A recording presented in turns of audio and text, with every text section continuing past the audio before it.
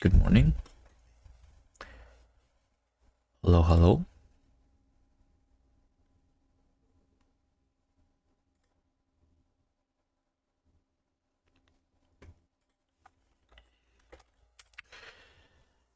Today we are going to try and figure out for the minicast what is actually needed by writing a transpiler from Kast to the minicast.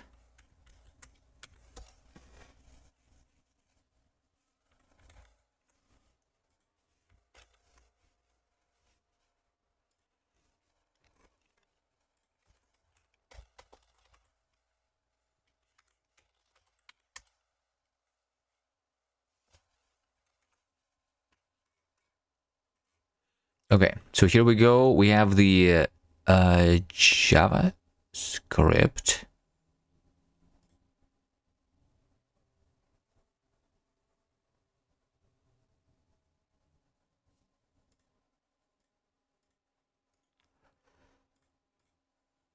We have JavaScript. I'm going to copy it into the minicast. I'm going to get rid of certain things. No optimizer, no runtime. This is going to be called transpiler minicast. And there is no npm that needs to be ran.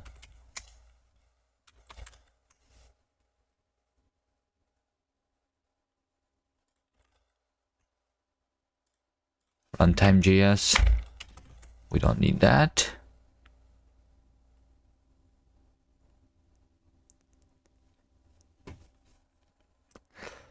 I mean, I might need the runtime like minicast or something here. Although maybe we include that in the self-hosted Kast repository already. Let's call this minicast AST.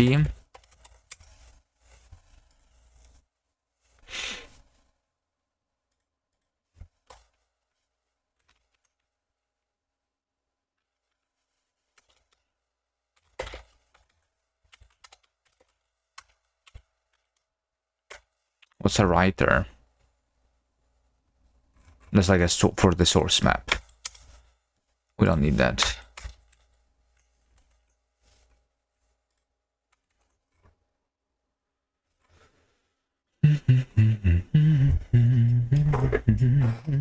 Actually, I might just write everything from scratch here, maybe.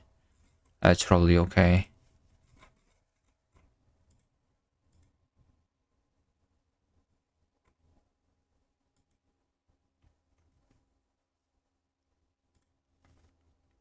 Yeah, how about we actually write this stuff from scratch? That's alright.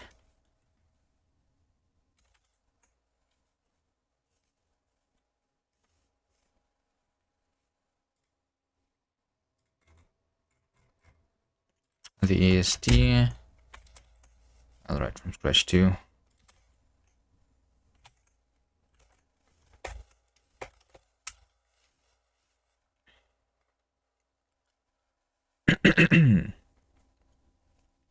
All right, let's see what will be the API, right? So we are just doing what? We just transpile. We have the interpreter state expression, and we get the result, where result is just something that we can print. So it doesn't really matter, right? We might as well just return the string here.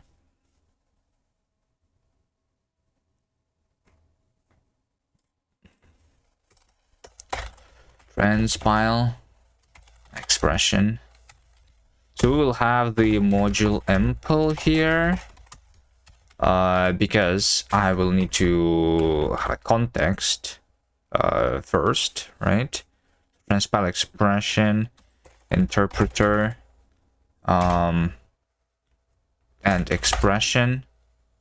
This is going to be with context, implementation, transpile expression.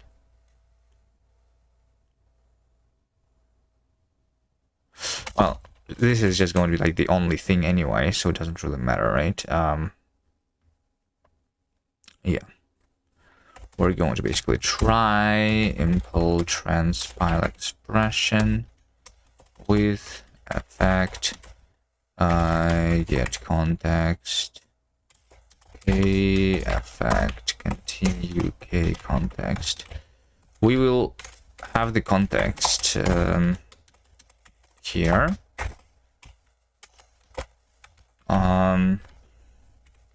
Okay, type context is, so we will have to generate types, string map into type definition, right? Where type definition is like struct or enum or union or alias, right? Hello, Nigel. So we'll start with types being string map empty. This is going to be mutable. We have, this is going to be Kast interpreter state, and expression is just expression. And to open Kast types.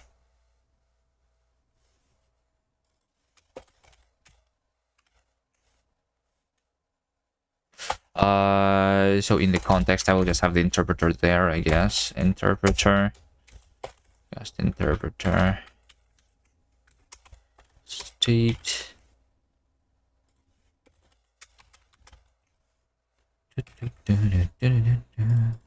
Then we have effect, get context.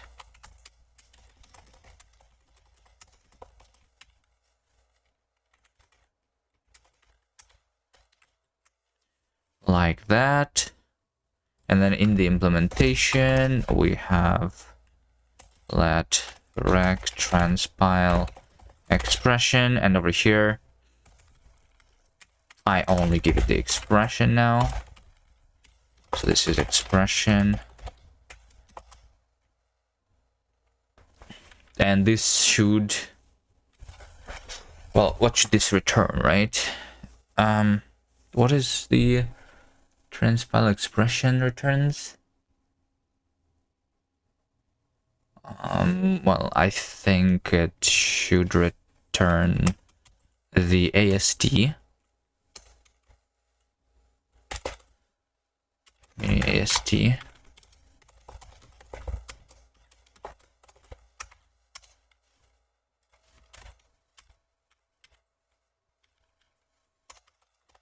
Mini AST expression, sure.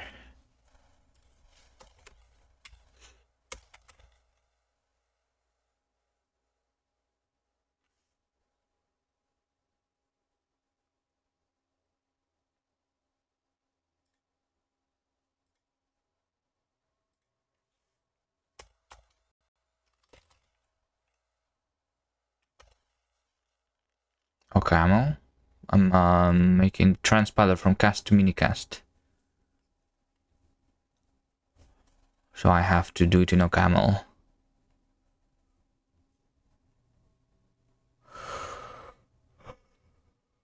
So like this way we will figure out what we need in minicast basically. So we can like implement minicast further.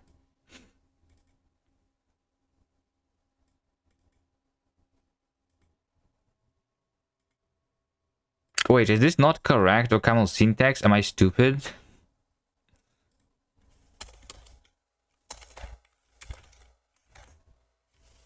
How is this a syntax error? I'm just defining a function.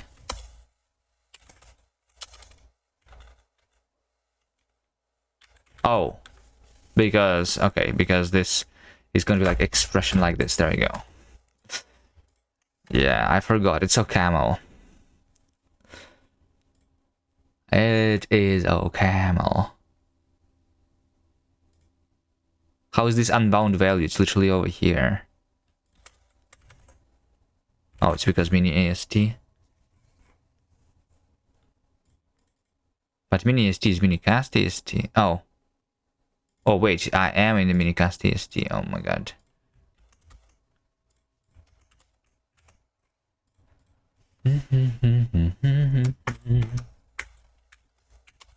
Okay, so this is where we define the syntax. So we have expression. So this is from the minicast, which we can like get what we have there for now.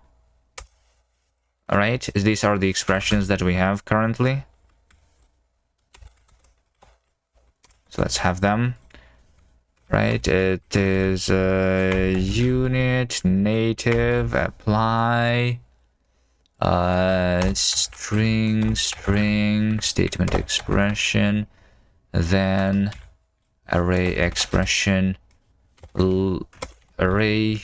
Sure, let's make it an array. Wait, let's make it an array. Yeah. That's easier to work with, I suppose. Expression, condition, expression, else case, expression option, colon is just colon. None of these. Image of.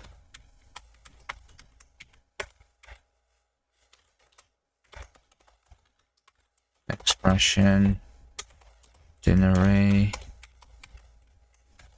native expression,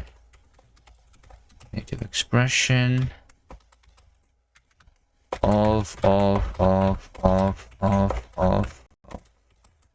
Okay, nice.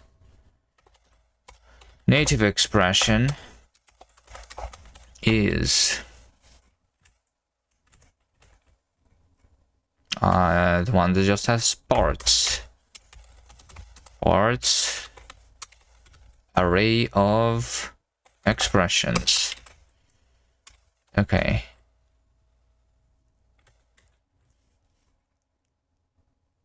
No, array of native expression part.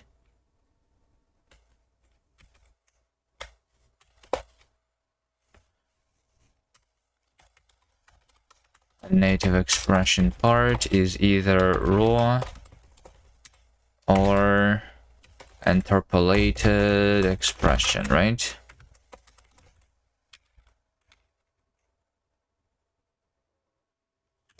Native expression part, generate T. Okay. Is that it?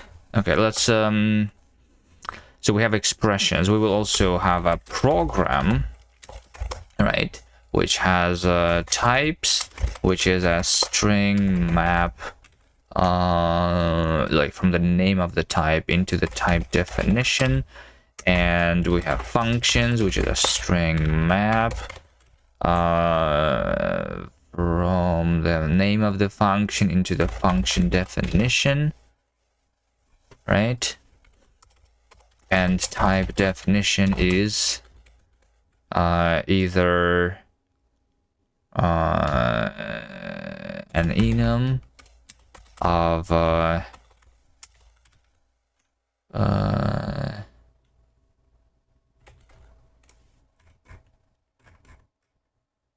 variant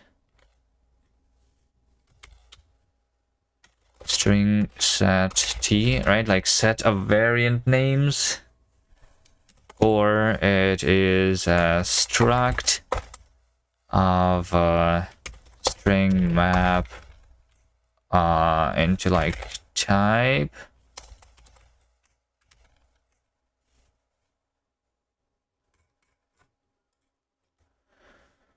right? Or it's a union of type string map t, right? And type, let's call this tie-def. Sure. And type is either a named or a unit or an int.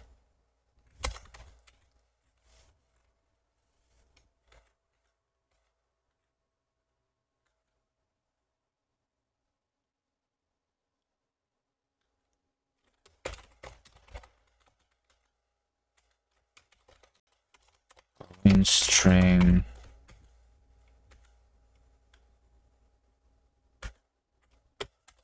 function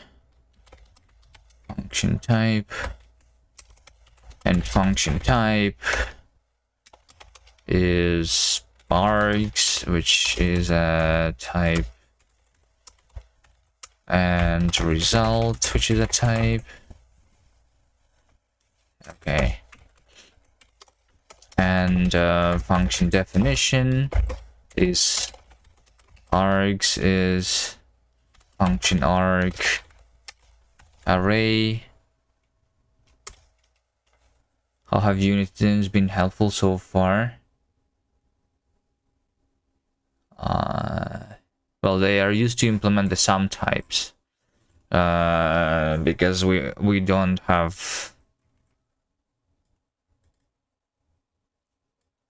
like, that's how you implement the type that can be one of the other types, right? It's just, it's not the discriminated union, so it's a more lower level primitive, which is what you have in classic programming languages, basically, right? Like in JavaScript, in TypeScript, that's what you do. You just have like this. You just specify that the type is one of these types, right? That's basically the same. In C, you have a union, and that's how you implement discriminated unions. I mean, you can do discriminated unions if you do like just like a field for every variant too, or use like void star, for example, instead, I guess, is another possibility.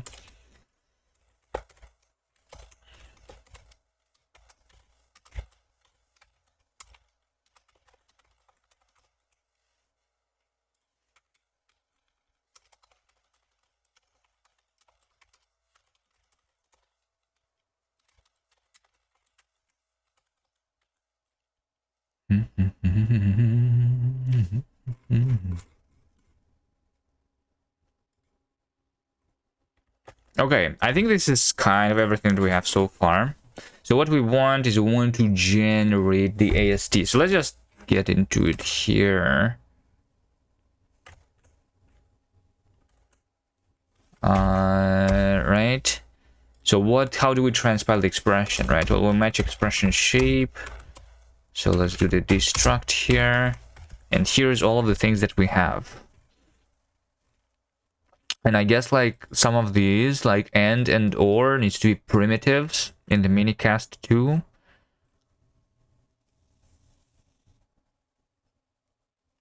Let's start with the simple ones.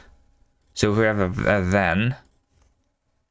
then we have a list, right? Which I should have in the minicast too.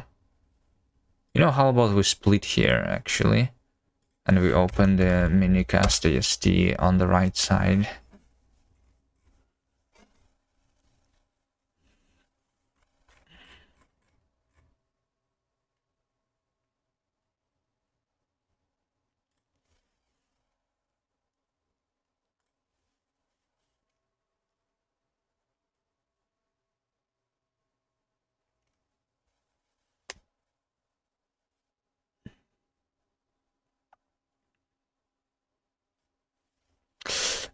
Fine, let's not use din arrays, let's just use lists. Okay. Doesn't really matter much.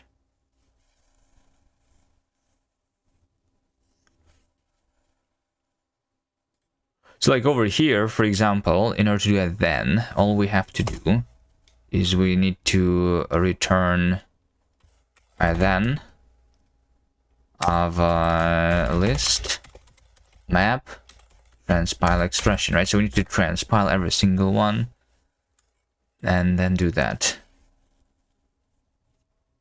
Is that true though?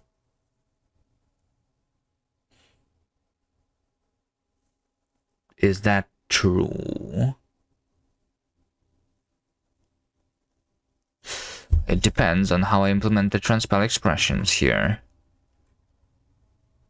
Okay, claim. Actually, you know what? We need the references in Kast for sure. Yes. I will need the claims and I will need the references too.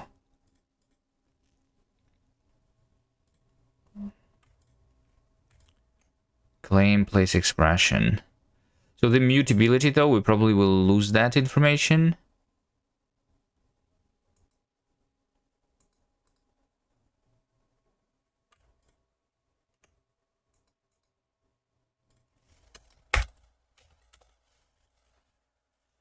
And you can still very declarative, yes. If it was more imperative, translation would be even easier. I think it's okay.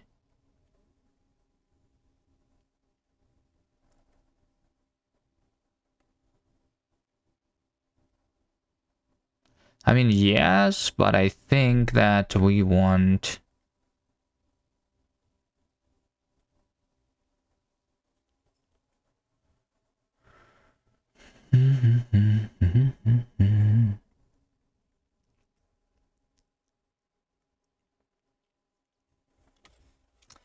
I don't know.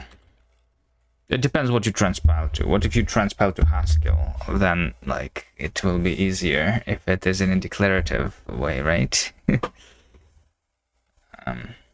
Or to Rust, too, I guess.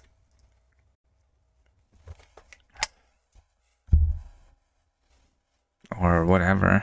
I don't know if it will do that, though. Probably not.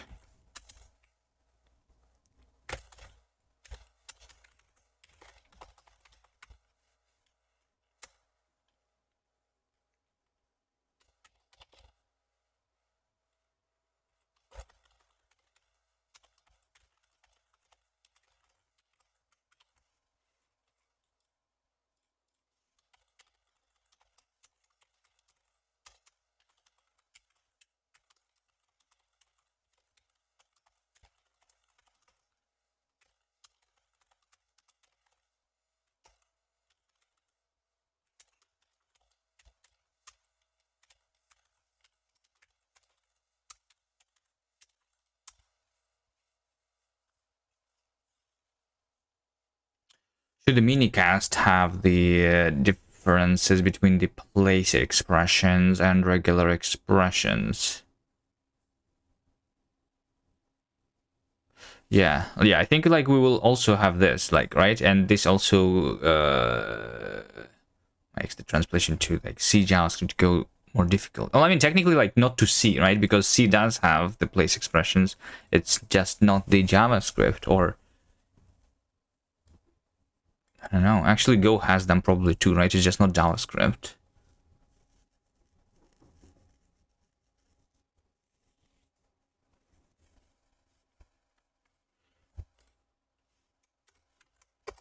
So we have claim of place expression, or we have reference of place expression.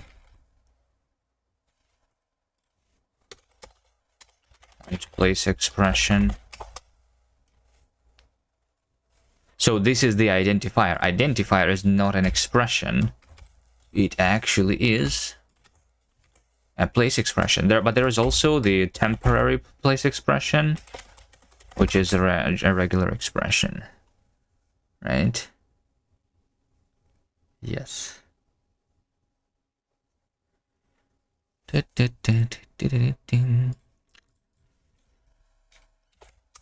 Expression shape.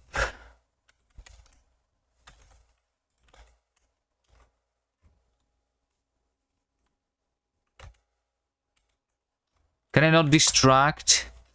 Oh my god, oh Camel, come on, you can do it, right? You can figure it out, thank you. Why don't you restart the language server? Distract. Okay, we don't have this match here. So I see as Boix.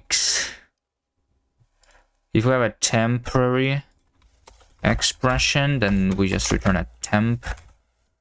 No, this is not expression, this is place expression, right? So this is temp, right? So like Nigel, the goal with minicast is just like to simplify the transpilation from cast to minicast, right? We just get rid of the features of cast, and then like the other transformation from declarative to imperative happens in the self-hosted version already.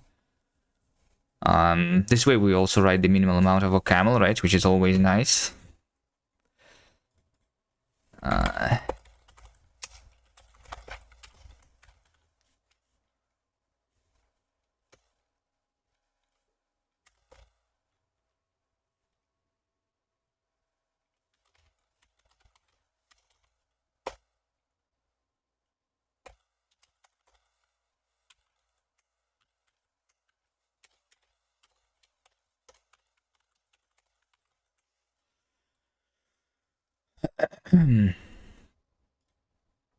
DRF.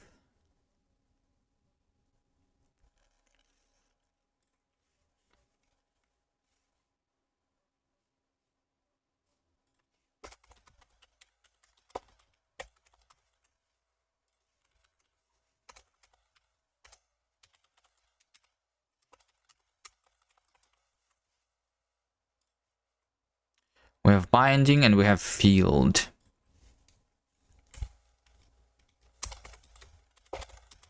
Field of object, which is place expression, and field name is string.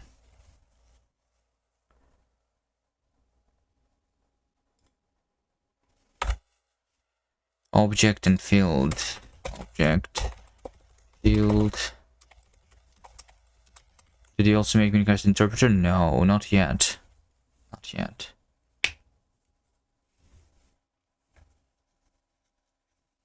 We start with this because then I figure out what is needed to support in minicast, right?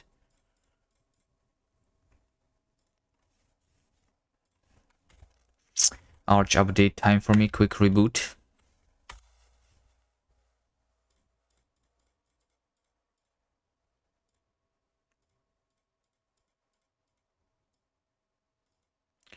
Index name expression. Okay.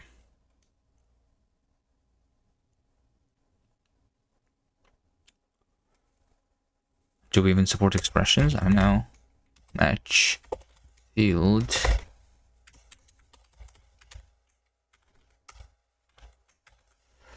Index name expression. I think over here we are going to just say to do basically.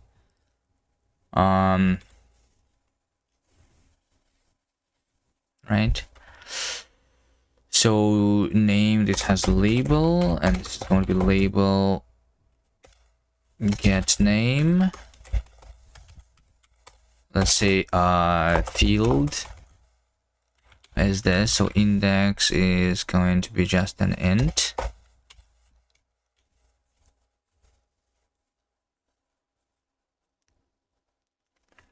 Which we can just do int to string.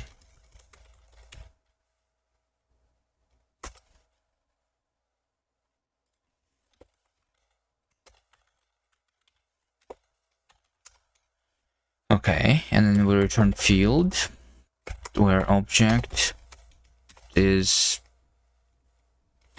transpile place expression obj and field. If we have binding, this is what we call identifier here, but that's okay. So binding, and over here we say identifier of binding name binding, and binding name binding. I can just say binding name for now.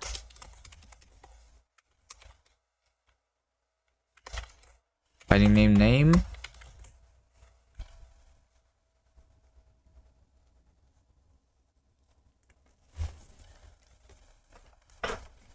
Let's do this for now.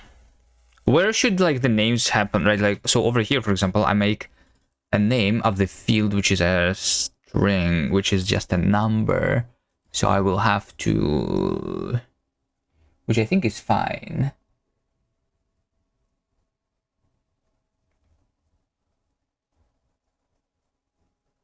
I think they should just be able to have the names. They should not be numeric. They can be like string literals, basically, is what I will do, I think. Which is how you do the raw identifiers.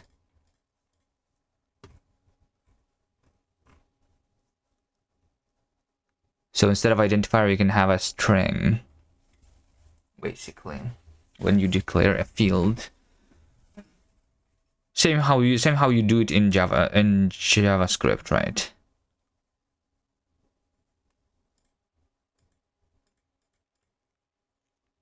So, and then like the name mangling will happen in the minicast itself if we need to like convert this to an actual identifier.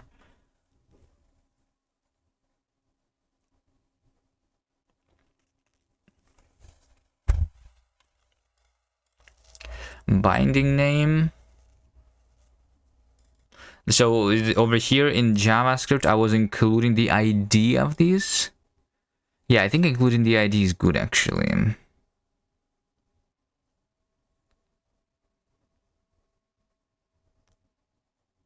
Or, well, I mean, it depends. Do we have like the same shadowing rules and stuff?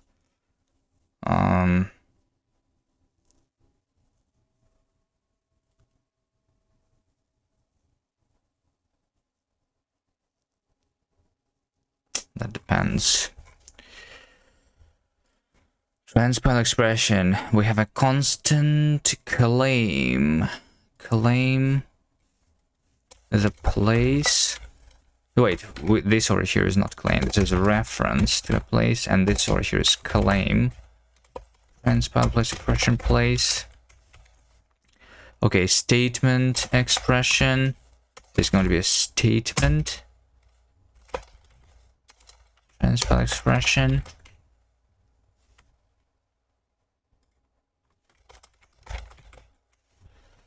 If we have scope.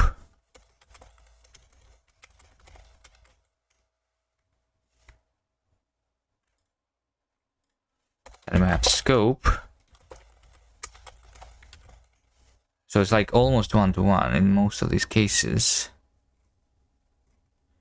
The module expression is the interesting one, I guess.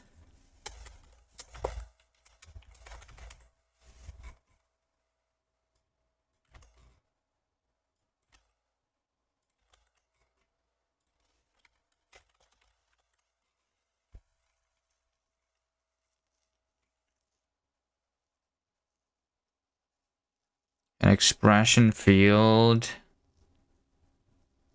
in microcast is expression that evaluates to a number. It evaluates to the field name. I think I'm not even sure that we support that in Kast technically currently. Maybe we do. I don't know. I don't actually know. Hold on. I can look it up. Transpiler JavaScript.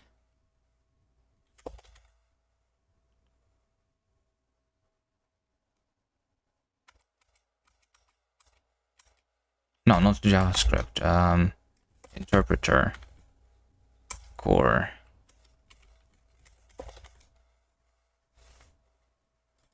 Field expression.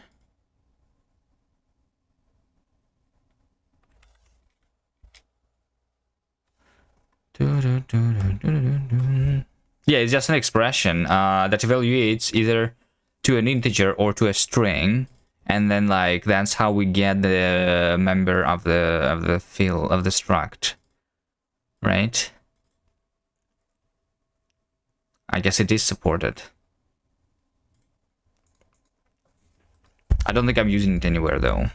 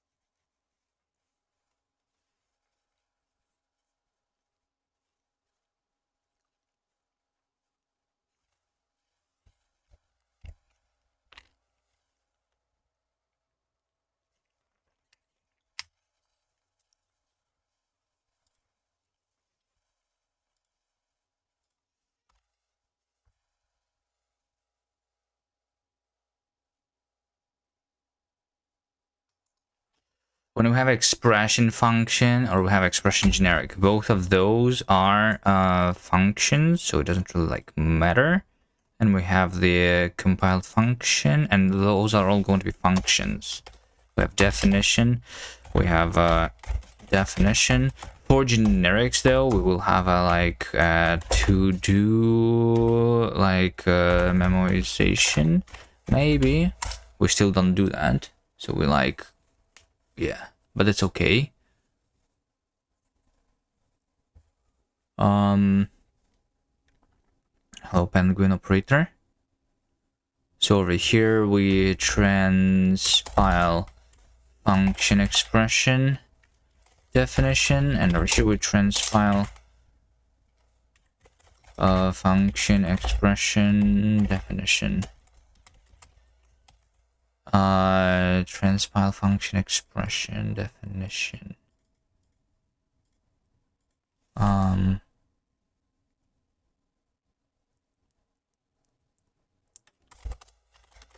Transpile function expression definition is types maybe compiled function.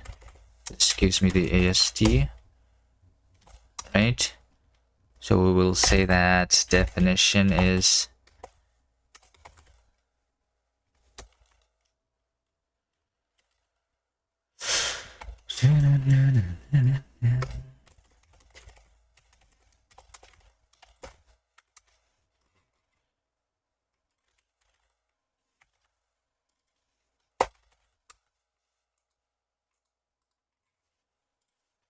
definition is the interpreter, await compiled.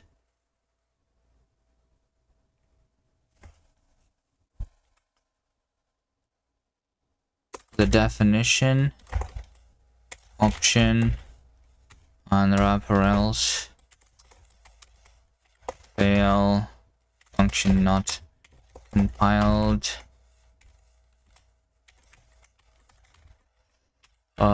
I need the span here.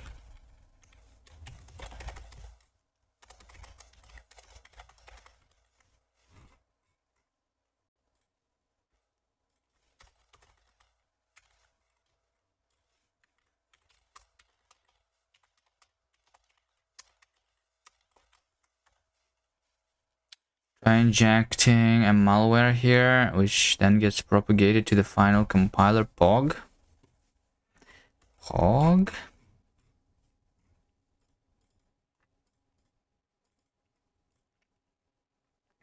So we have compiled function. Compiled function has arguments and body.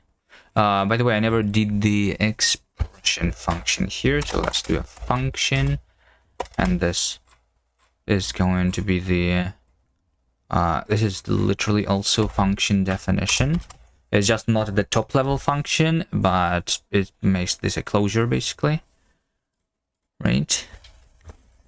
So we do this, transpile function expression definition, function args result type body, right? So result type is transpile type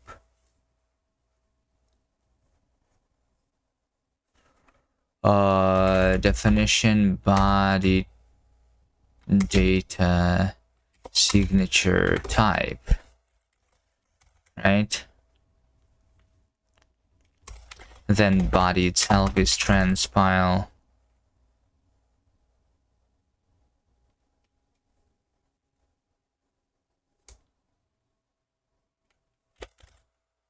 Expression body. And arguments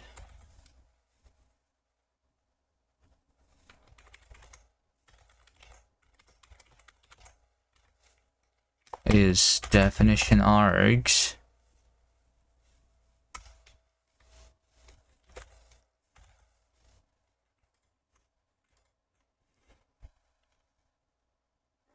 this is just a single pattern, but it must be a tuple pattern, right?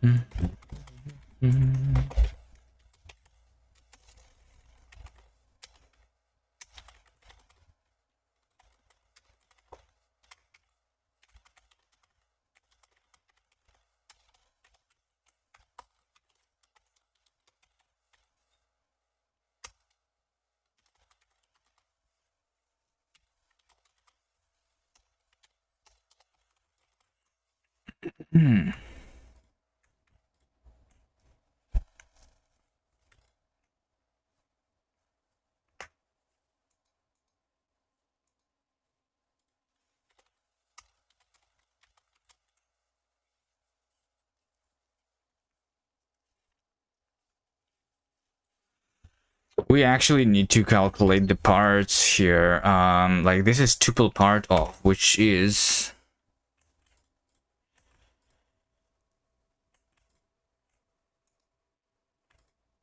tuple of, which is parts of, which is either a field or unpack. So like there's multiple things here actually.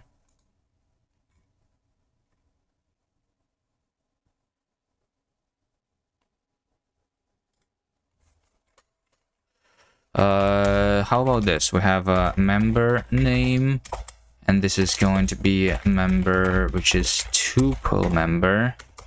It's return string, and it's going to be match member if that's index I, then it is int to string I, and if it's name named name, then it's just name. So alright, so like over here we say member name index I, right? And over here we say member name named there we go.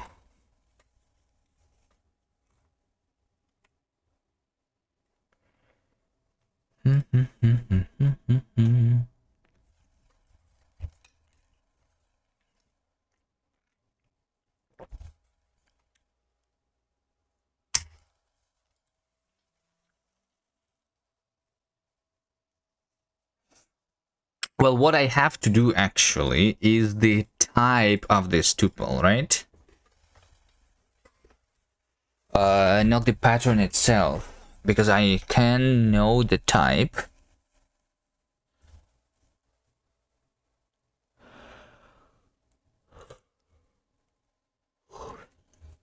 Type must be a tuple, and I will have all the fields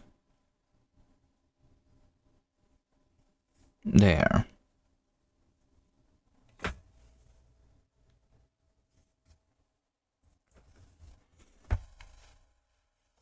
Yeah, I think that's that should work. So we actually match pattern args, pattern data signature type, and then we need to have type awaiting third here, right? And then if this is a tuple, right? Type tuple. It has name and it has a tuple. We don't care about the name though. We just care about the tuple. And this is just a tuple of type tuple fields, which has symbol, label, type. Yeah, just label and type basically. Okay. So that's what we do. So all the arguments are just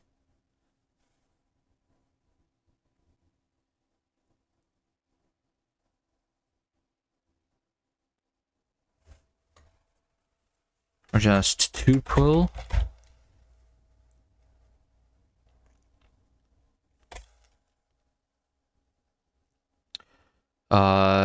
To sequence. We need to have a list, right? Tuple to sequence. Then we map it, and then we say sequence list of sequence. Right? This is supposed to be a list of arguments. Over here we have a member and tuple field.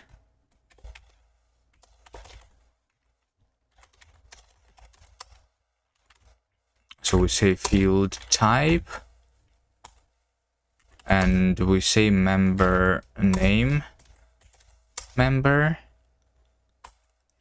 and we return the thing, right, where name is member name, and type is transpile type then of the field type. This is what we want. So this is returning mini AST function arg, right? So we're just missing what is transpile type.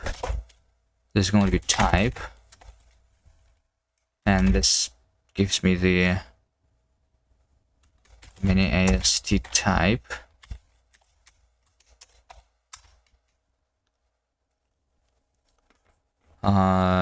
Types must be inferred, of course, so we like type await inferred, and then we like destruct. No, destruct.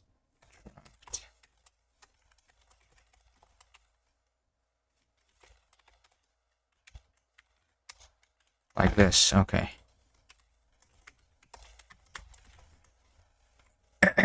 So here's all of the types that we have. Here we're going to fail, transpiling, error type, blocked,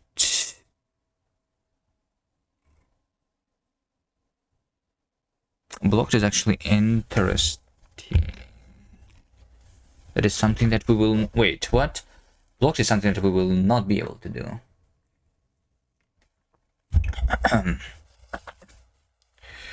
If I still want to transpile my generics to be regular functions,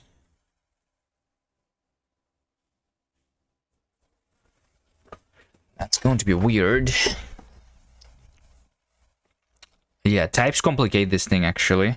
And in JavaScript I did not have to do the types.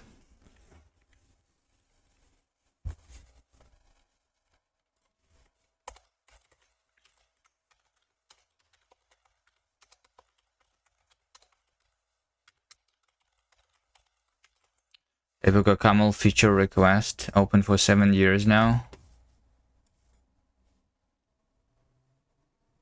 Promote constructors to functions. Yeah. It's okay. We don't have that in Kast either at this point. Not the biggest issue that I'm missing in OCaml, I think.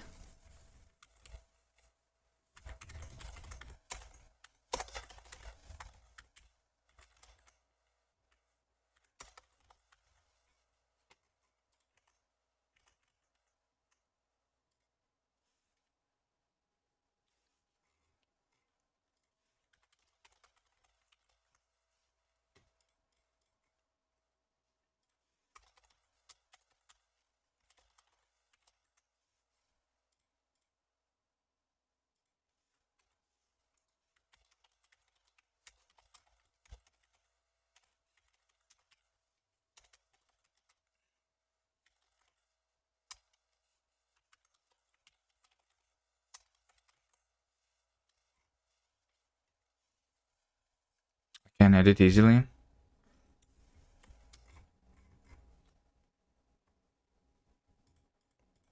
Well, not that easy. We have a different syntax for constructors versus functions, right?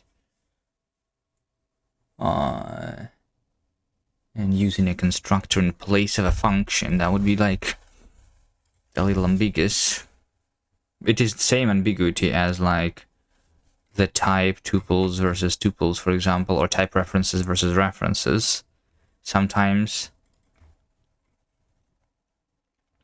which I also want to fix. So like it's like syntax that means different things based on type inference, basically, which complicates the thing even further.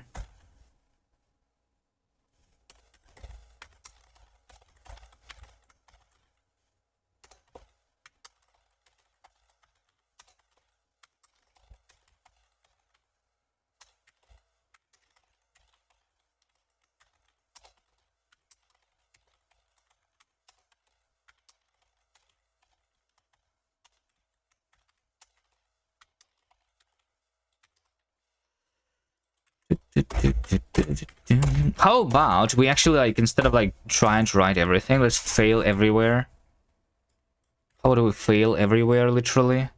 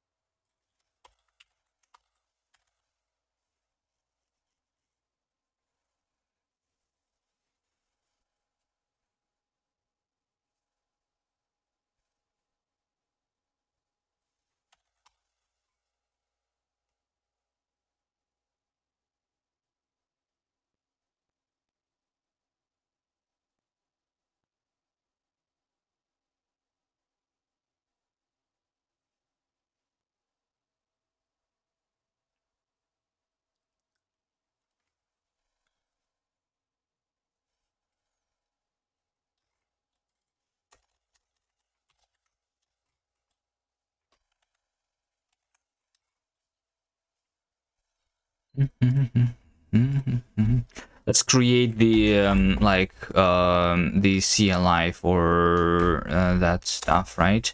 So when we compile, we know that there are targets, right? By the way the minicast target works, it should still know about the final target, I think. Right, instead of it being working with all of the targets at the same time, and it's not like the target on its own, so it's kind of like aware of the actual target, I think, is what we want. So we have target, which is minicast JS. So like it's specifically a flavor of minicast that is targeting JavaScript still. And so it's going to be minicast JavaScript. Hello, bad cop.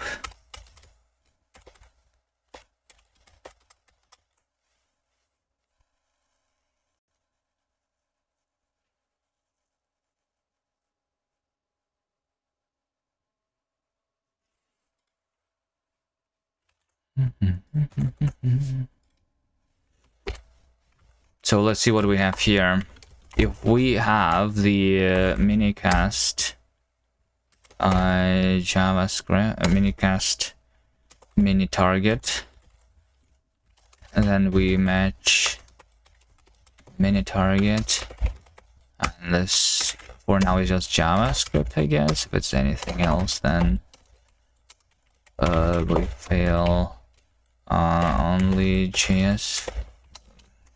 Not supported mini target. Are you making new language with your language already? Yes. We call it mini Kast. And I'm transpiling my language into my mini language. Yes. That's what I'm doing today.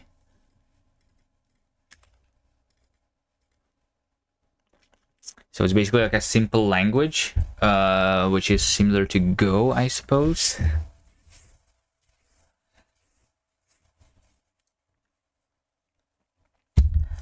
Target IR, just debug printing. When you compile, yeah. When you evaluate, this is the interpreter basically, I guess. Cast coins yet?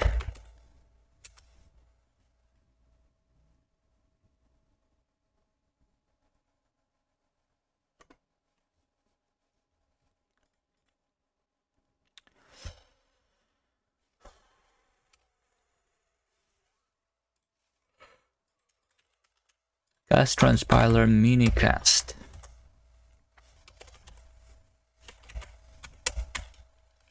So just transpile expression, which is going to become using the interpreter, and then we have the expression, and this is transpiled.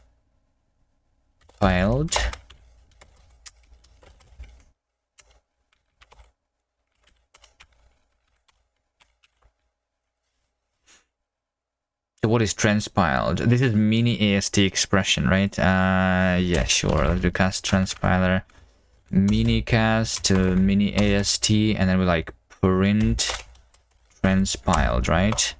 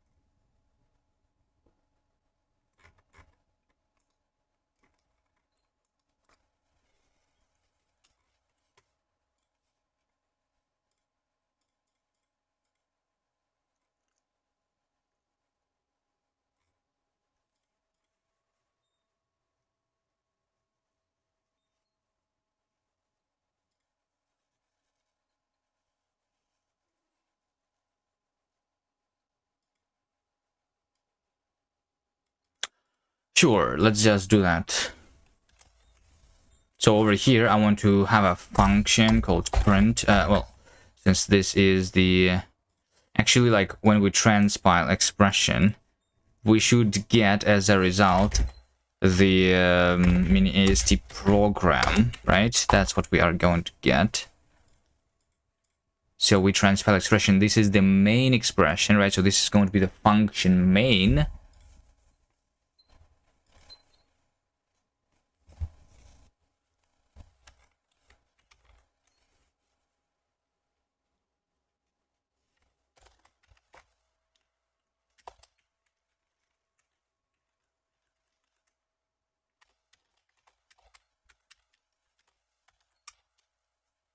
So to create a program which has types,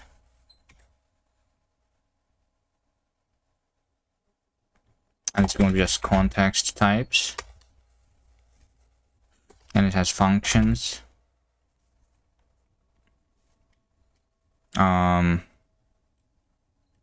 which is just context functions.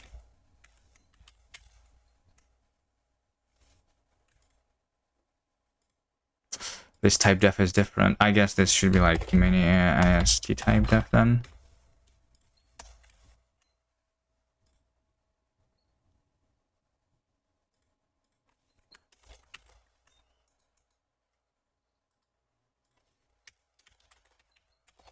Functions is function def string map t. So we just literally do that.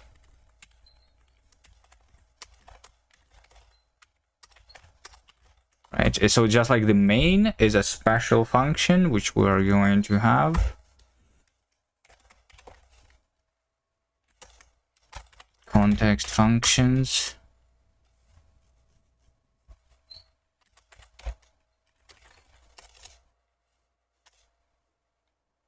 Context functions.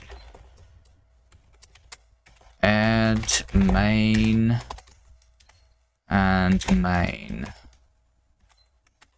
Where main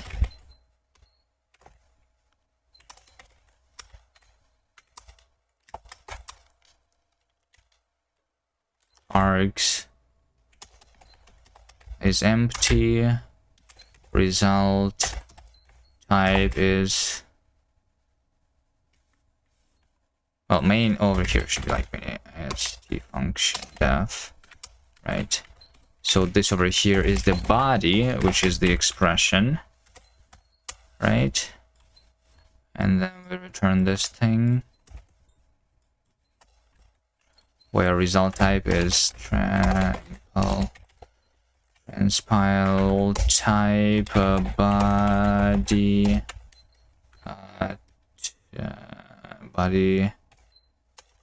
body expression data signature type, right, and body is the body. There you go. So we have the main, and then we just like get this program.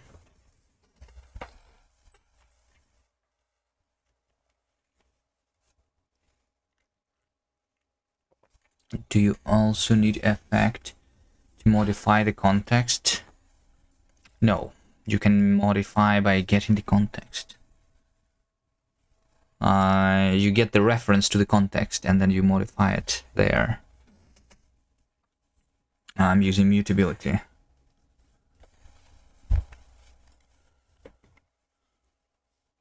So I just want to say print program.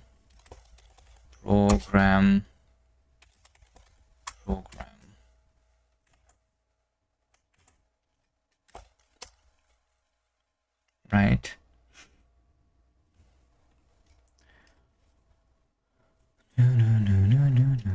So we have program types, string map, iterate for, no, we don't do for, right? Yes, is a camel, of course. String map iterate. So this is a function, which is name and definition. We should do something. And we have program functions, which we need to iterate over and write them. Okay.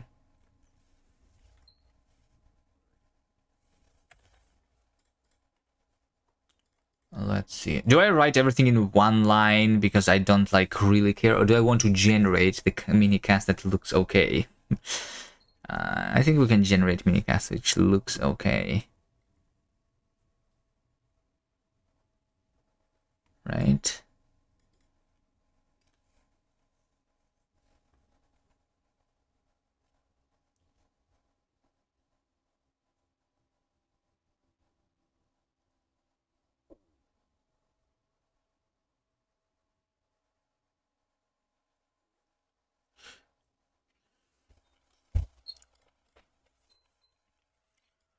Yeah.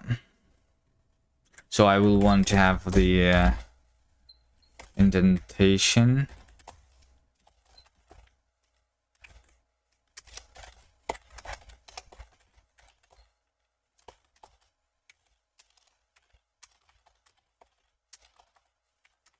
Increase indentation, decrease indentation.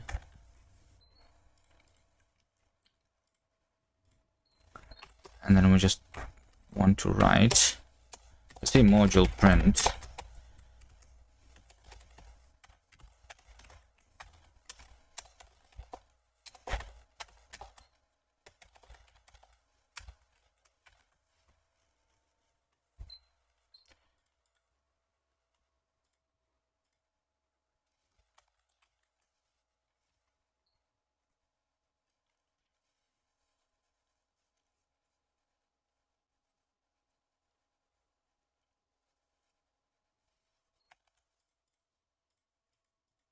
No, I cannot use the formatting because formatting depends on the original formatting a little bit. Right. Yeah, this is the way that we do formatting currently.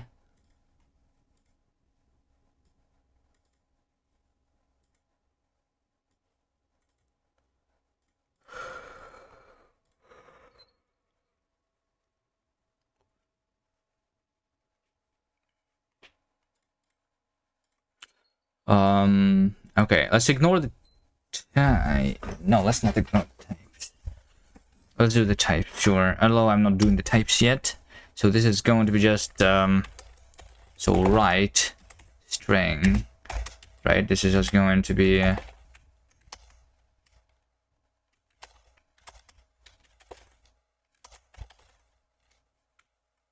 just going to be print string as basically, right? So just write const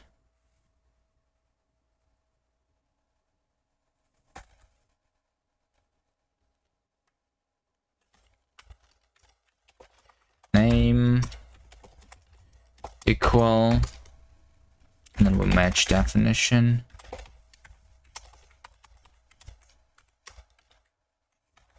That's not what definition is. Enum structure union.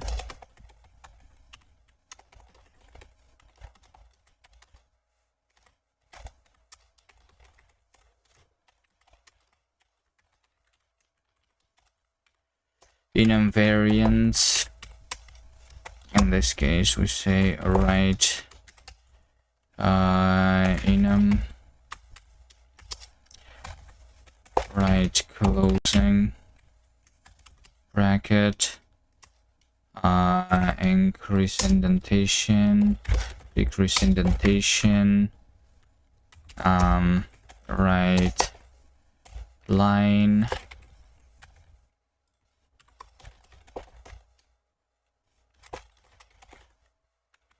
print new line.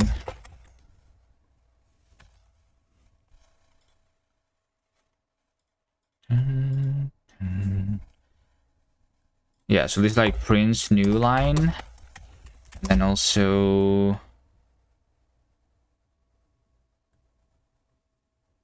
I forget how do you write OCaml. How do you do like iteration n times? I forget. It's been so long.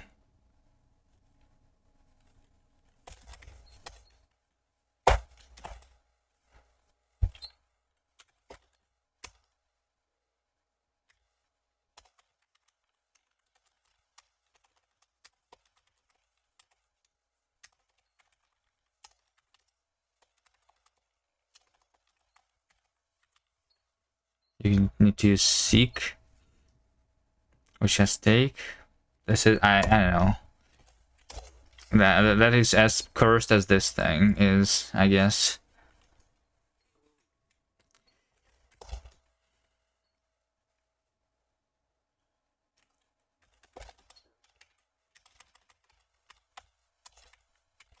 Okay, let's just do this, you know, that's okay.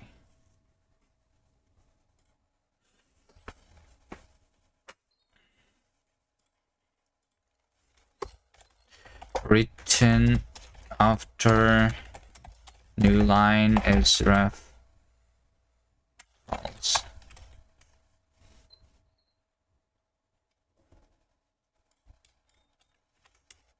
Written after new line is false.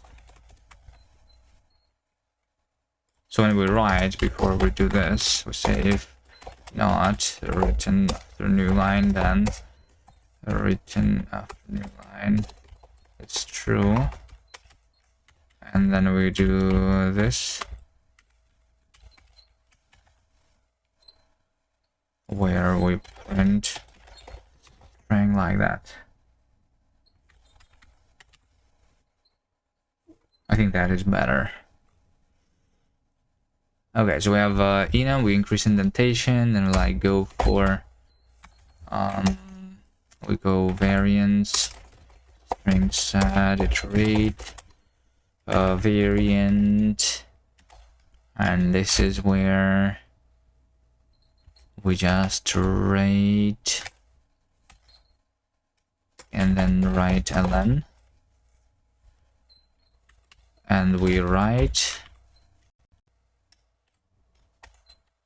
Is it still like vertical bar and colon there? I think, right? And then we write variant like this. Okay, if we have a struct fields, okay, let's see, so we do struct fields, there's a string map, which is name and type. So we are going to write name, we're going to say dot name, we're going to write colon colon, and then we're going to write, what did I just open? Can you close this, please? Thank you. And then we like print type, and then we write a comma.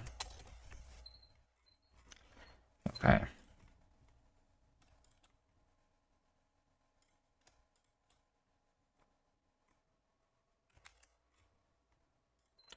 And then union is very similar, but this is like also variance, I guess.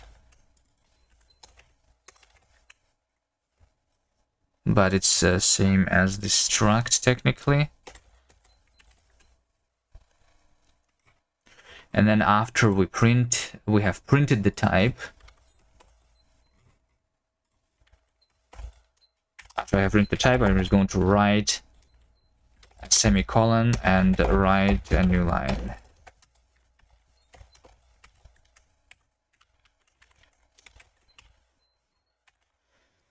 Okay, we need to figure out how to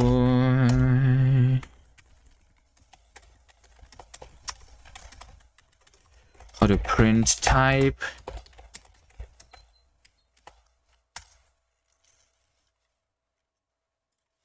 So we're just going to match type. If it's name's name, then we just write name. If it's unit, then we just write this. If it's in 32, then just write in 32. Boolean is just boolean. String is just string. Char.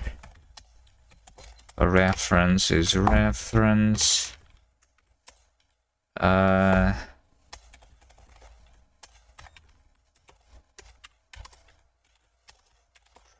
Type referenced. You have a function args result. Then we write opening bracket, right closing bracket, arrow, print type result for args list iter function I arg print type arg. If I is not 0, then write comma. Okay. Now the functions.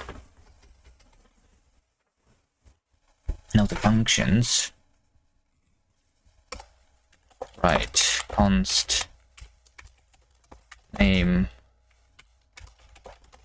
equal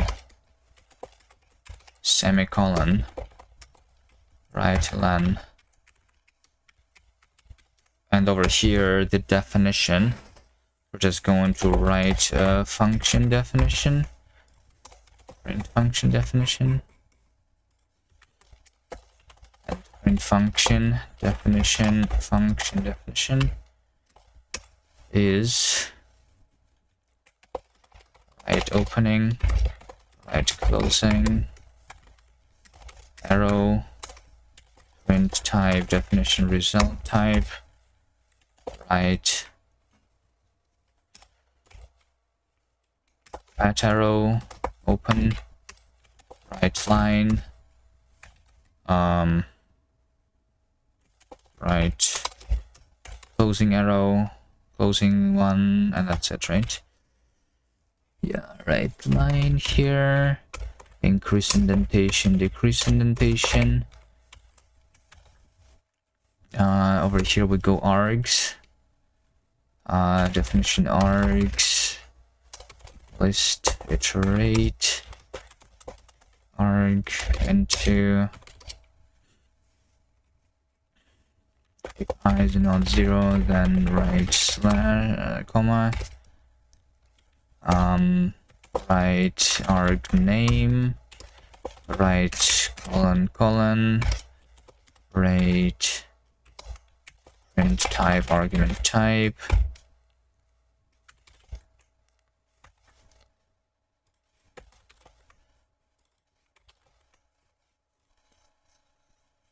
Result type, and over here after we increase the indentation we write the body, so we print expression.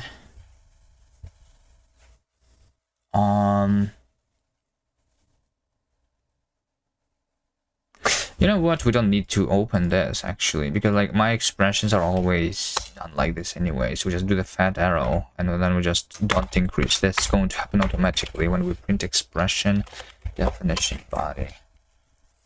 Yeah, and print expression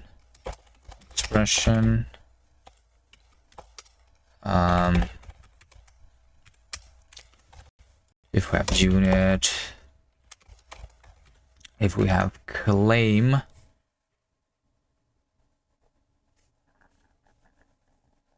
oh, this is yeah, how do we write this? If we have an expression that's claim, we like just literally write the place expression here. Print place expression, so claim place, reference to place. This over here is going to write the % followed by print place expression place.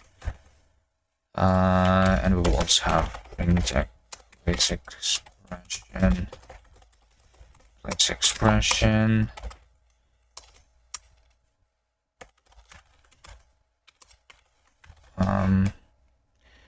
Let's start with that actually. We have identifier name, then we just write name.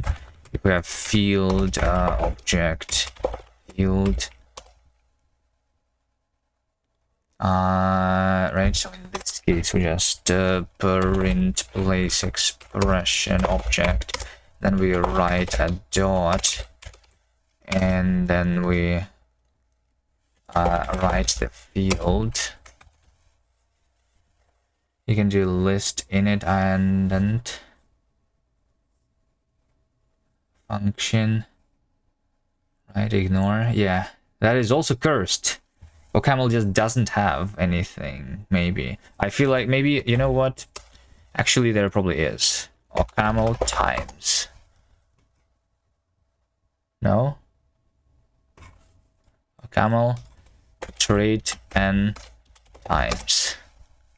Like surely there is a way. There's this actually. There's for I from 1 to 5, which is including both left and right, right? So like that's what we should have done maybe. Yeah. Which is also cursed that this is the built-in, but okay.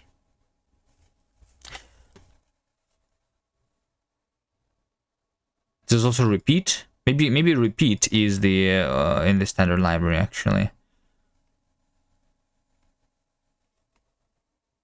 Yeah, there's the iter library repeat, but this is a package. Okay, so it's not in this std anyway. Well, this is the iterator. Whatever.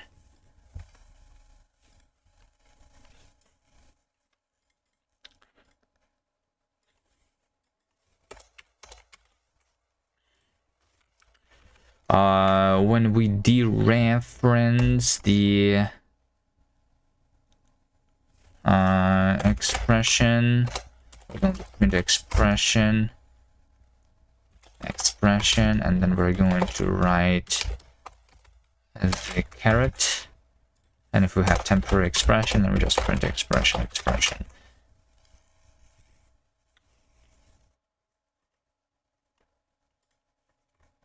All right, if we have native is difficult. No, it's not difficult. Is it difficult? Wait a second. No, it's not that difficult. Right? Native.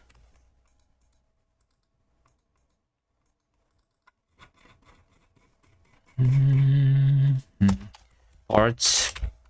I should just say parts. Iterate. Part. Function. On raw.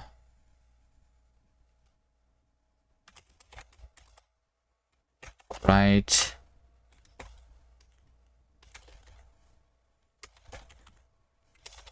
String escaped.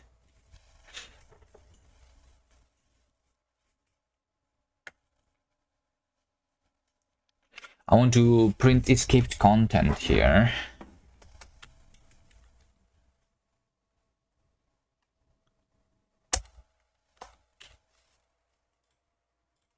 So it's like make string print escaped content as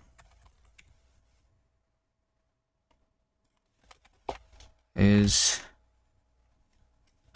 string true.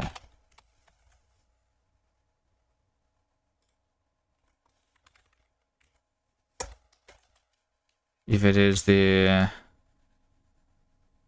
interpolated expression, then we're going to write a backslash opening bracket, right closing bracket, and then print expression. And all of this happens after we write the opening quote and closing quote, and before that we also do native like this. There we go.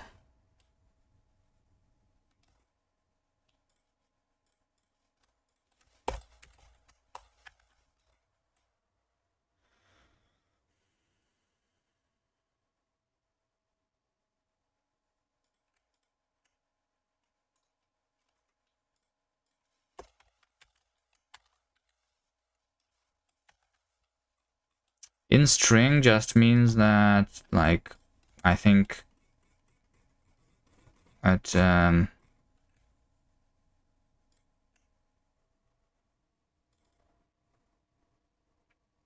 how do we like handle the quotes? Okay, that's fine. All right, function definition. This is where we just print function definition. We can already do that. If we have a statement,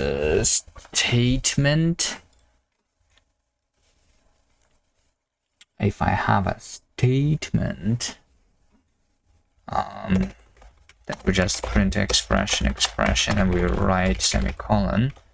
If we have a then expressions, then we just do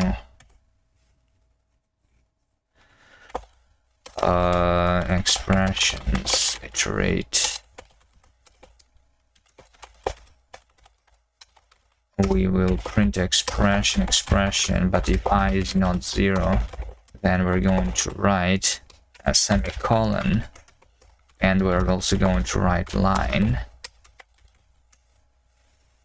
after the semicolon. If we have a scoped expression, now this over here is where I want to figure out if I want to have the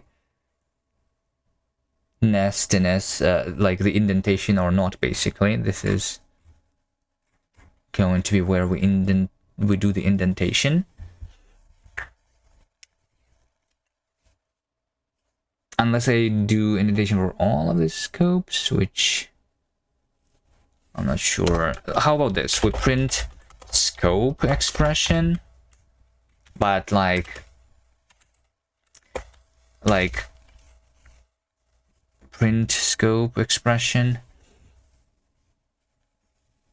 print scope print scope. Like I want to detect something. Like for example, some of these I actually want to nest, I think.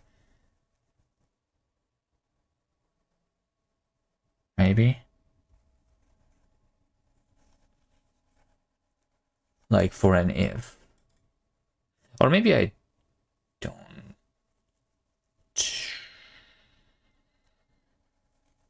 Or maybe I do.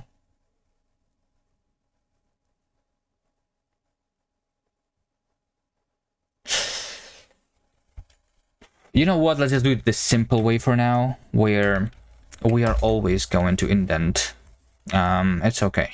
So we're going to just write the opening, then we're going to write a line, increase indentation, print expression, decrease indentation, and write the closing bracket, right?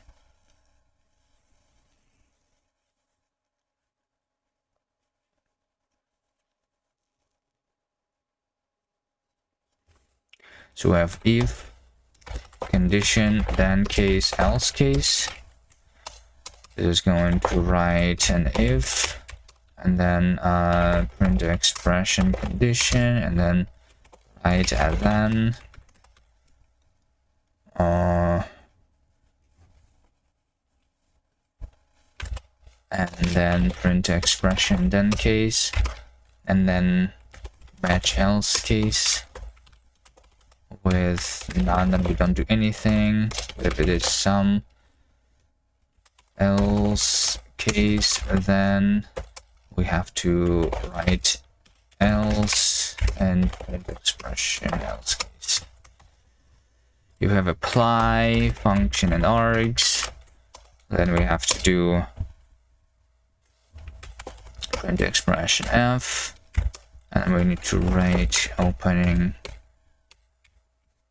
bracket, write closing bracket, and then we do args iterate, if I is not 0, then write a comma, and then print expression arg. Okay, is that all? Have I printed everything?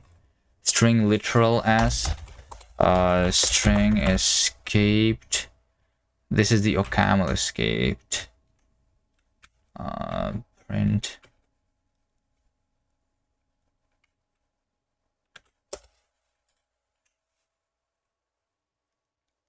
Print debug, I think is what I want. Print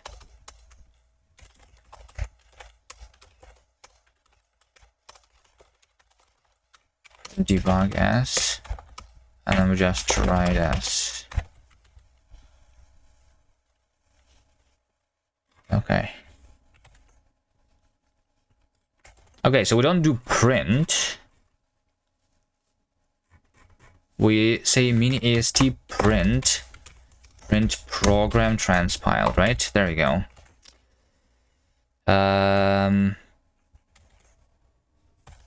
When I run in the interpreter, right, minicast, we fail, minicast cannot be ran. Okay, success. All right, let's see here. Let's see, cast, compile, target, minicast.js. Examples, hello. Do you think this is going to work? We'll have this.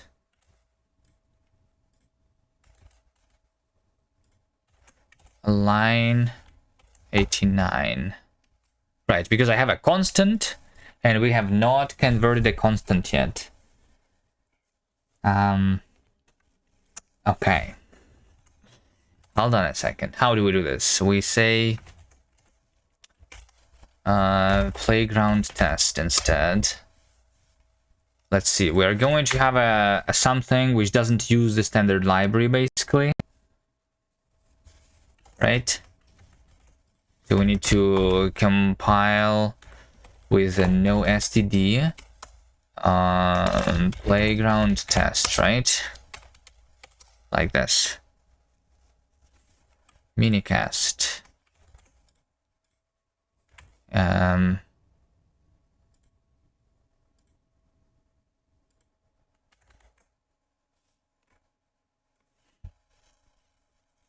Line 89 still. Wait, this is an empty file. Hello?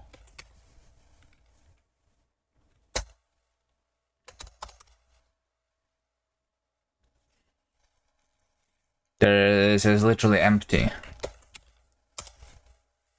What is the constant that you're trying to do?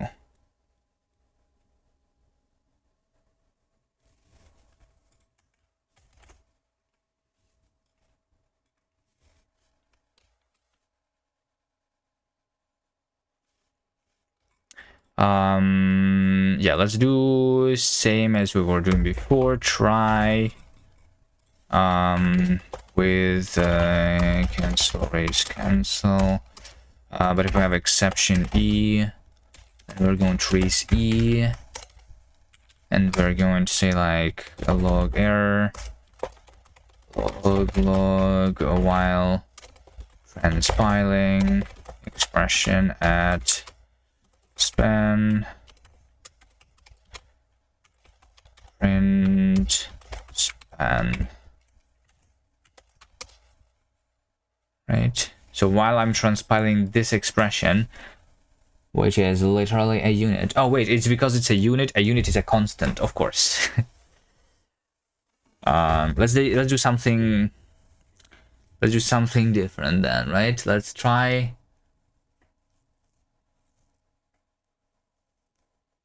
To have a function that returns a string.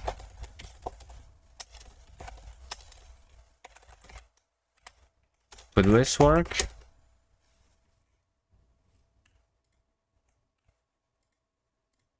Oh, now this is a constant, of course. No, this makes sense. This is a constant. Okay, we have to do constants. Okay, how do we convert a constant? It means that in Kast itself we should be able to have constants.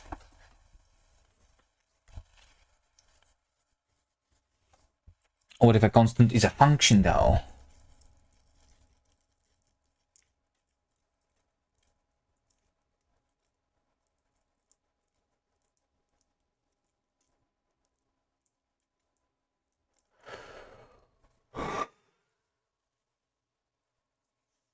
Then it must be a function.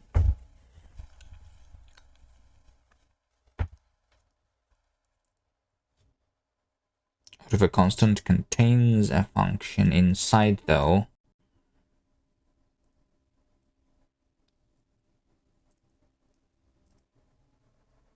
can you do this? I'm wondering, actually, how about we try Golang. Okay, because I want to know what is possible. Golang. If I'm compiling to Golang, and even like in C too, both Golang and C is what I want to try. Go and C.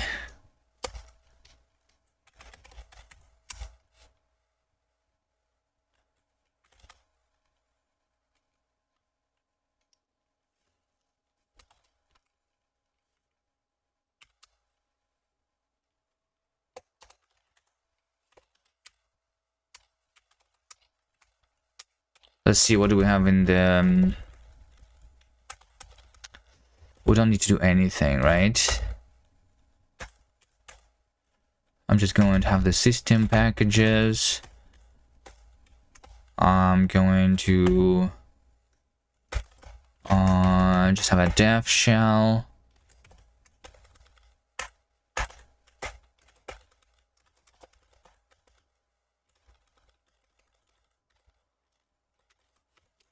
Hello.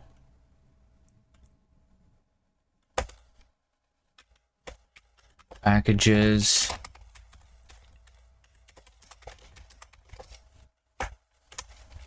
Let's see. How do you install Go? Search Nexus org. Golang. Like, is it called Go? What if it's just go? Yes, it's just called Go. So I suppose we just do Go. And then I also do the GCC. Those are the things that I want to try, right?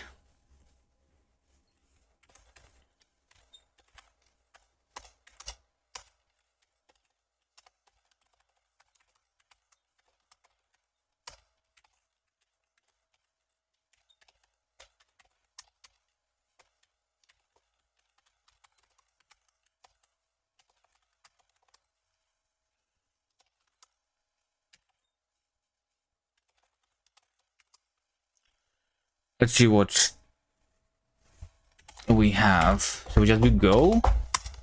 How do you do Go? Can I like go in it? No? Can I initialize the Go project?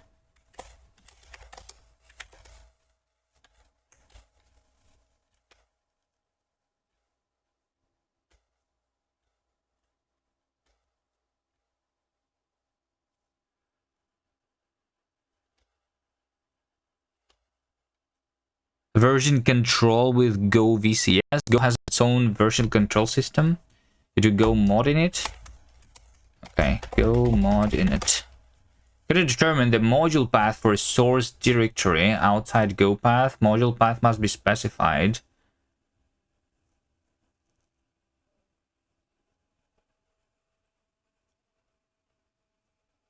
So I need to go in it.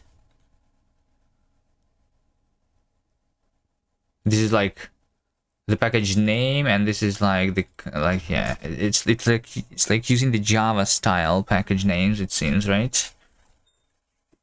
But it's instead of just saying com example though, it's like in the forward order. Okay, Kuviman. Playground. How about this, right? That's what we do. And we like go build. No. Go mod build. No. Go help mod.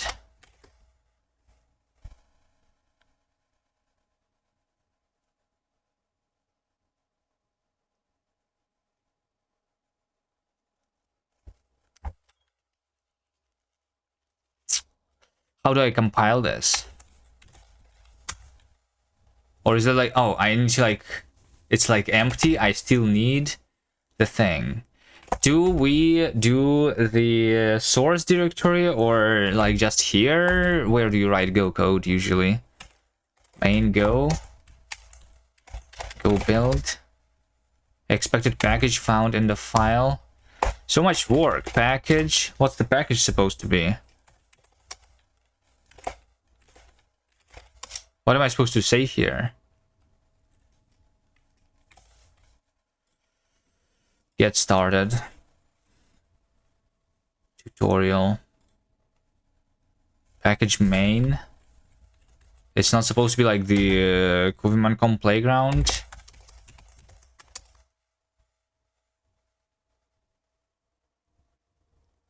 Function main is undeclared. Func main. Is that all you need to do? And then you have the playground, okay. Can I specify the output to be like not in this folder? Why is everything in the same folder? Why can I not have the source in the source subfolder? I probably can, right?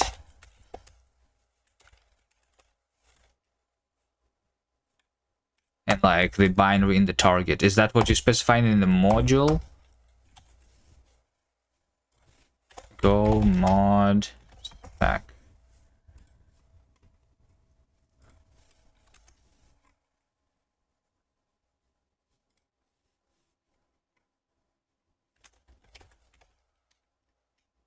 The module's module path. Usually concatenation of the module source repository domain and the module name.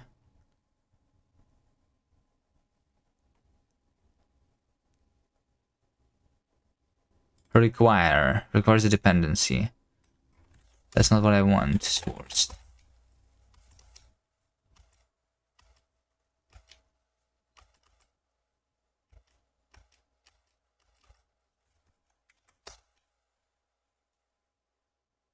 It's a special name for package that contains the main function. I see. So simple. What do we do now? Golang configure where the binary gets put. Like, there is a way to do that, right? Where to put produced binary using go build. Oh, you need to do -o. I see. How's minikast going? We're doing go now a little bit. I just want to have the target folder basically, which I would like ignore here, and then fine. You know what? Let's install like just, and I will like do a just file, and I will like say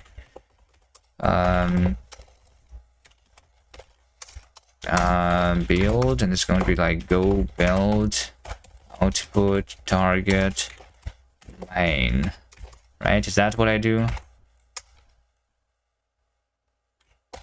Just build. Of course, in Golang you want to use the like only short like -o, because that's obviously more readable, right? Much simpler, of course. Target main. Okay, nice. Remove. All right, empty go. Can I also move the source? Golang configure where the configure source to be in source directory. Or is that not what you do in Go? You have like source my package, right? Import your packages by including the source. What?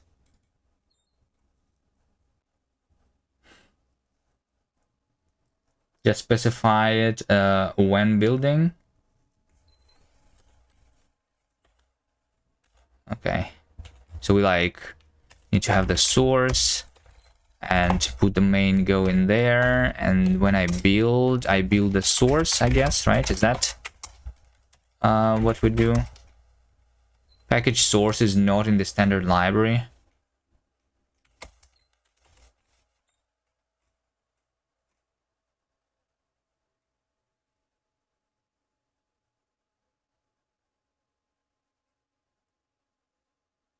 Golang org has to use the source directory.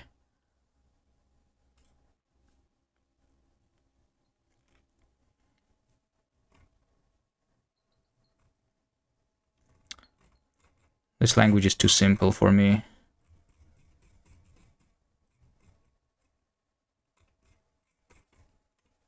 Hold on. Go build dot source or something. Like it has to be like a relative path. Malformed import path dot o leading dash. Oh my god.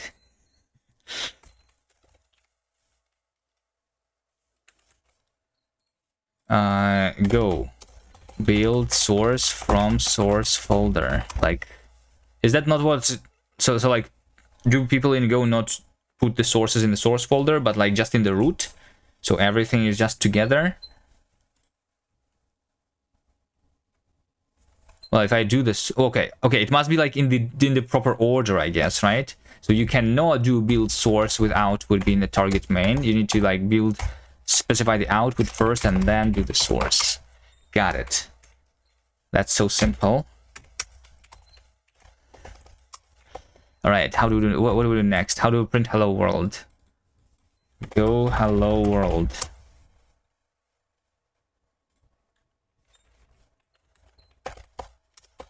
Import fmt print hello world. Do I need to install something for the Go language server? Join the Go language server. Go PLS, I think it's called, right? It's probably a separate thing, and it's not installed with Go itself, right? Go PLS. Let's install this thing. We can just do go run.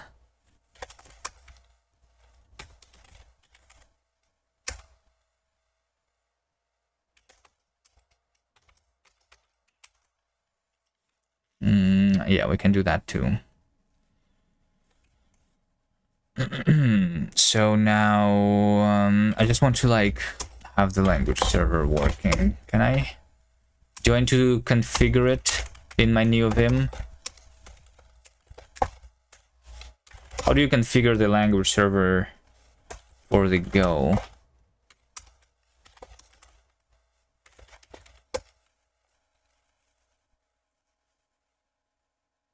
Typically there isn't a source folder in Go, so like that's not what they do. I thought I just literally saw that they do that in the Golang repository itself. But yeah, I don't know. Golang source. Let's take a look. They have the source directory, and this is where the Go. Oh wait, is this? Wait, is it? Wait, hold on. Is Golang written in Bash? What the fuck? Oh no, it's for like, yeah, you have the Go mod here. Okay, and then like these are the actual Go files, right? Yeah. And then you have Go env also.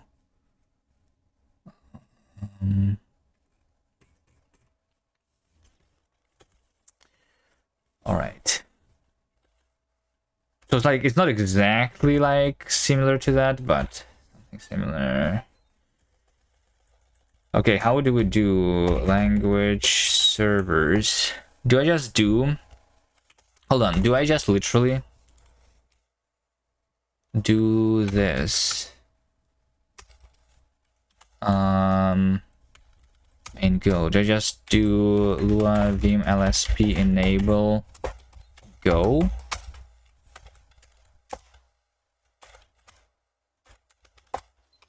LSP info. There is no LSP info.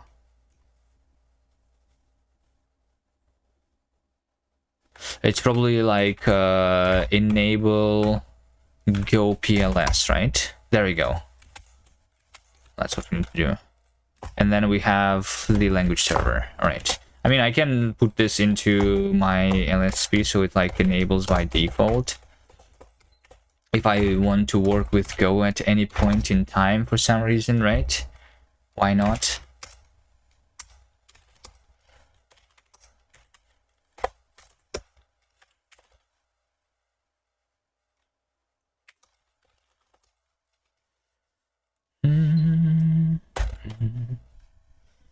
So we just say that we have a hello world. All right. Why am I doing with Go? Quick plans to work with Go? Well, I mean, I want to generate Go, and yeah, I think so.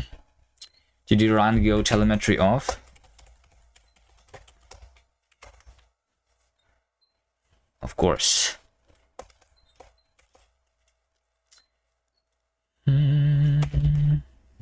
So what I was wondering is like, so we can have a function A, right?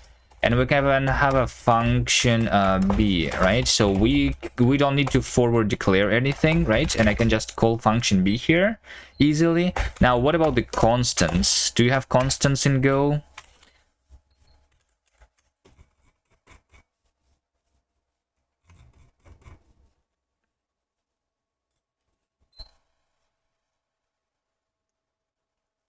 Check that link if you want to be a real Go programmer.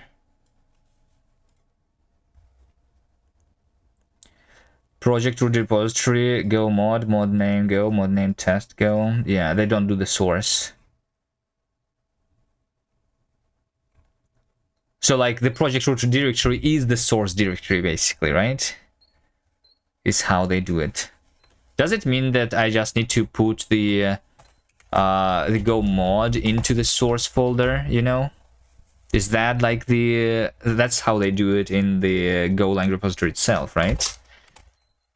So then we just build and but then there is no go mod, and I need to init it. So it like this must be in the current folder actually.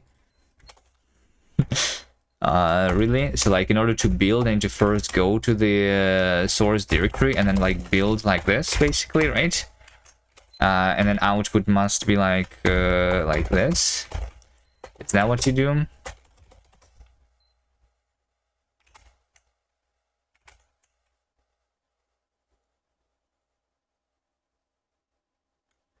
Cannot find main module. What do you mean cannot find main module? Are you stupid?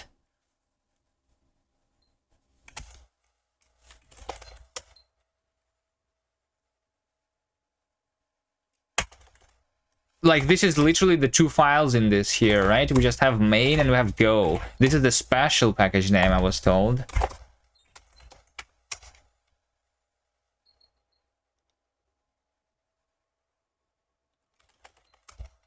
There's just two files, go mod and main go. Go build. Go build works. Oh, but if I specify the output, you can no longer build? Of course. That makes total sense. Of course.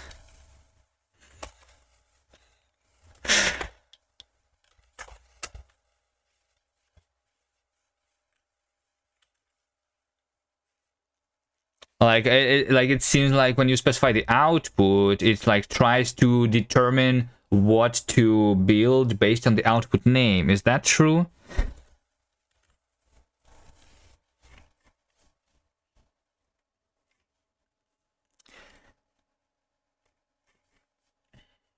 Documentation. Go user manual. Where is the documentation of the command line?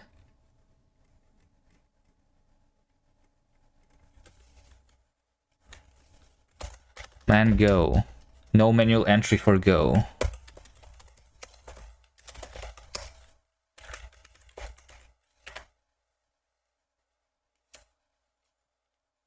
Wait, why did go hope into less did not work? Because it puts it into the stdr instead of std out or something. So we do go help build, right?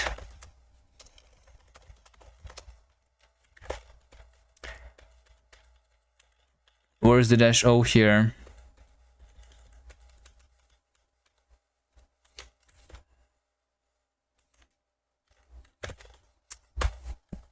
The O flag forces build to write the resulting executable or object to the named output file or directory instead of the default behavior described in the last two paragraphs.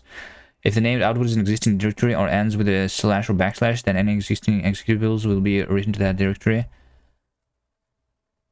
But that is so like, okay, that's not like, why does it stop working then?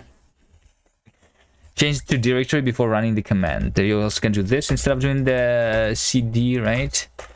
So you do like build a C source like this. Okay.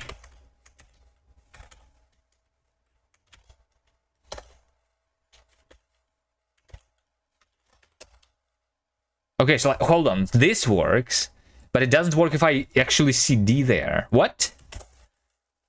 Hold on a second. So like if you do cd source and then go build, and then output is target main, then it doesn't work. Because it cannot find the main module.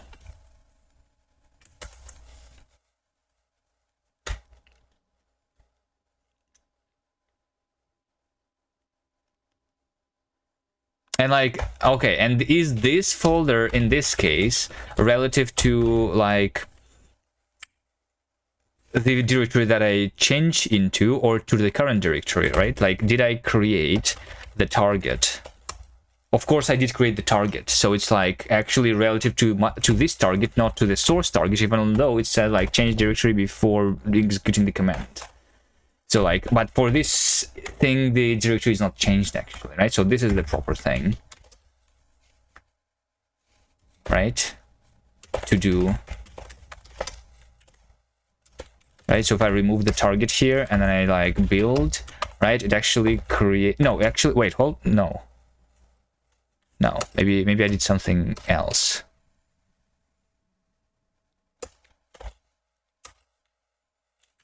Okay, so actually this works like after changing. Yeah. If I do this, then it's like cannot find the module. What if I do like -c dot?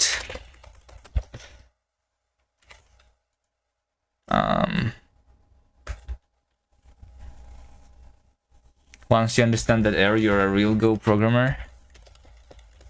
Okay, are you a real Go programmer?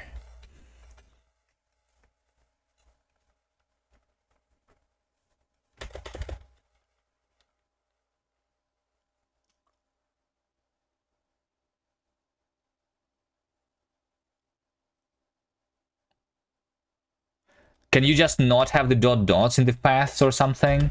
What if I say like dot?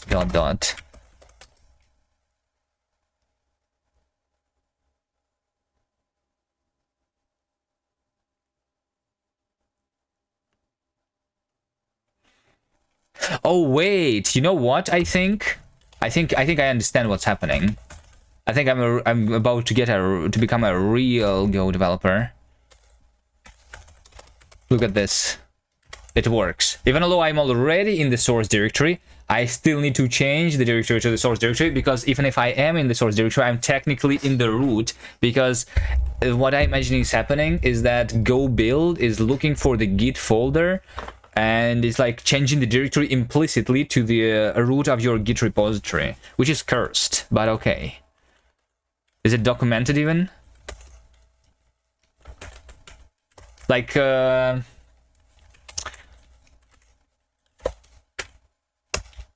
Git.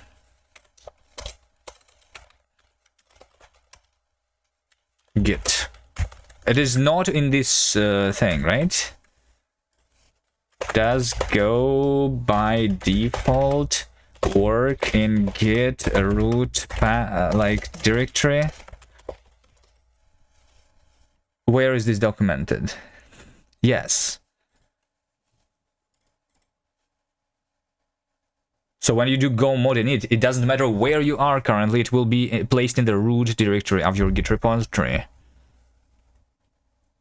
Well, I mean, it does mean that you can like run your command wherever you want in like inside of the repository, but that's not what I would expect, I guess.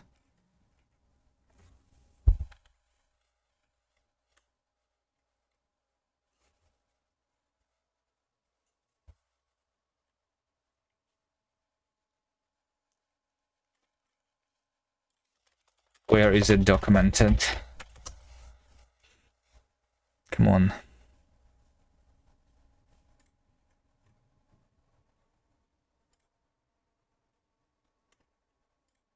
Is it even documented? Git. So like if I don't initialize the Git versus if I do initialize the Git and my repository, the behavior is going to be different, right? The Go command may download module proxy git finding repository for a module path. When the Go command downloads the module, there's git. I don't know, it's probably like somewhere deep in the documentation. All right, it doesn't matter, right? That's not what I'm trying to do even. Why am I doing this?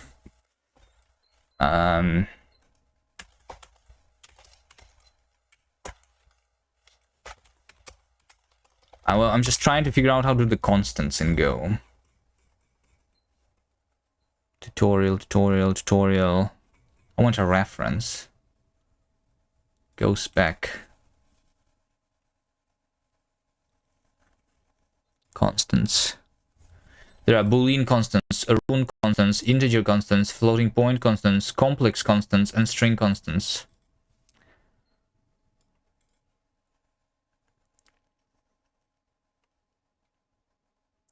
A constant value is represented by an imaginary literal. You have like complex numbers as built-ins in Go. That's what it means by complex constants. Wait, hold on. So when they say complex constants, I was thinking that it's like, you know, a complex object.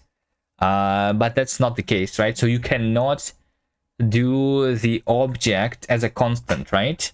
Like in C, right? Let's say, like, how do you define a struct? Hold on, types, structs. You just say struct.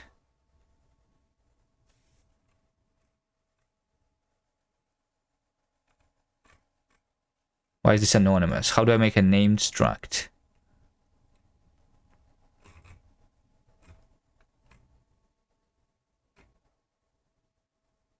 You just do type, right?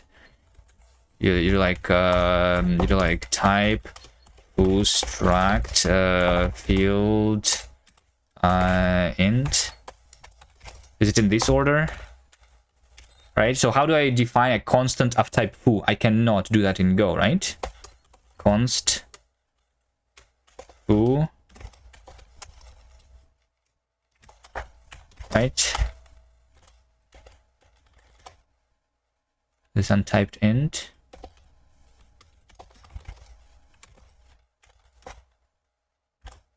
Invalid constant type foo, right? Like you cannot do this. You can do that after you activate the Linux. Type def struct, my struct. No, that's C, and this is Go.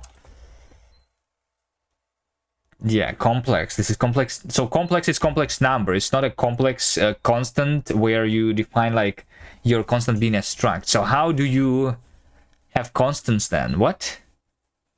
You don't do constants? Ever?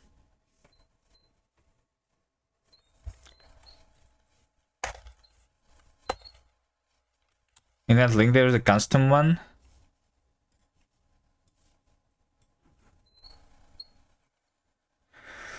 Background C. String values. Const. Type hello. Default type. Booleans. Floats. Complex numbers. Integers. Where is the where's the custom one? Asana. I don't see the custom one. These are only the built-in primitive types that can be constants in Go, it seems.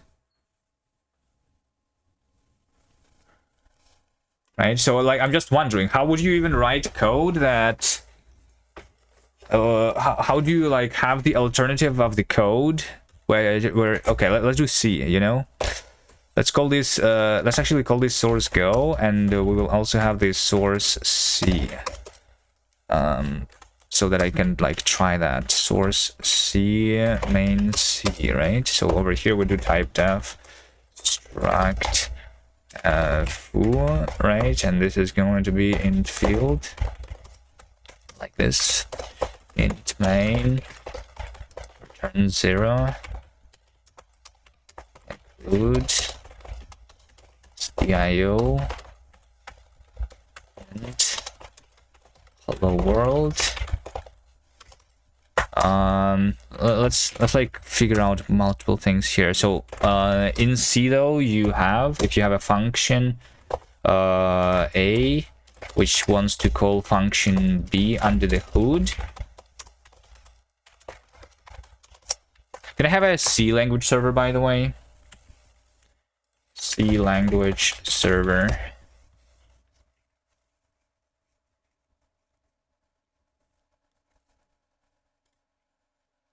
We just do the clang D, ccls,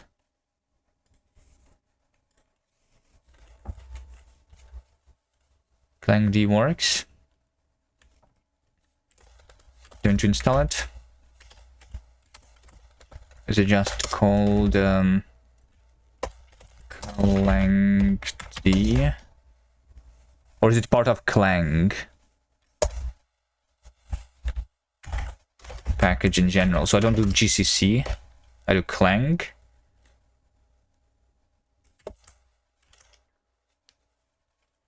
Hello, Hisoka. Yeah, clang D is here then.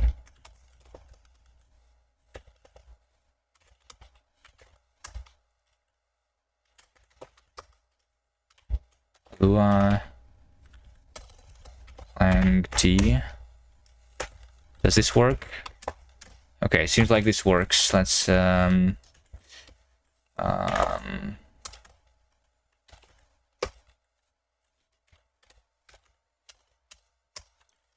let's do the clang D like over here. Whenever I want to do this in Vim. Enable clang D in Vim.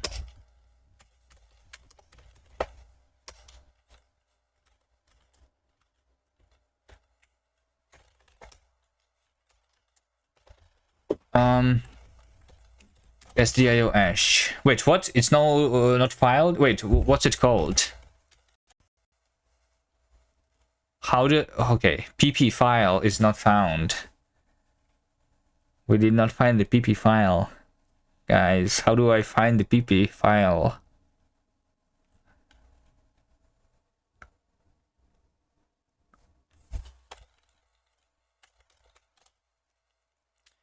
Conflicting types for B. The previous declaration is here. So this is like the implicit declaration, right? Yeah, so like for C, we have to do like the function declaring like this first. This is a Nix problem. Is it? I mean, I'm supposed to what? I'm supposed to have the include...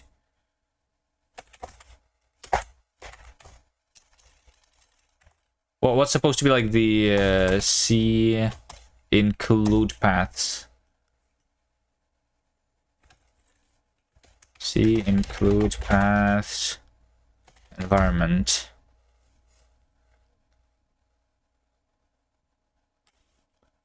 It's just the C path, right?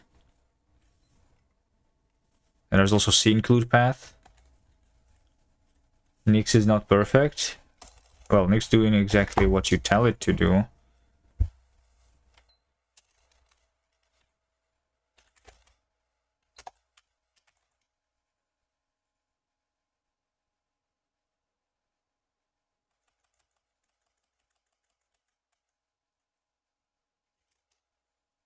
CXX, like it did set CXX, right? Because like I think, right, like the CXX is set to Clang++ because I installed the Clang in this project specifically here, right? Maybe it cannot find the path because maybe, you know what? Can it be the case because it is conflicting? So because I installed both GCC and Clang, right? There is technically two implementations of this standard library and it cannot choose which one.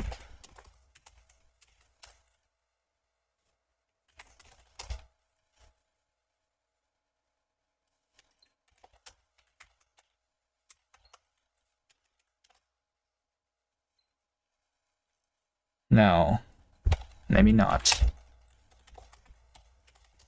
Include C path is not it. Nix C path. Nix. Wait. I mean, can I even compile it? GCC source C, plain C, right? Source main C, source C main C, right? Like it does compile, and with Clang, it also does compile, right? So like, it's just the language server using Clang instead of GCC.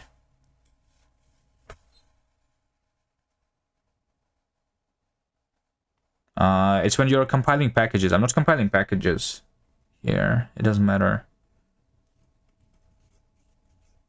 It's when you like want to compile an existing package with a different compiler instead.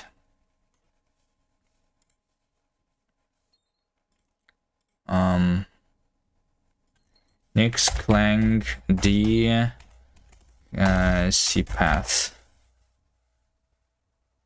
How can I make ClankD automatically recognize paths from libraries? I mean, I'm not even like getting the libraries, right? I'm not even, yeah. So like they do the explicit C path, but they don't even include the standard library, right?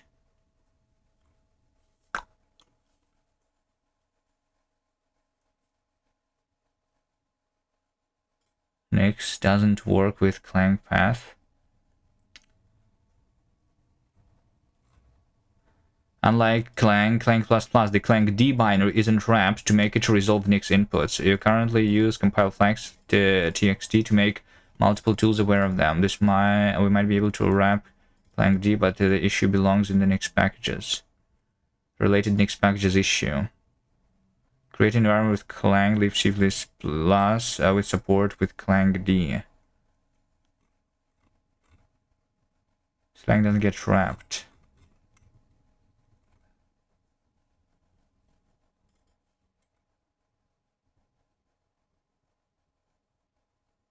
Like you need to do this explicitly.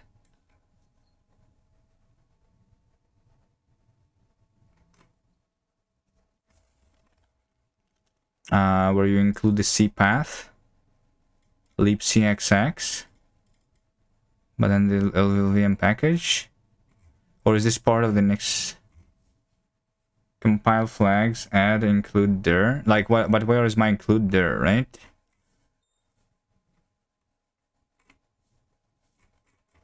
Let's find the issue here. Clang D include path.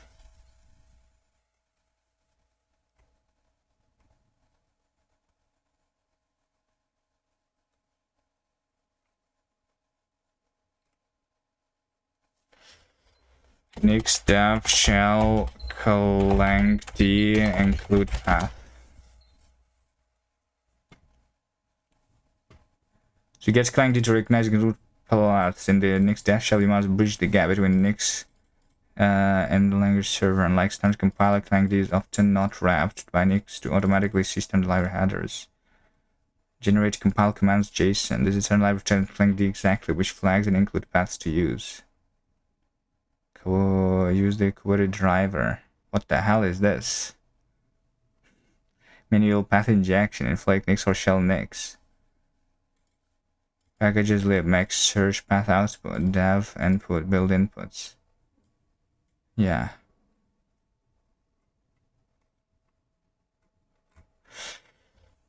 We can do that, I suppose.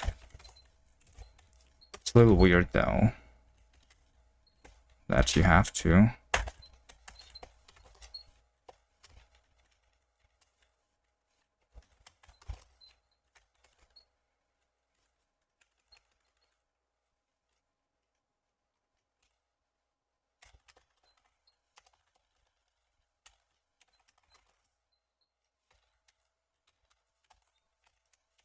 What is this?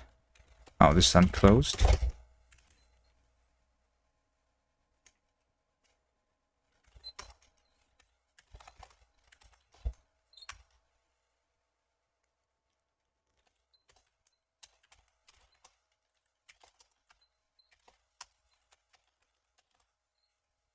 It doesn't work.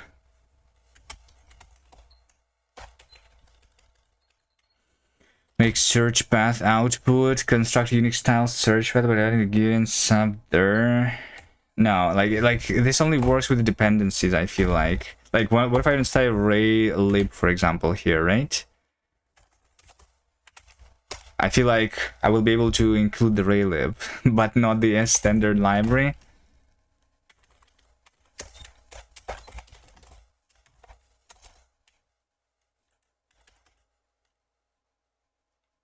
Wait, I can do the std_int, I can do std_dev, but no stdio. There's a bunch of things available to me, right? Or is this something different? Clang CUDA math.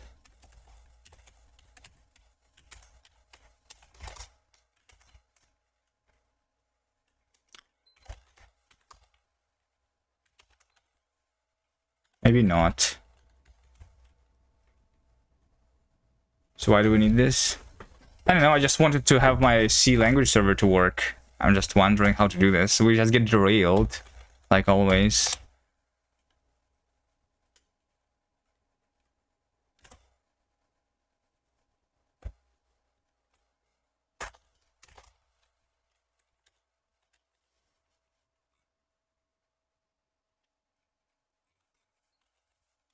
Okay, let's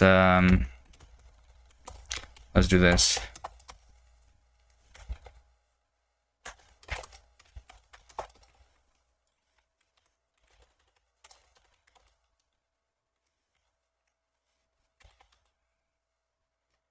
My clang D says std ioh not found.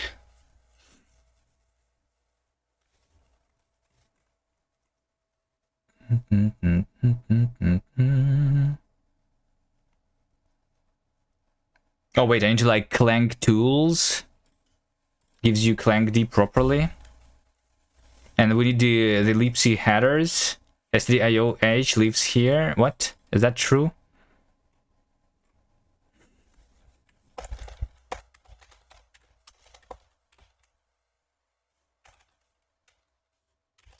Let's try it one at a time. Let's just do clang tools.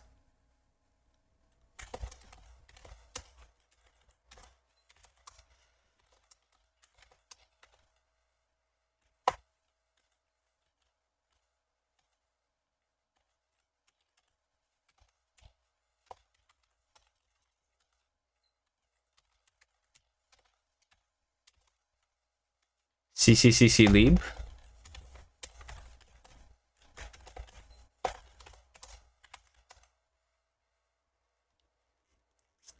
Way too much work.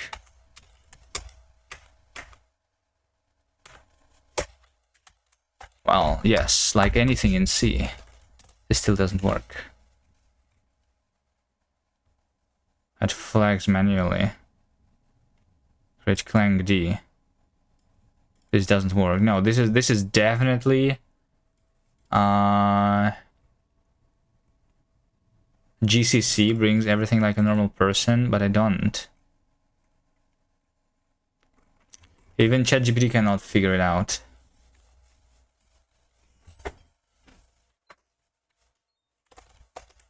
Yeah, I think it's just doesn't know. All right, let's just ignore this issues then. That's okay. Let's say that when we build, we also build this C. So it's like clang D, source C, main C, output, target, main C, and it's going to main go. There we go. Just build, and we build everything. Change build, source.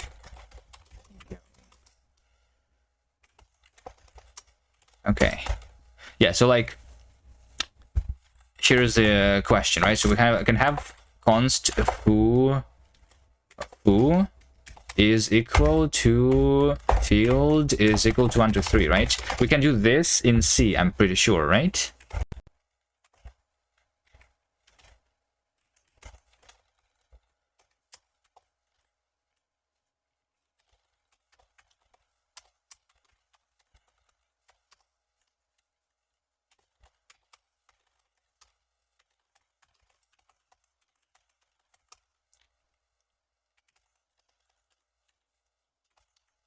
A known command line argument, source C, main C. Wait, what?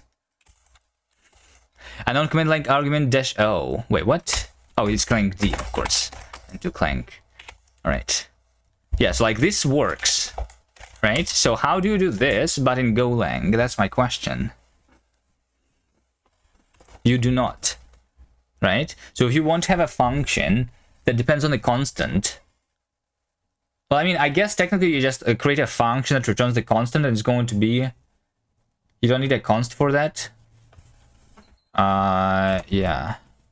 like, I mean, this makes it the static thing, which we probably can mutate too, right? Like, can I say over here, foo.field plus plus, right? But I cannot do that with a const, right?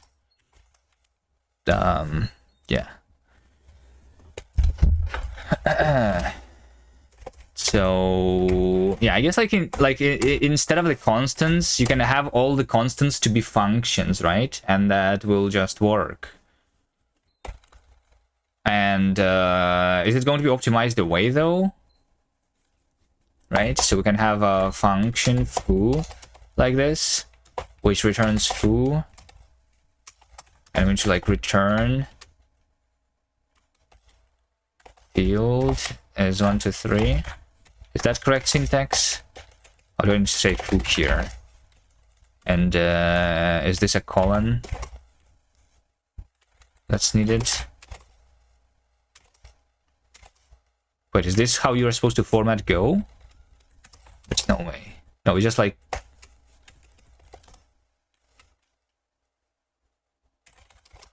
Okay, you like have to use trailing commas in Go, it seems, right? Okay. Is this what you do in Go, basically, right? Which actually probably is not too bad. Because...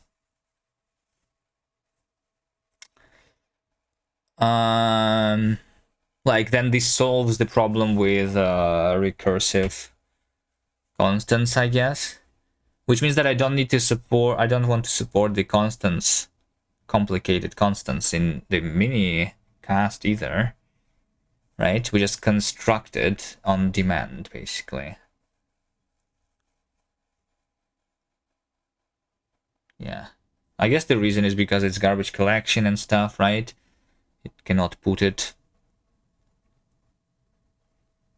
just in the data section of the binary.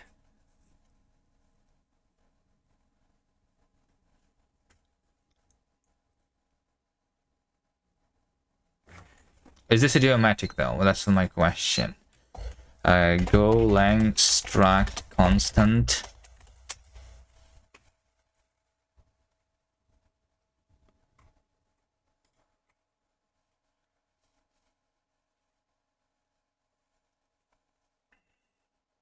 Several idiomatic workarounds. You can have global package level variables. Oh, wait, you can have global variable, right? Oh, you can do this. I thought you cannot have a global variable. Okay, so that's basically a constant. If we never mutate it, right? Or we can have the getter methods. That's what I was doing. Okay.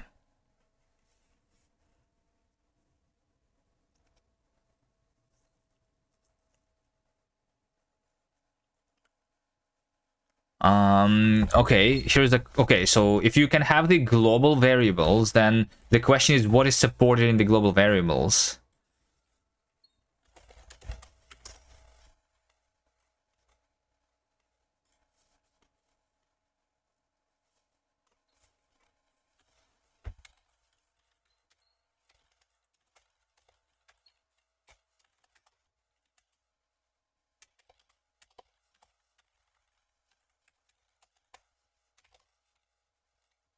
For example, can I have a reference to another thing, right? Here. So, can we have like reference, which is, I think, pointers like star foo, right, in Go? If I remember correctly. Why does this not complain, by the way, that I'm missing this thing? If you don't initialize the field, it has the default value. Is that right? Why is there no compilation error here? Ref a reference to foo. Like, can I have this?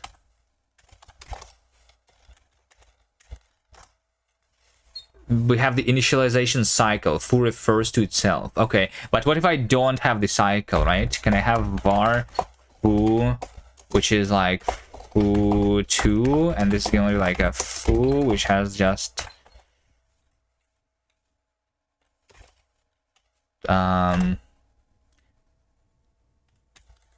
this is foo2 foo, right? Like this. Can I have a reference to foo2? So this actually like resolves the order for me, right?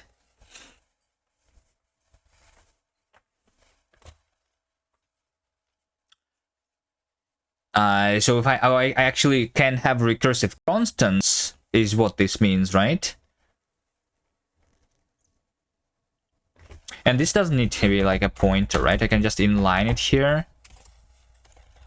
But we cannot do this because the recursive type refers to itself is actually impossible in Go. We need the indirection, same is in Rust, which makes sense. Otherwise, it's infinitely sized struct.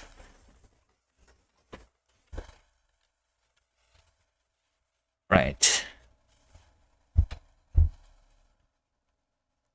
So what do I need in minicast? Is this what I do in minicast too?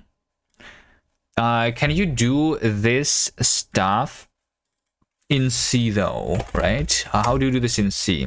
So if I have like foo star ref, right? This means that this is unknown name, but because it's unknown, we just need to like, I need to like forward declare a type in C, right? C forward declare a type. How do I do this? And if we forward declare, then we can only use like the pointer, which makes sense. Typedef struct. Is typedef struct not needed if we can just say struct my struct? What's the difference between this? Struct foo. Like this is also valid C, right?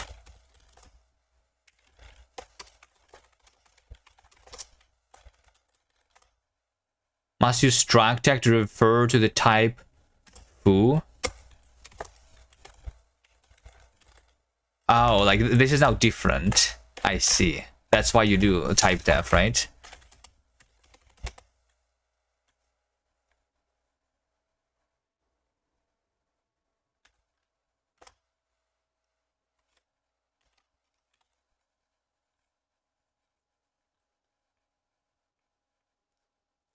And then struct my struct D. Like it's like when you say struct, it's a separate namespace of things. Is that it? How are you finding this out now? I never wrote much C. I was writing C++, and like this is not how I write C++. In C++ you just, what if I do main CPP?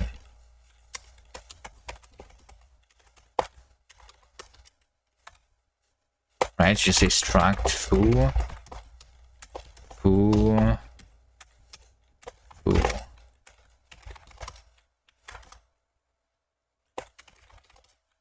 Right, like this, and this works technically, but you don't do this in C.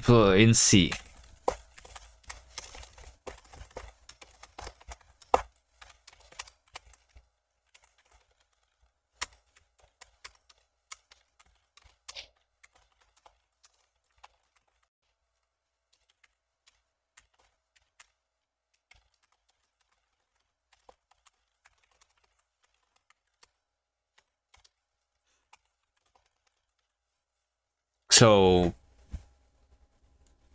CPP just got edit and now for target. Like maybe I don't know. Yeah, like I just don't know C because I never wrote it actually. I only was writing C++ ever.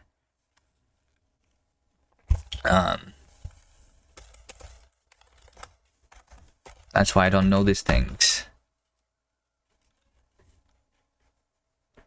If you don't use the type def, you get explicit write struct in front of names, right? Like which basically means that like struct puts you in a different namespace. So when you look up a name, if you have like the struct before, it looks like it looks things up in a different thing, right? And so like over here, you also need to like have a name for it, like this. Type def struct foo, type def redefinition, struct foo versus struct this. But how do I forward declare with a type def? It's impossible, because now it says that it's type def redefinition. But if I do struct foo, then yes, it works, but then I need to like put struct in front of things. So I thought we would want to use the type def, right? Well, I guess like we do struct foo for the forward declaration, and so we use the struct foo, and this means that I'm using the forward declaration. And this means that this is like just the definition.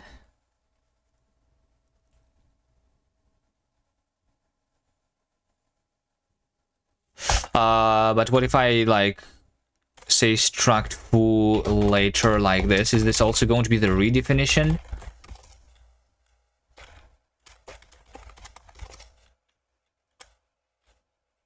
Seems like this is not the redefinition, right?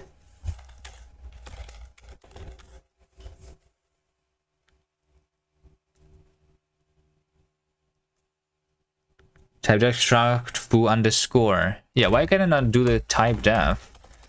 I mean, I did type def struct like just underscore. It's just underscore not supported. And if I do like foo underscore foo, and then I say, oh, I see. You like, so yeah, this is the struct which we don't know the structure of, but the type already exists, right? Yeah, and then we like declare the type. That's what you mean. Okay, got it. So this is like the definition of this. So struct foo is the definition of the struct, and this is like the type which is alias to the struct definition. C is weird, but okay.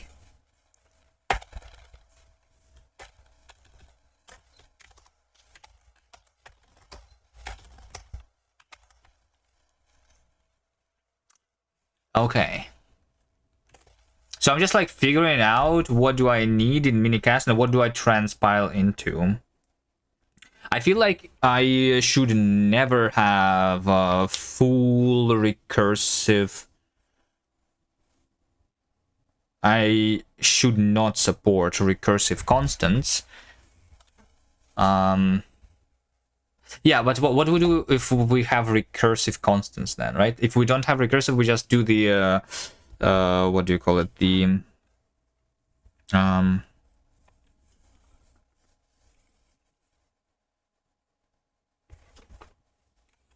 wait, actually I do have recursive constants.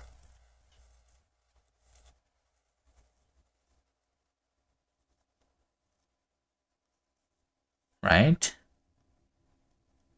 In Kast.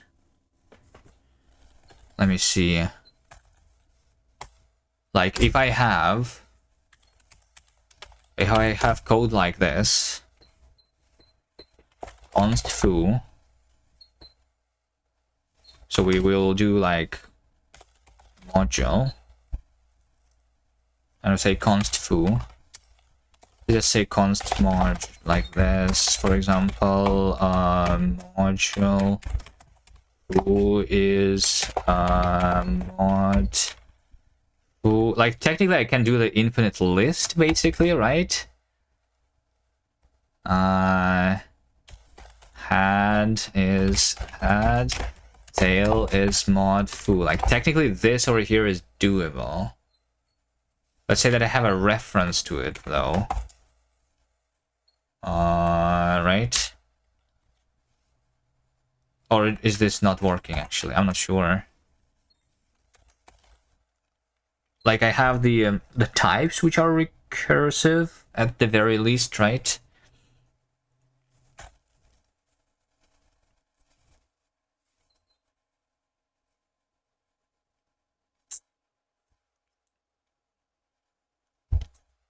But recursive types are okay, because then we forward declare and we break the recursion by having a reference. Right? With constants.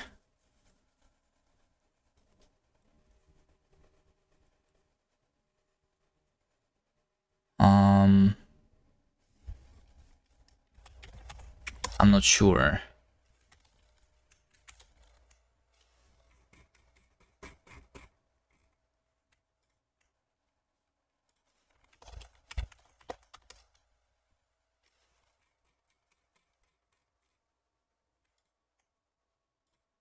Yeah, I cannot find point scope. I think I actually cannot construct this right now. Anyway. Maybe we ignore this then, and then we just do that. So Golang can figure out the recursive constants automatically, so it doesn't really matter, right? It figures out the order. I just need to not have the loop, right? Like if I say over here, ref is reference to foo, then it's going to say that this is the cycle.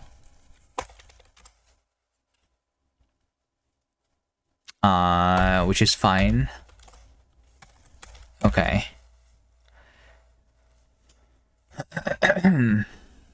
Although when I transpile to like JavaScript, I still need them to be in order because like, yeah. It's actually interesting that Go does that, but yeah, okay. Okay, wait, can you do like the variables which refer to each other inside of a function scope too? Can you? Variable A and variable B.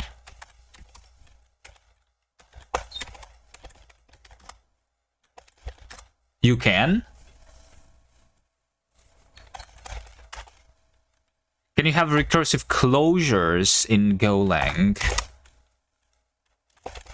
Can you say A as func, which calls well, this like local A, and which calls local B, right?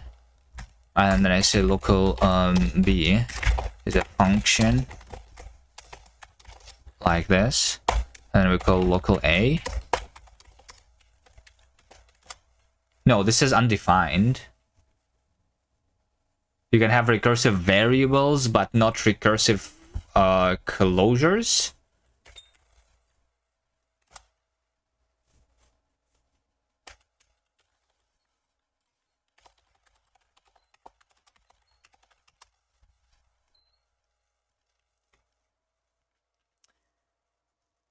Recursive closure cannot be defined in a single statement because the function is assigned to a variable. The variable must be declared before.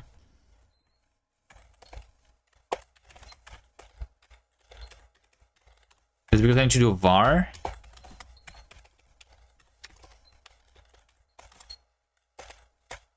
Var local B.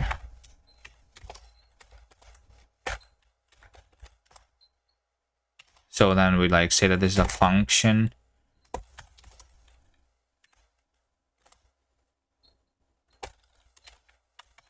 And we like late initialize it, right? And this will work.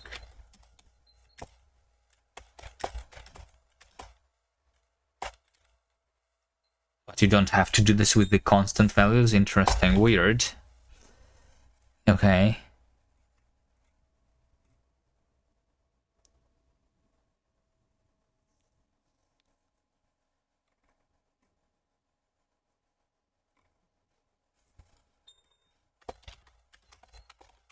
Like we can have recursive variables, but not recursive functions.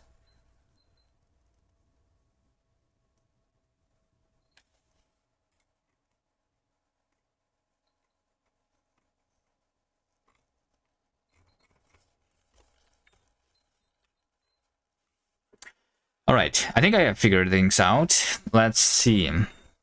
So we are going to so what we need is to transpile like a constant, right? Over here, right? We have a constant. Constant has the value. We don't care about the ID here, right? So this will be like transpile value.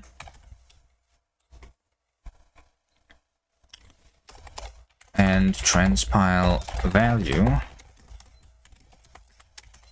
in AST expression. So this is something that is similar to the JavaScript transpiler. When we transpile a value, what we do is we see... Oh, if it's blocked, then it means that it's a captured variable too. Yeah. Otherwise, create value and value name option get. Like, have I already figured out this value or not, basically? Okay. Let's copy this to the minicast.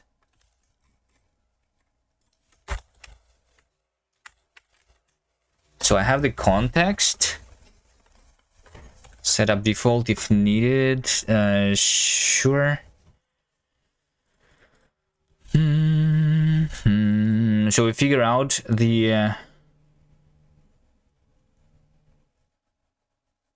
value.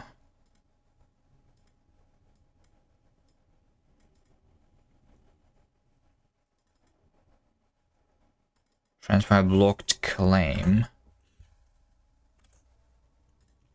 I'm not sure about this. Let's do an underscore here for now. To do.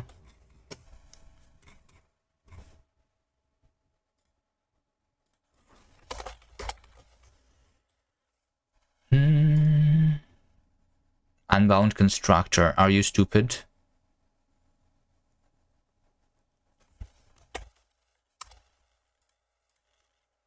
Okay, OCaml is being stupid again.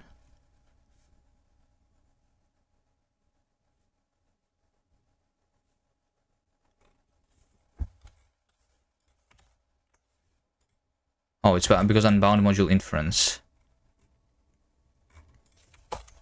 That's why.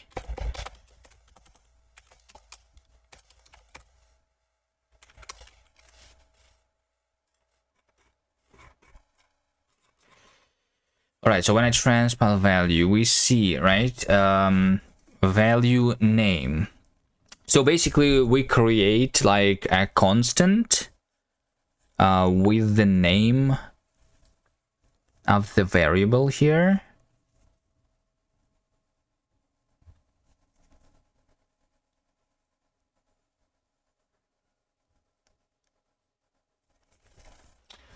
Right?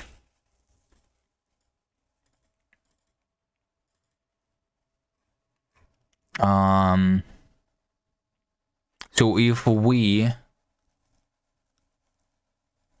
already have it, so we have captured values, right? So when I'm trying to transpile some code, if it needs the constants, then we keep track of those. So this is going to be a value map. Is it there? To the name of the value. So I just do string, I guess. So if we have a name, then it's a name. Otherwise, I create a new name, right? Let's just generate name. Constant generate name name string is just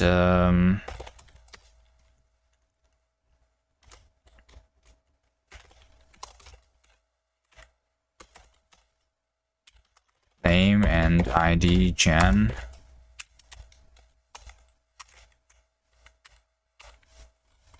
So a new ID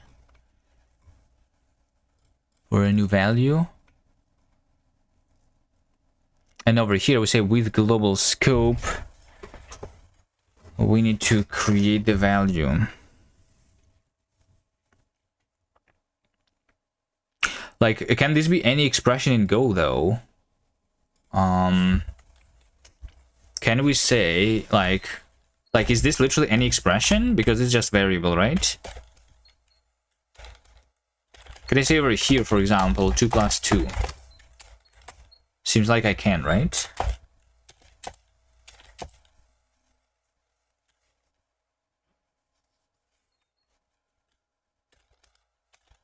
And similarly to that, I can do a function. I can do like f is func.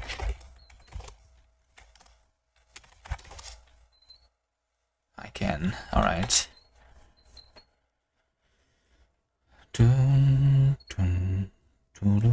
Hello, Nerdsoul.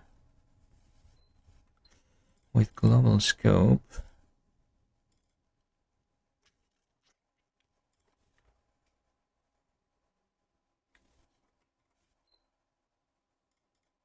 There's also prepend early. Early is that this is a function, generic or native function. No, this is just the JavaScript specific things, I guess.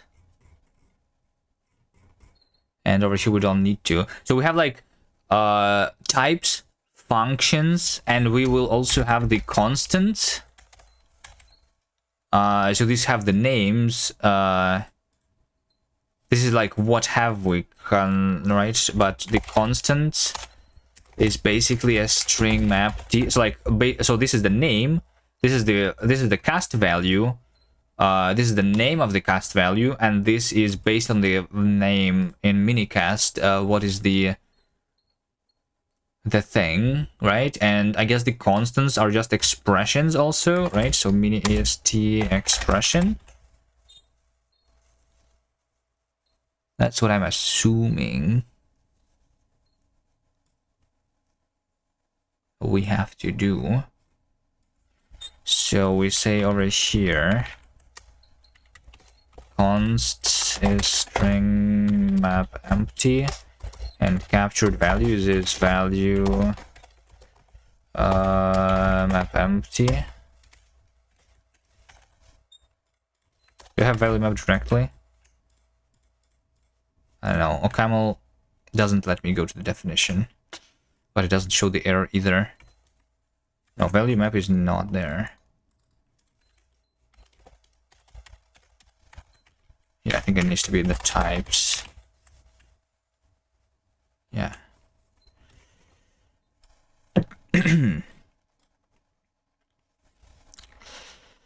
All right, so we don't do the global scope. And we don't do like prepend early or anything.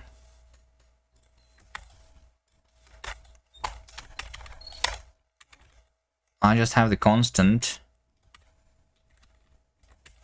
Right? Hello, Nigel Ithro.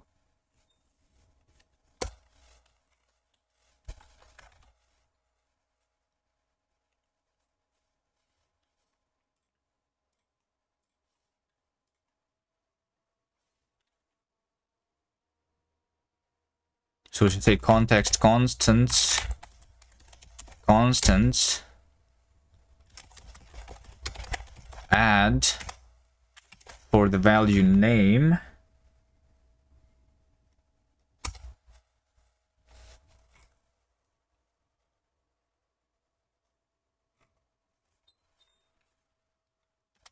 Value expression.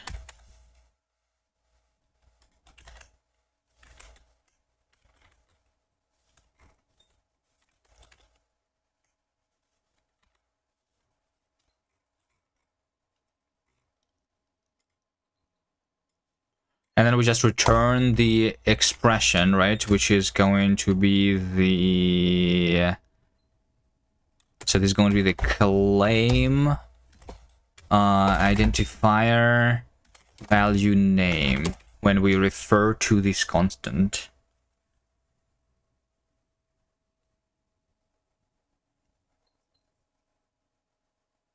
Well, I mean, actually, like... It's a little weird. Should it be that? Should the constant be an expression or a place expression? I don't know. That's how what we do right now. That's okay.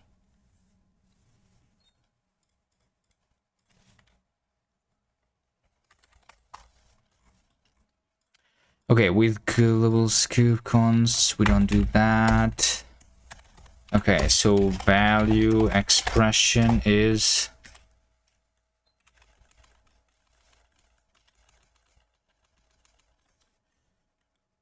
match value.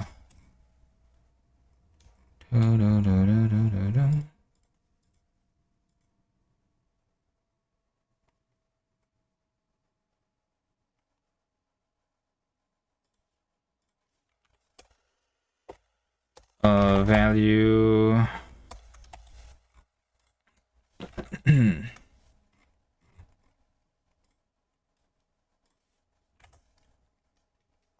var inferred opt. Okay, so we still can potentially have the not inferred values here, so we just return the not inferred value var, and if it is some shape, then this is going to be transpile value shape shape. Okay, so not inferred as having var, which is inference var of something, some sort of an inference variable. This is going to return the expression.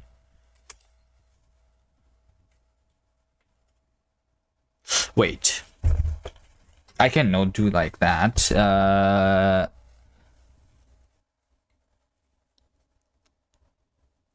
So like in JavaScript, when something is not inferred, I just create like a special value, which we will check. But I don't want to do that in like Golang. I guess we like embrace undefined behavior here and just don't initialize the variables. Wait, can you like, you can do that, right? In both C and Go, you can just say var uninitialized variable of type foo, right? Just like this. And you don't have to do anything about it. It's just not initialized. Well, it's in Golang, it's just initialized to nulls, right? But yeah, we don't care about this, I suppose. Foo.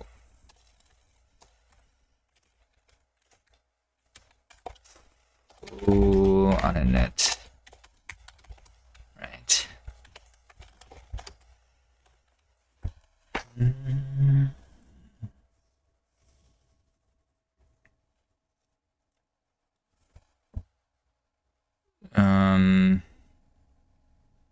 There is not like an explicit expression that says not inferred, right? But I guess that we should do this in the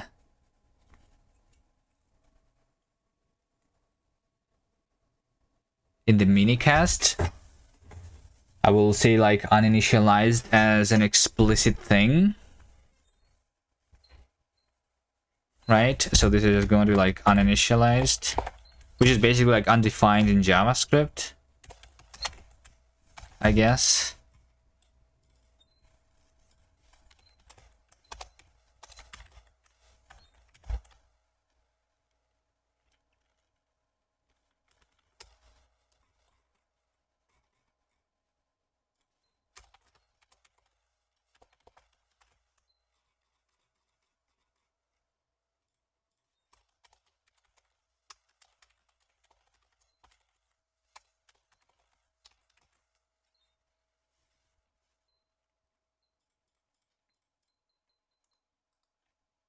Okay.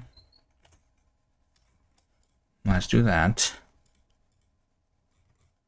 And then into transpile value shape. Transpile value shape.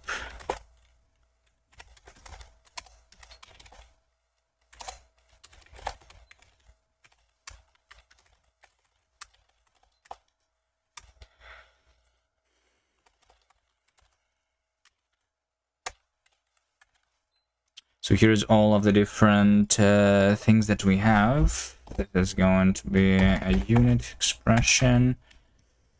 So we need to have like the expressions which are, so this is string literal, right? Like boolean. Just call this a string.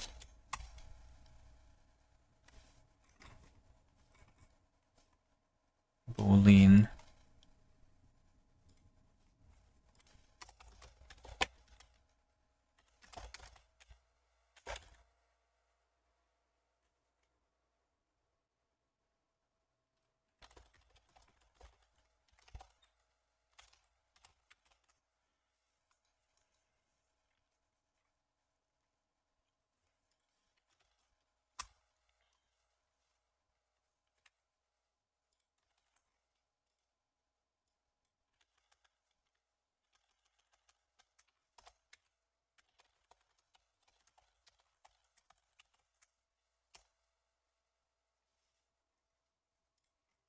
What's the problem right now? There's a syntax error with a semicolon over here.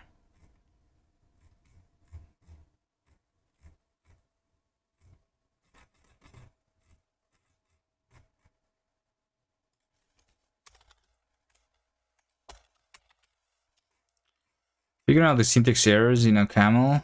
Oh, of course.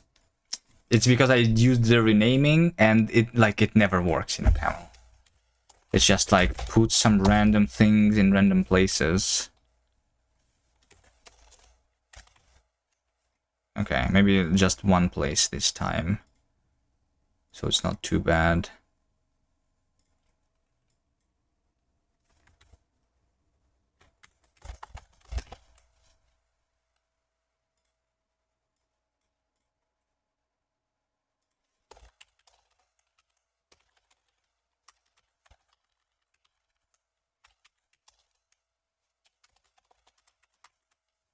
Let's just say for now that we have like this. Right? I just want to transpile this stuff. Oh no, value map.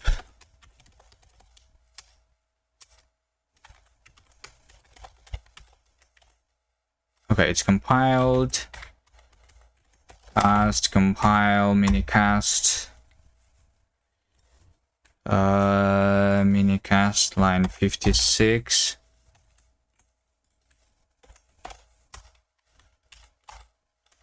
Types a function. Right, that's because that's what I return. Right, so this is the minicast type. Okay, let's do this. If this is a function, we have args result async. We ignore that for now, right? We just say that args type is also can be a function which has args and result, right? We just say that result is transpile type result, and args is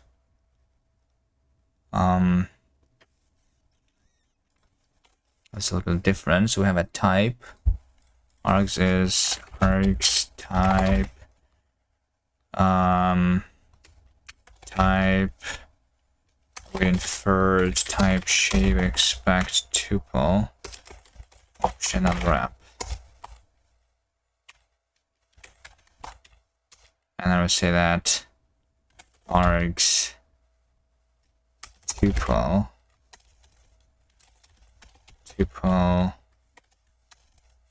iterate go to sequence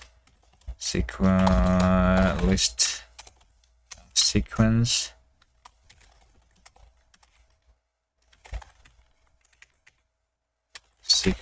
map. So we have a function here which takes the member and the field, and this over here is tuple member and type tuple field, and this should return the the type. We don't care about the member name here, so we just say field type, transpile type, right?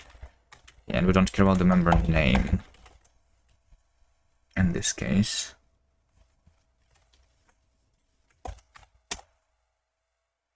All right, so here we go. Here we go. We have a function. This is a function that returns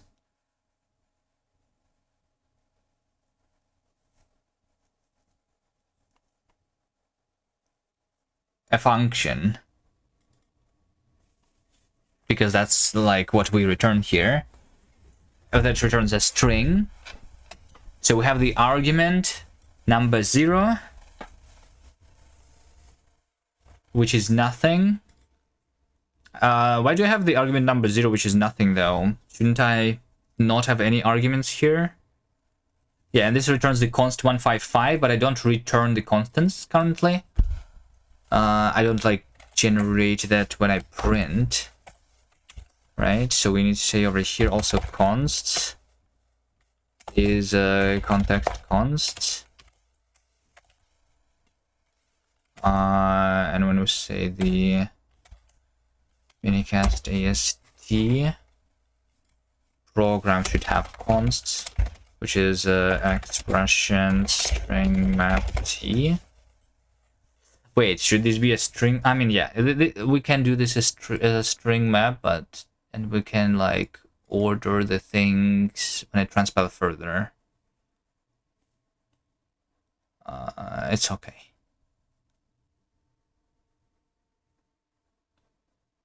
Yeah, maybe I don't care here. So we have like functions, types, and then we also have the constants. Are we self-hosted yet? Not. No. We are not. Self-hosting is a lot of work. I'm working on it. We're doing it in 2 stages. First, we create the minicast. Then we transpile from the bootstrap to minicast, and from minicast to the actual compilation target. And then later we do the work on the actual self-hosting, which is going to be a long time, I guess. But minicast can be done relatively quickly.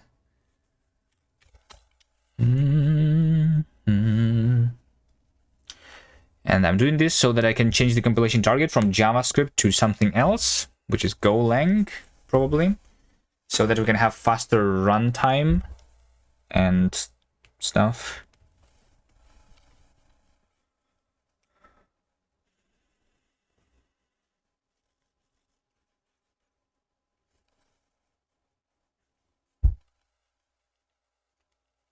Program functions. Program constants.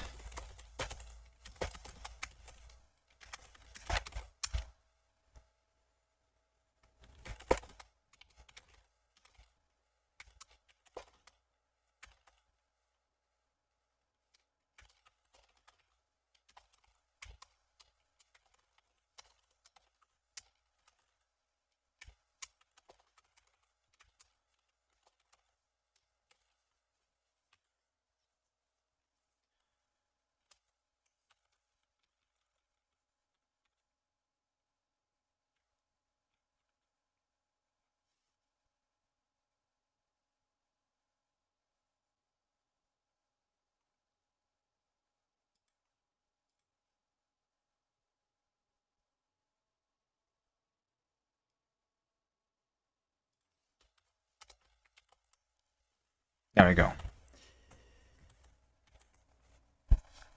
So now if I do this here, right? So we have the constant, which is a hello world, and it has been embedded over here. The only thing that I don't like is that I have the argument named 0 here. I'm supposed to actually have 0 arguments instead. Hello, infinite coder. So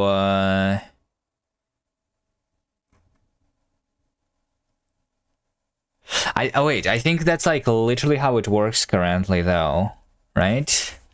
Hold on. I think it's because if I do cast and I say like type function into this, right? Type that. No, that does not work.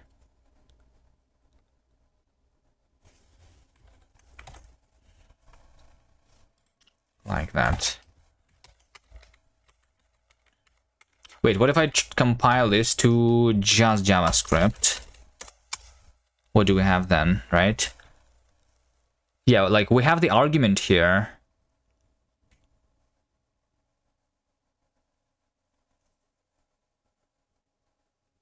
I'm not supposed to have the argument. I think it's the issue in the language, in the cast itself, of the way I'm parsing the arguments, probably.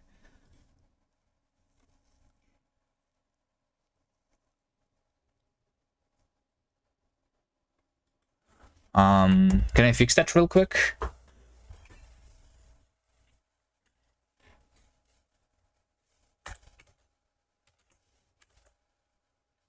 Like, so what we have is the function type. Function type has arguments. Arguments are basically always tuples. And it has and it is not an empty tuple, but a tuple with a single thing. It's probably when we have the core syntax and we do the function over here and the function type, I guess. We say that the argument, yeah, because like we previously had the arguments of the functions being like just a single one, but now that is not the case.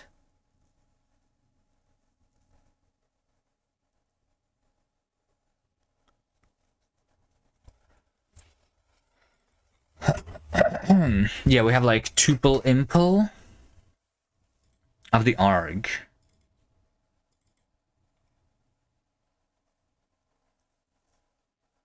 Oh, wait, what? Yeah, wait, yeah, we allow tuple level parentheses here, right? Yeah, tuple impl. Let's go to this. If allow tuple level parentheses, and this is the scope, then we do the children, and this is the AST. Children. Yeah, so I'm collecting the list. And over, yeah, it's because we have the empty ASTs, and I'm not like, yeah, I need to like actually do this. If it's the empty AST, I just don't do anything. I think that's all that I need to do.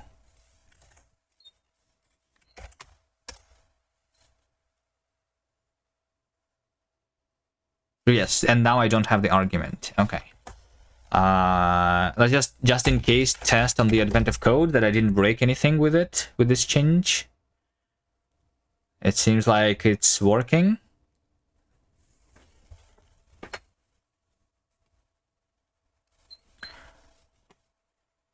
Okay.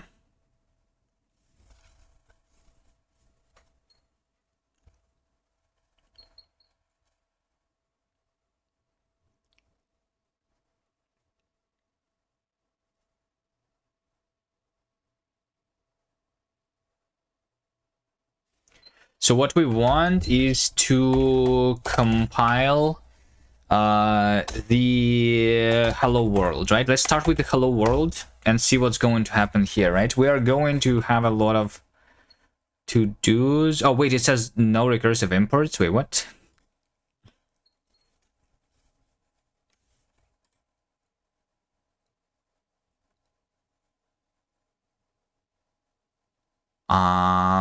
Excuse me.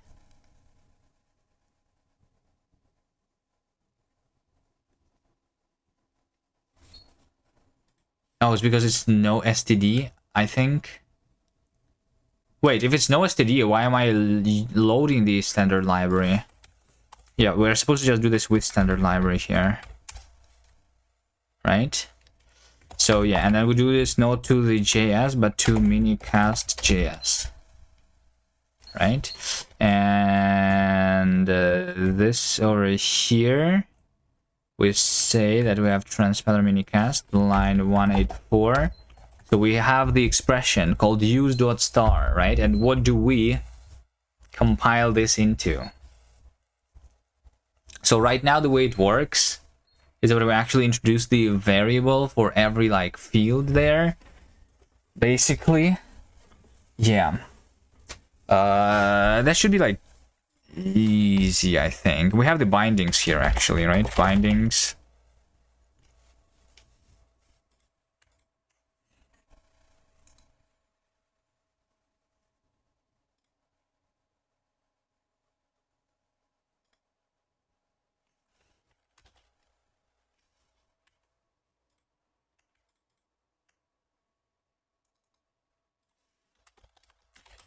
Used.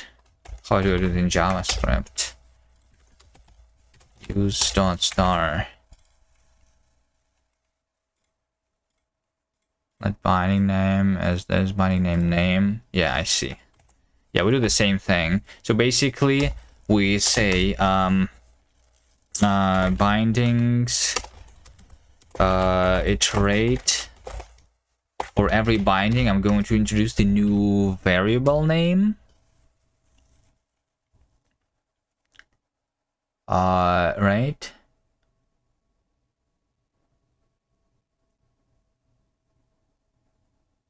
Which means that this should introduce the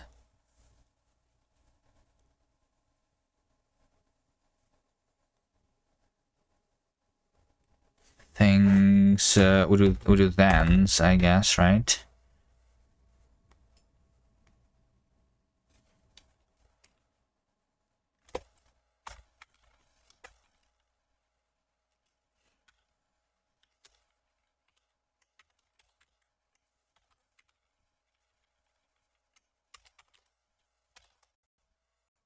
A statement is array create, and then we just do like statements generate to list here. So I have a binding. I need to say state generate add last to the statements. The statement. I mean, these are expressions, but yeah. We're going to add the let.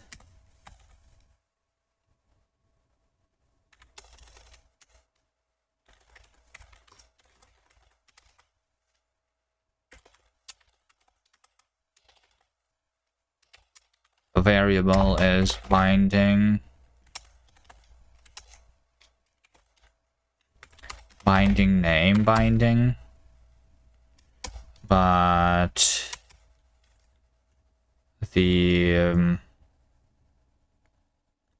value is going to be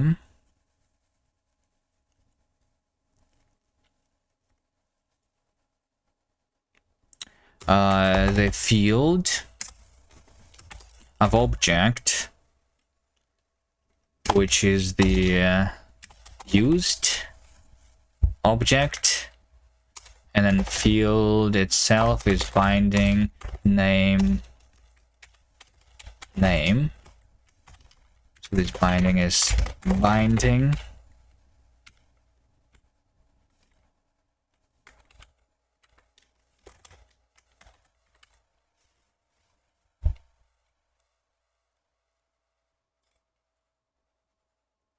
What do you mean unused variable? I'm literally using it over here. Alright, it's okay, Camel. It's okay. So we need to have a new expression, which is going to be the let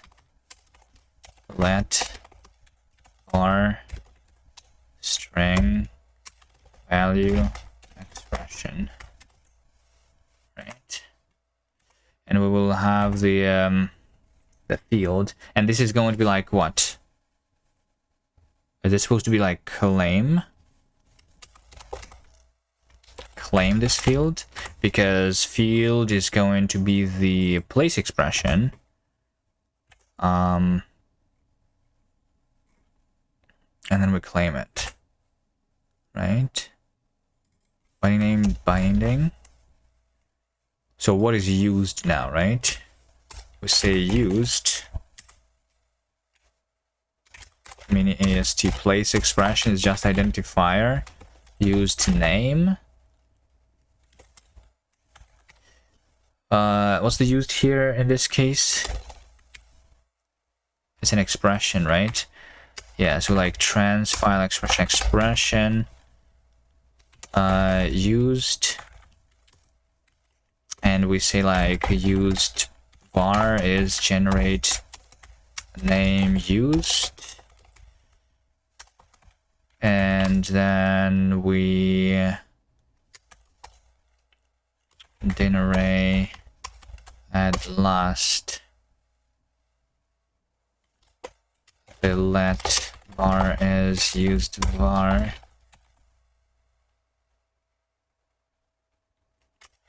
value is transpile expression used.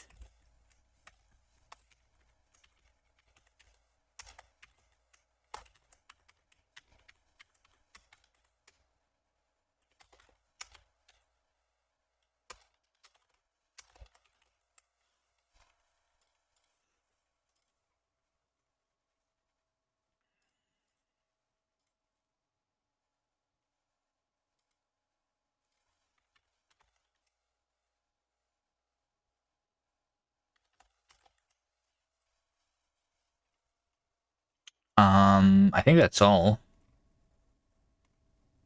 The only thing is like this is going to need to be flattened, I think.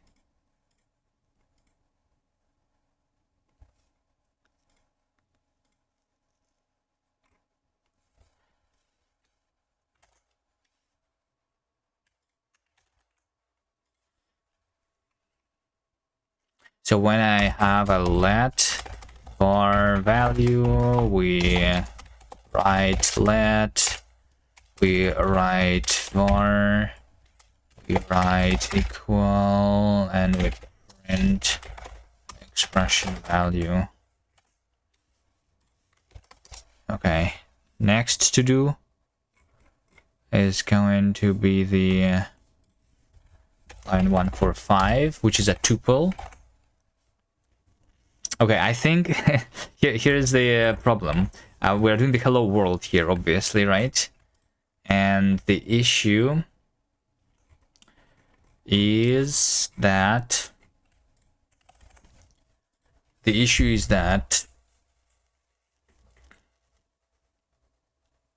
and I'm doing the lists too. Yeah, no, this is too much. Hold on. Why is this in the hello world? This should just be this. But it's still the same, right? Because we use std prelude star there, and like before this code implicitly. So unless I do the no std. Okay, if I do no std and I like use import Kast std lib prelude star, but I'm going to make no. How about this?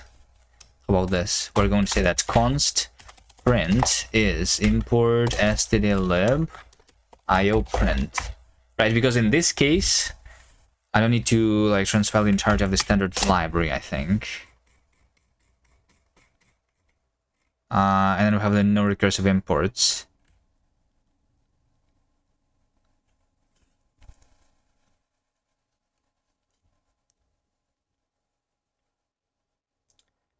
Because someone is trying to do like, why is there the prelude though? Am I not doing the no std here?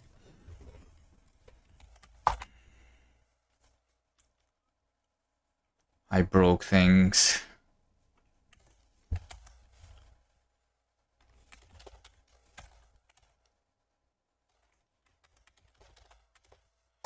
I'm going to see a lie if I say the no STD. Then we just initialize this, compile for interpreter. Yeah, like there is no STD, right? State init. Like, how about we actually pass the no STD through here, and we have it as part of the state, no STD. And we have over here like no STD is false by default.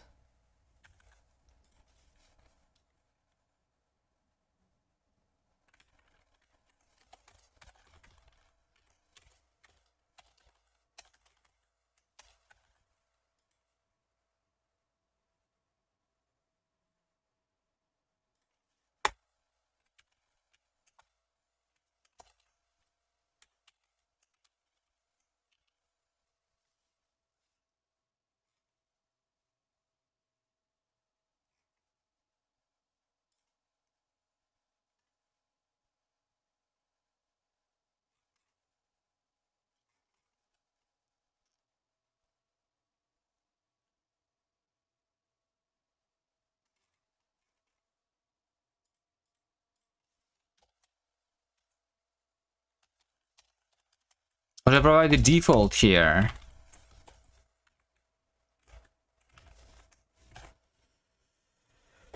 OCaml optional arg.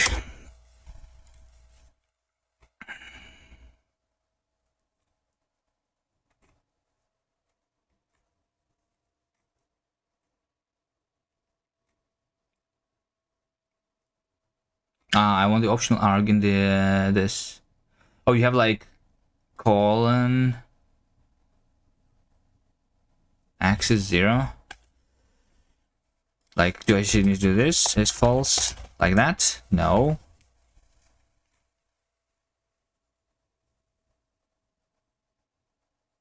Well, even if you have the default, maybe like this is the option. This is the default is provided over here, right? No STD is false.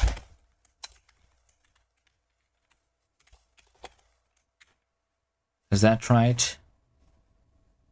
Okay. No STD boolean. No STD is false. Wait, am I even using the blank? No STD.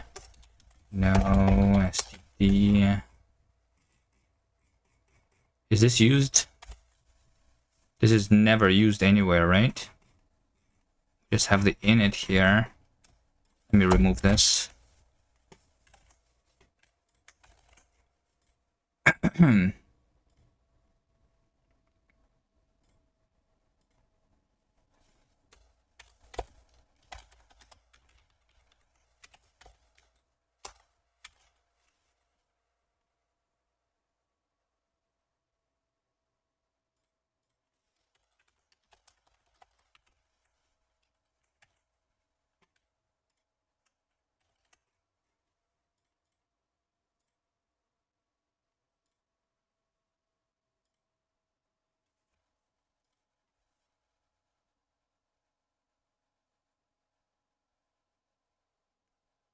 Seems like this optional argument doesn't work as intended, but okay.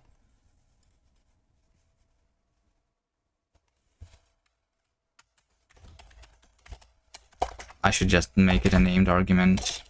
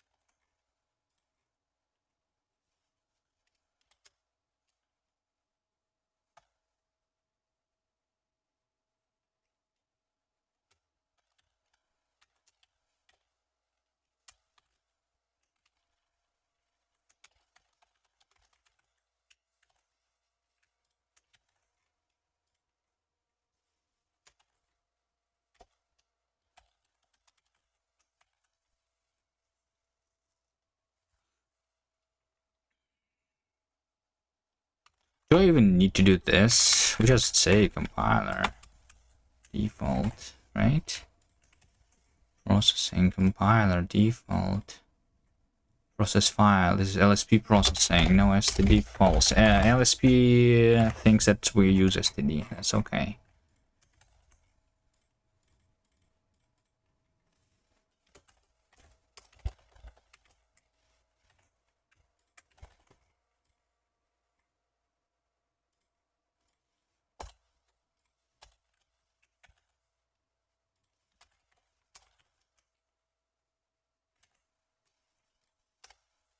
Does this work? Okay, this works. Test advent of code. And I didn't break anything. Okay, good. Okay,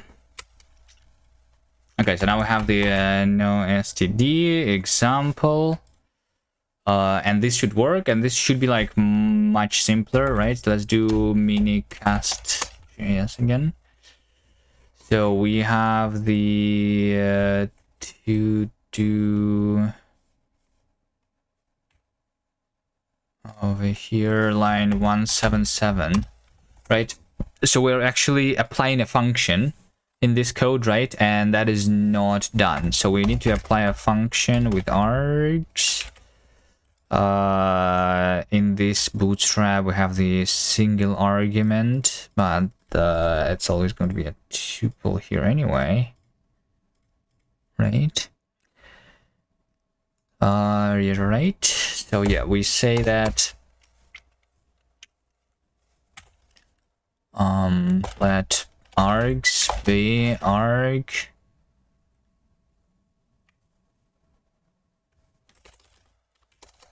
match arg shape with expression tuple, right? Well, this is like not very easy actually. Hold on. Because this one has the parts where we can have like some unpackings happening.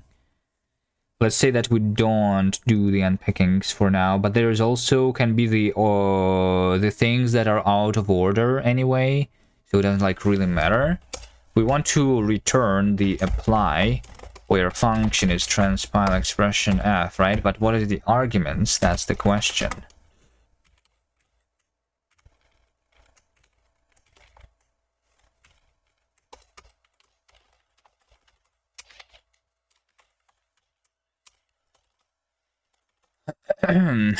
So I think what we do is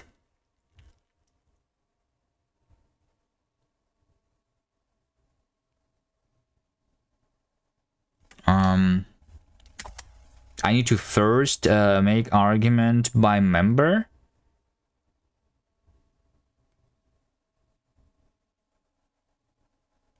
Right, so I need to say like tuple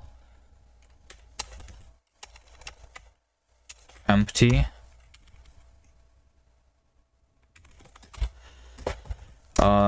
We are going to say match arg shape with it must be expression tuple.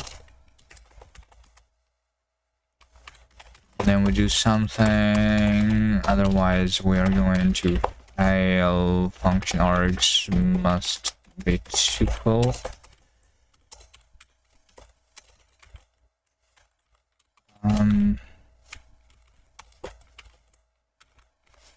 Expression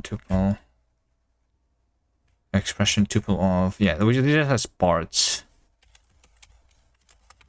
right? So we just do parts iterate. So we have a function with the part is either a field label value is, or is it field? I'm not sure.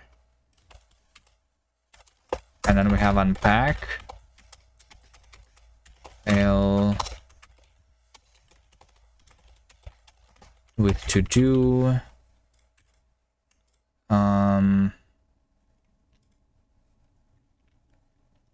Can you type annotate this? I hate OCaml. Oh my god.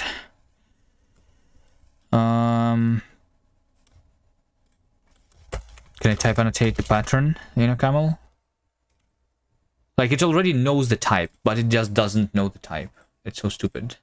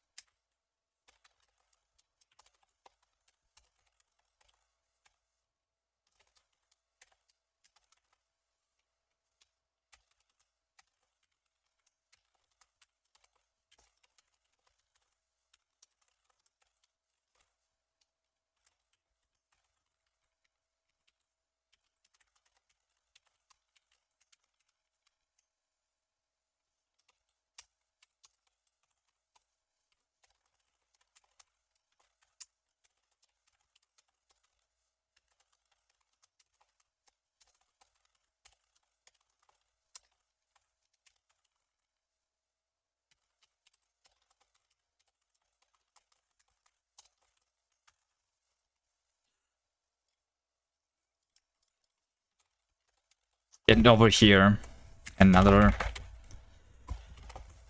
I just need to duplicate the type in 1 billion places. Okay, over here we have the member. We're going to say that args is args people add. Oh wait, I literally need to add. I don't care about this, right? Yeah, let's just like name. Okay, this one is easier. We just say like label, option, map, label, get name. That's all that I need to do here. So just add name. And this is the expression here. Which we will need to. We need like the order to be preserved. Like if I do over here transfile expression field, this is not going to work properly because the order will be not preserved, right?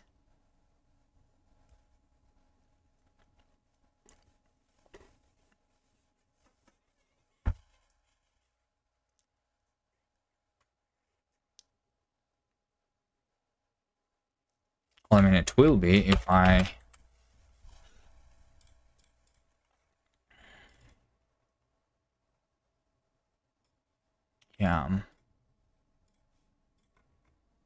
like, okay, when we apply, we first need to calculate the things and then apply the function, right? Statements is in array. I guess let's do like expressions is in array create. So the arguments, I'm just going to store the names there, right?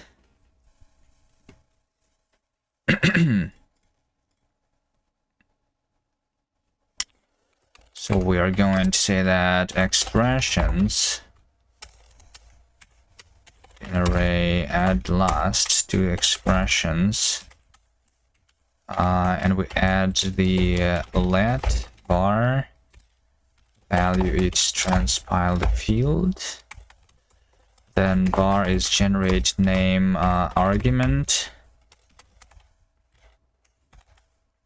So this is the array of many expressions. So we add last for the name, we add the variable. right? This is a string tuple. Right. And so yeah, this is going to be added to expressions, right? And this is going to be my result is the expression. So it's that expressions, but we say din array add last expressions, apply function, and args, where but args are going to be different. So over here we calculate the args based on the tuple member basically, and then we say that args is another thing. Now it's going to be a list, which is going to be based on the function type.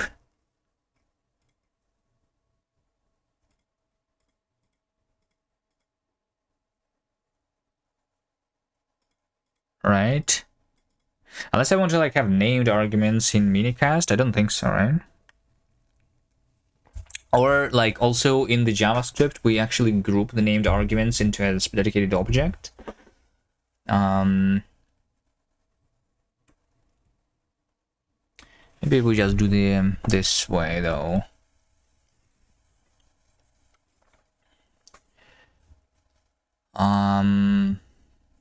Yeah. So I need like to know the type of the function here.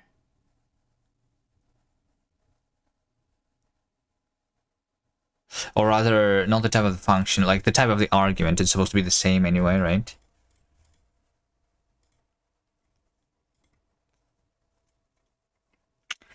So I'm going to, let's say, let args type is arg data signature type inferred type shape expect tuple option unwrap, right? Like this. And we have like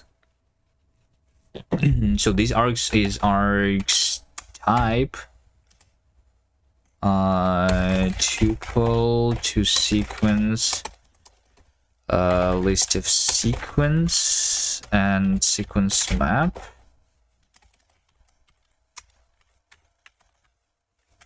function. So we have a member and we have the argument type.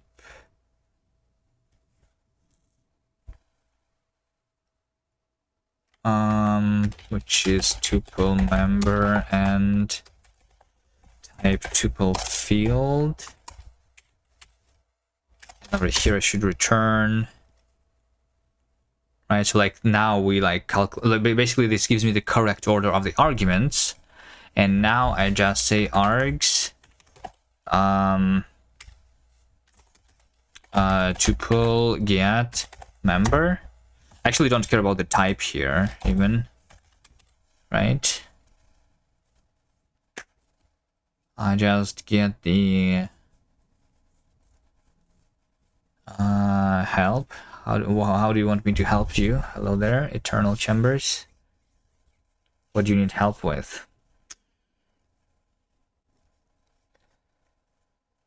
Welcome.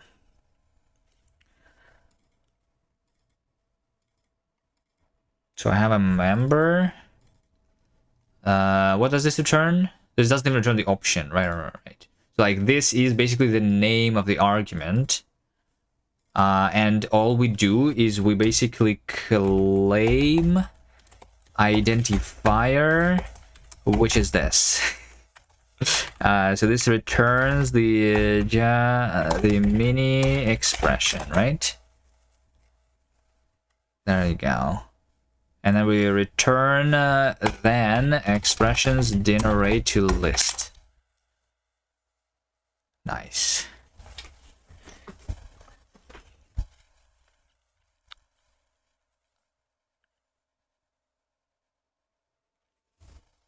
Okay. Hopefully this should work. But there's next to do, of course. Let's see, line 149. So now we have a value which is a function, right? Because yeah, right. So we have the constant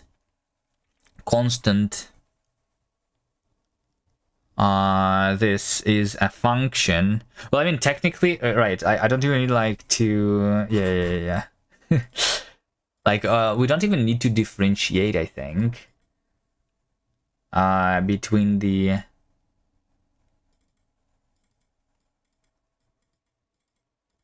function, we like the constant values and the constant functions. That's going to be distincted in the minicast itself. So we can just say that if this is the value function, right? We have over here, we have the function, but the function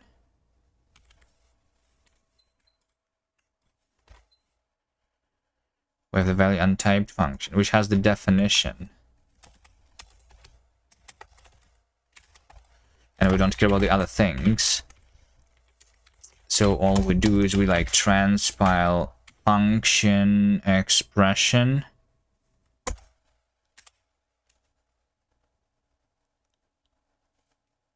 Definition. What's the span here though? Why do I need the spans?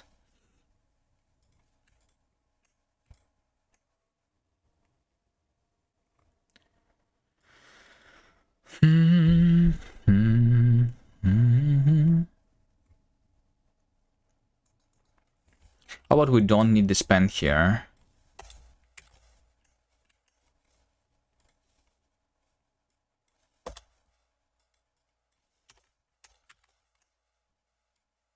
Can I just say something like, let's span the span of a camel position, and we'll just use this everywhere. All right, next line 246. Yeah, so now we have target dependent, right? We have target dependent.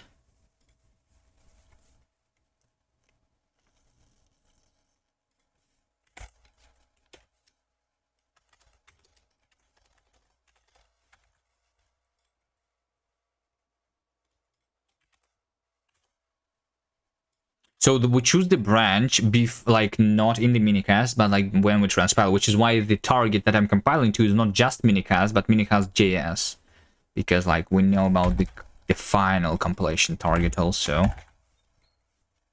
Immediately here.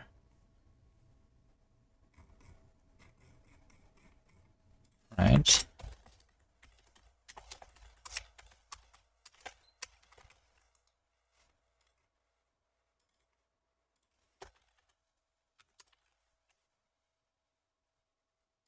So have context target.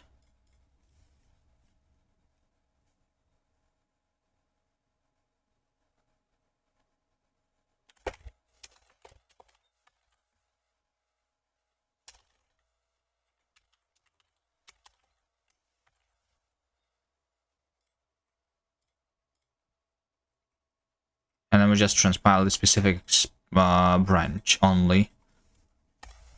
So context should have the target. What's the target? It's a value target.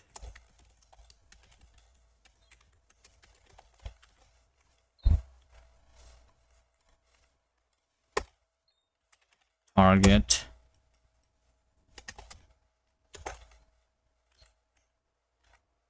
JavaScript. What's a value target? It's just name string. Okay. Name is JavaScript. Let's still do this one, right? Well, I mean, when I transpile expression over here, this is where I say the target. Target is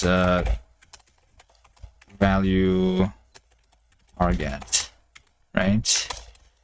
And I just do the target here like this, which I then do in the compiler CLI, where I transpile expression to using the target, right? Yeah, so over here, right, I'm saying JavaScript, so I'm saying that the name is JavaScript, kind of thing. Okay. What's my next to do?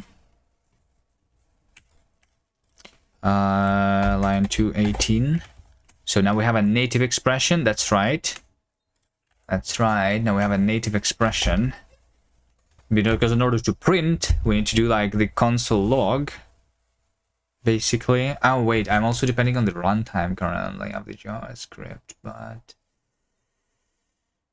I will have to do that in the minicast to prepend the runtime, I guess, or something.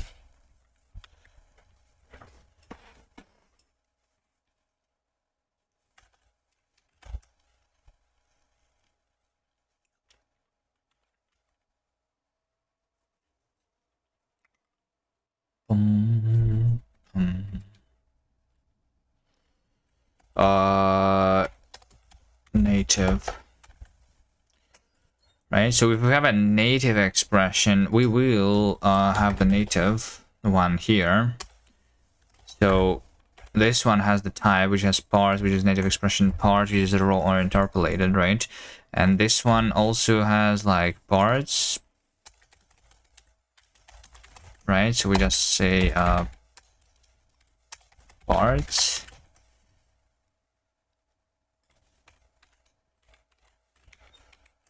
I'm just going to say that parts is parts list map function.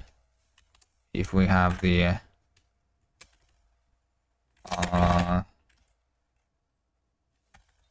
what is this type?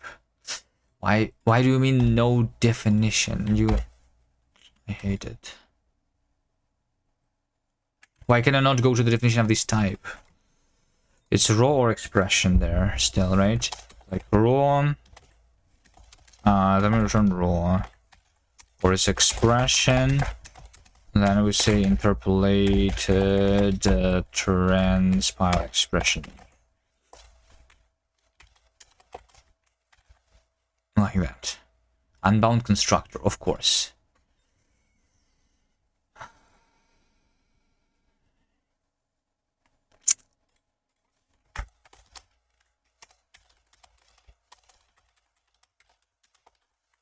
We need to do this, and we need to do the type annotation.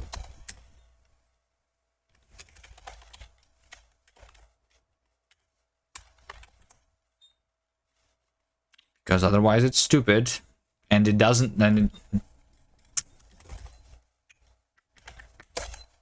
How do people like OCaml? Like, I don't understand. They write it somehow completely differently.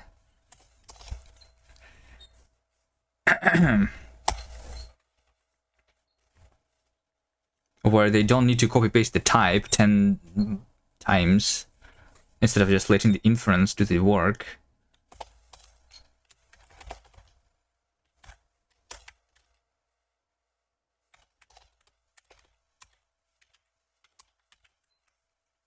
Okay, thank you.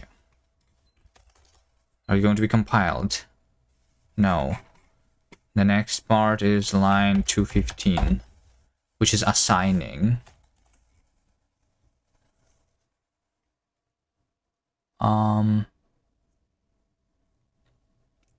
What do I assign? Oh, wait, I'm assigning because actually, like, you know, this is the hello world. It's assigning because I'm doing a pipe, and pipe is like a macro which assigns the things so that we calculate them in proper order. If I comment this out, though, then we have this. Okay, there we go. So we have main.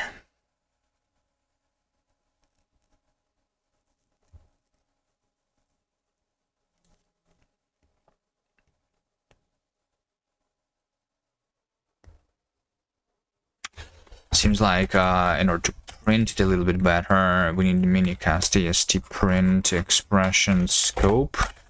We print this expression. I need to like write a line after this expression still, right?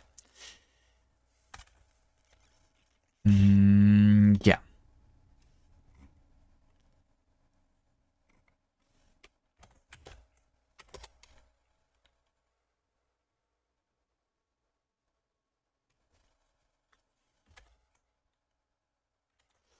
Seems like the indentation is not removed, although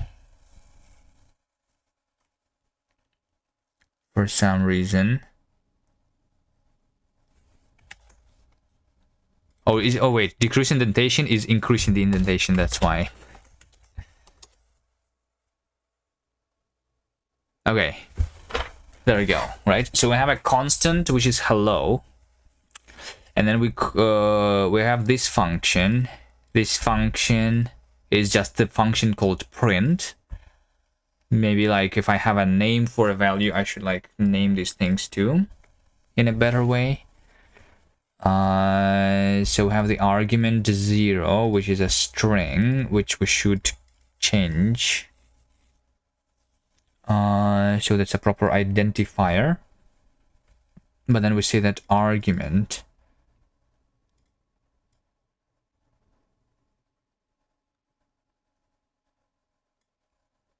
is equal to line. That is not correct. Right. Okay, wait. Yes. Now when I construct a function, I have like this thing. Yeah. I'm specifying the arguments, but I'm not creating this line like binding name.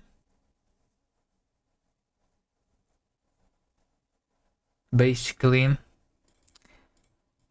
But other than that, I'm calling the native Cast.io print with this argument, which is the line, which is like this argument. So a little bit too many interactions, but that's okay.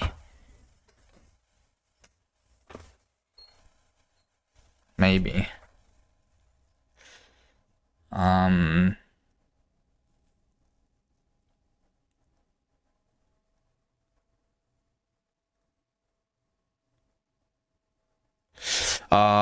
Over here, what is this?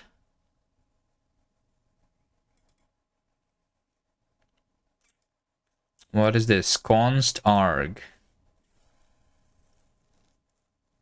We have a main which oh.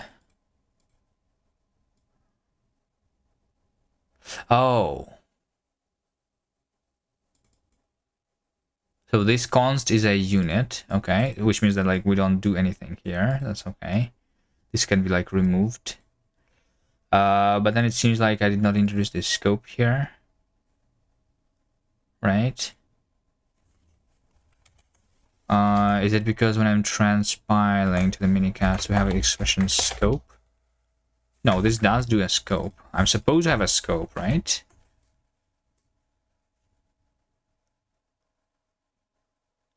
I don't do it when I'm transpiling this. Right.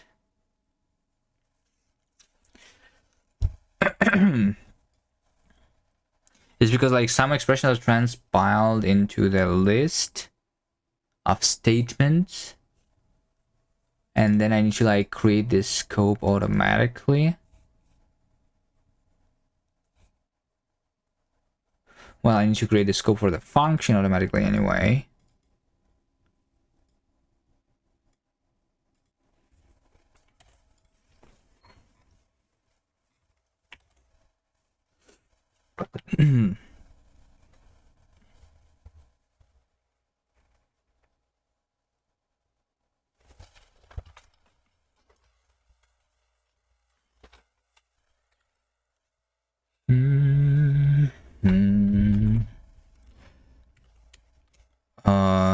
Function definition.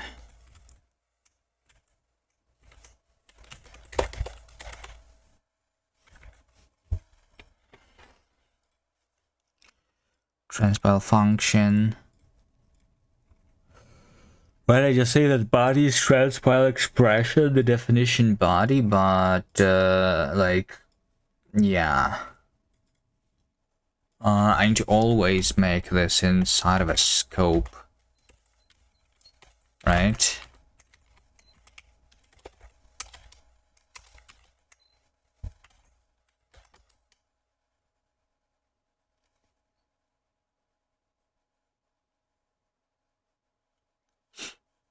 Wait, this doesn't work. What?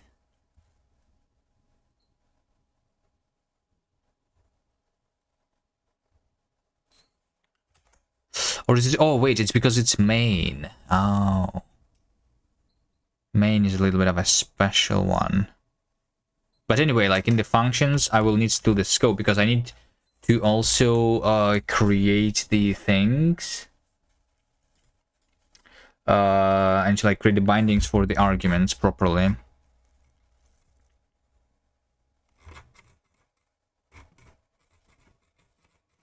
But the main function is a little bit special.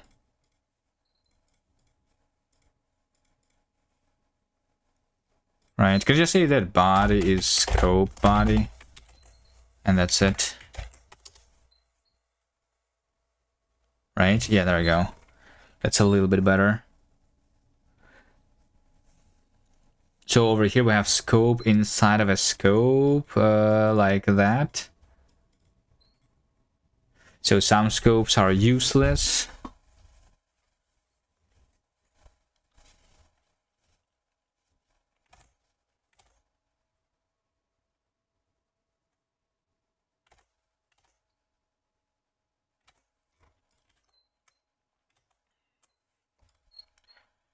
Since Kast doesn't have a main function, the translation to minicast has card code main as this.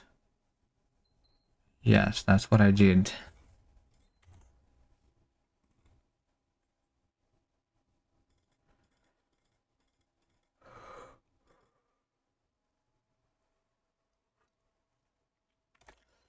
I just need, when I transpile function, right over here, I need to create the things, you know, let body is din array create, and then we will have the body, which is a then din array to list body, right? And then we say like din array at last body, the actual body of the function. But before we have the actual body of the function, we need to go over right, because like over here we are doing the arguments based on the signature, but then the actual pattern may contain like we might ignore some variables. We have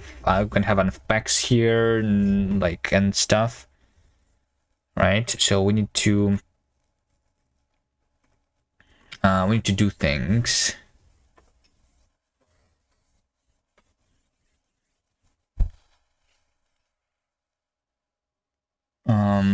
We might like do without unpacking first, maybe. So I say definition args pattern, right?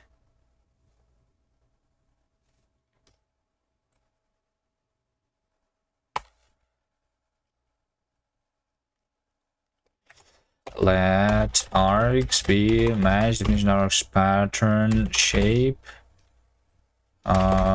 If it must be a tuple pattern, right? With the parts, so it's like the parts basically. Otherwise, we fail. Function args must be tuple, right? Okay, so we have the parts, and now we just say args list iterate function arg. So this is going to be the tuple part of and pattern. All right. So tuple part of is a thing which is either a field or an unpacked. So we're going to match arg.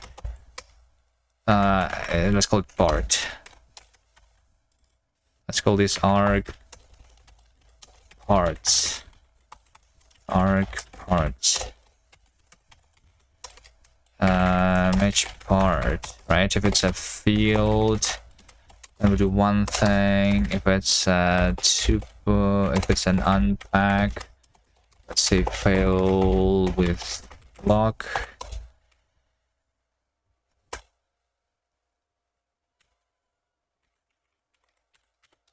This mesh is this syntax.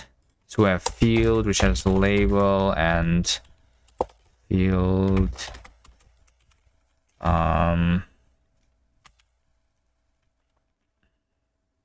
So this is where I need the unnamed index, right? And then we're going to say that let member be match label, and if it is none, then it's going to be result tuple member is index result. I can just say, I guess, tuple index unnamed index unnamed index plus 1 result. If it is some label, it's going to be tuple name, or is it like tuple member? I guess, yeah, tuple member name label get name label. So now that we have the member,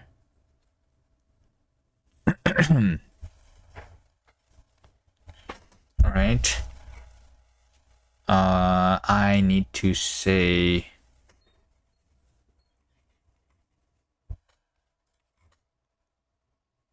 yeah, we have like the name, which is member name member, right? So we have like member name member. This is the argument, and now I need to basically pattern match. I need to pattern match the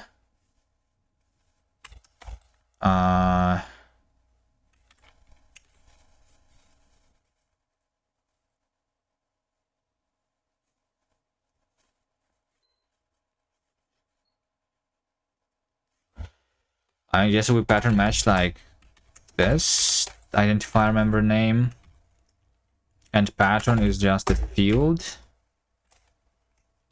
and this is the expression that we add to the body.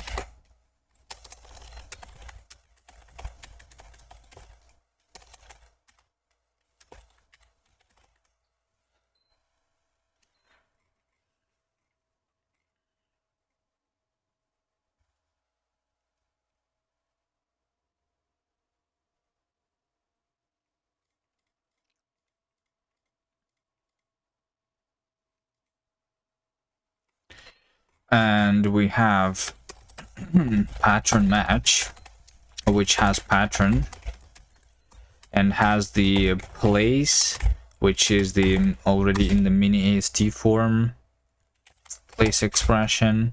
This should return the mini AST expression, right? So we here would say pattern shape, and then we need to match over that.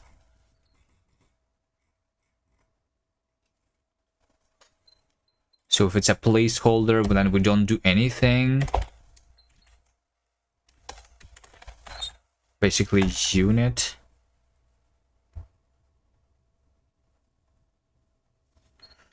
If we have a reference, let's just do fail with lock.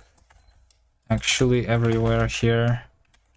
If we are pattern matching against the unit, this doesn't matter. We can just not do anything. If we have a binding, and we say let var is binding name binding, and value is claim place.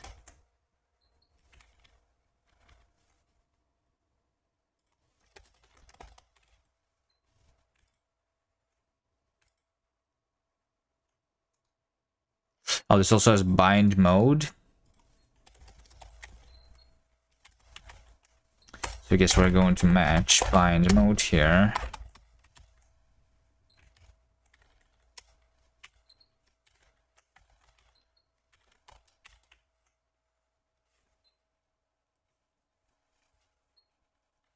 We have claiming or by reference.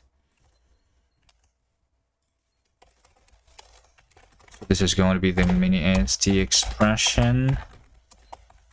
This is going to be value. In this case, we claim place, and in this case, we have, I would say, like reference to place.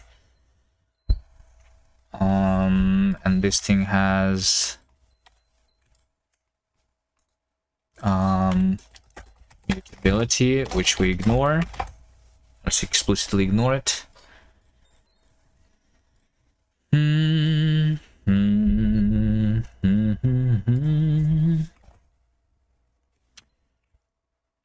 Okay, file none, beautiful.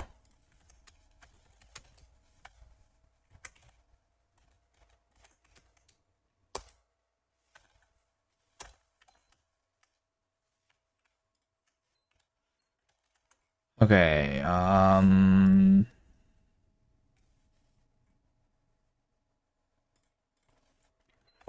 add last to the body. Okay, succeeded.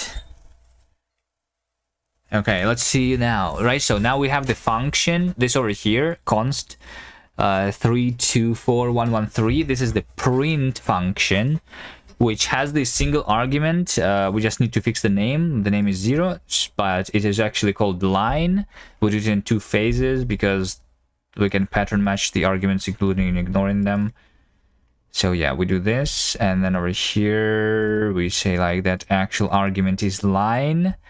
So like, and then like when we call every function, we also prepare the arguments first, and then we pass the arguments to the function. We could like optimize this, I suppose, but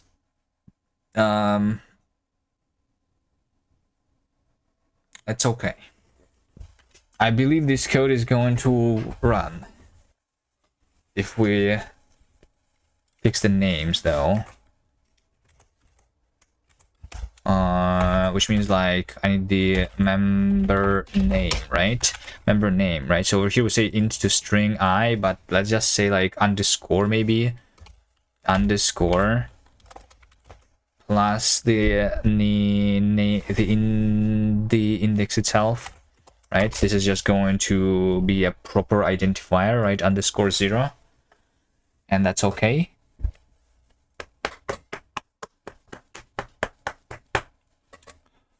Okay. So now the question is, if we compile this to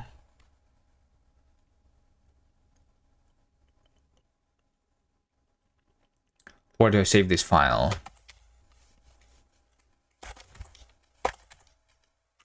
And the self-hosting.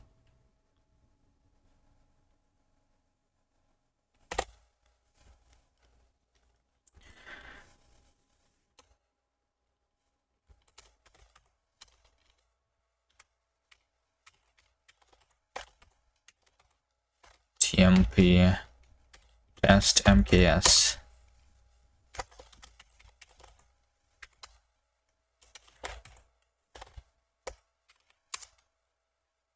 Let's do this. So here's my self-hosting. We have this temporary folder. Oh, we have already called the one called temp. That's what I was looking for. So we have this right here is the code. Can we format this code? We can. So like this is already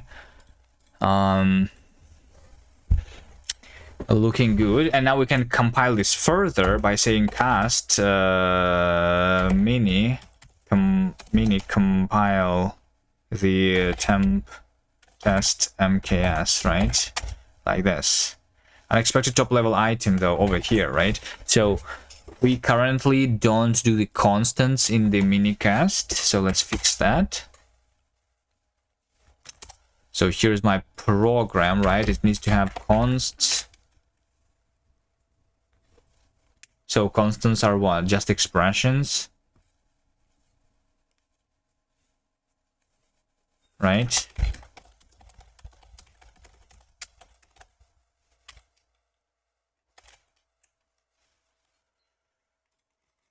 And then when we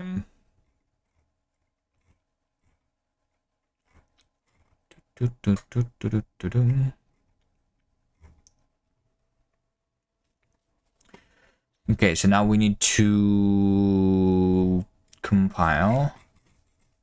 So we have unexpected top level item, but basically if it's not like one of these, then we treat it as an expression, as an actual constant, I guess, right? So we don't do this. We instead say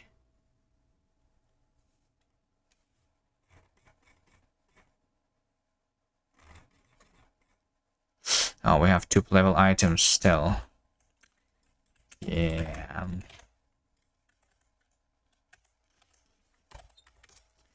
We still need the item, right? Yeah, so in this case, we have the item, which is the kind, which is just a const, right? Kind, top level kind, it's either a function, type, or const.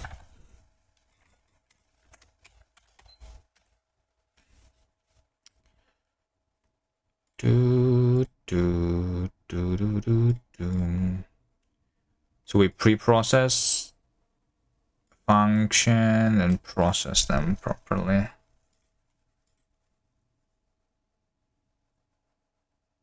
Constants probably need to be like, wait,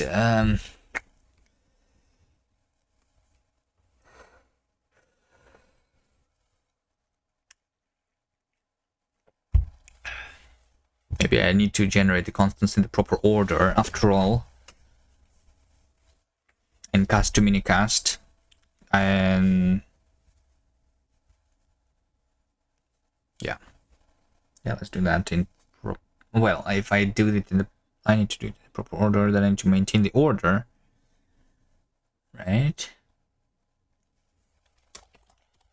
If we have a constant here, we're going to not do anything. If we have a constant here, we're not going to do anything.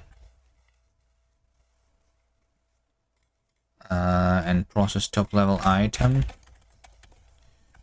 Over here, we have a const. Then we just process const name def. And when we process const name string definition ast, we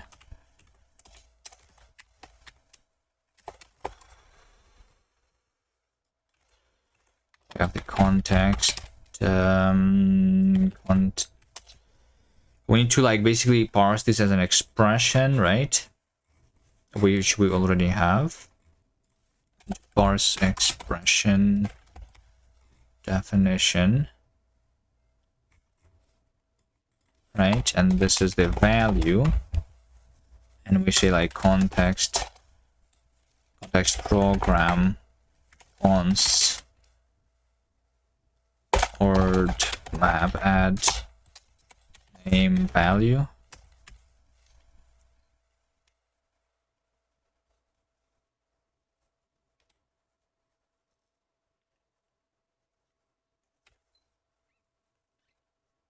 And that is all.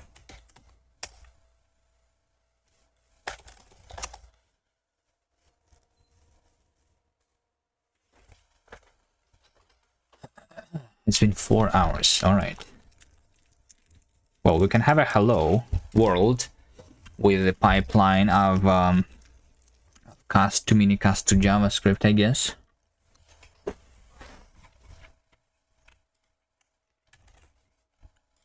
Parse expression. This needs the detected type actually.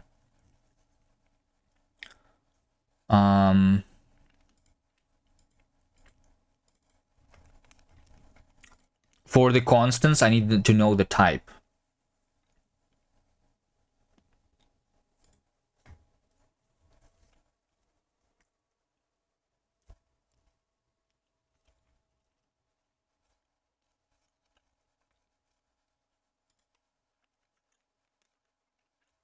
which means that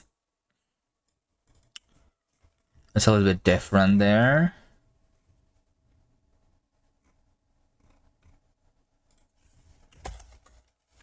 And I guess I will need to, yeah, do that.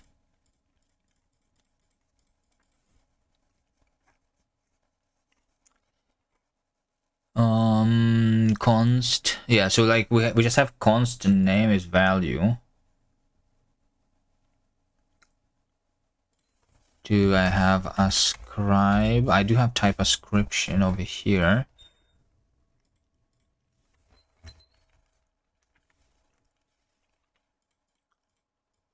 I can do that.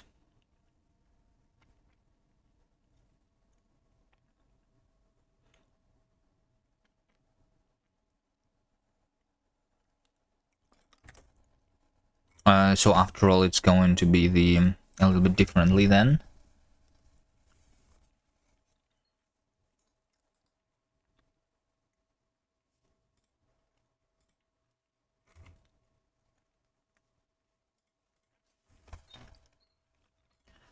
Let's just have like const array list t. This is like what we like queue to do later, right? So it's going to be a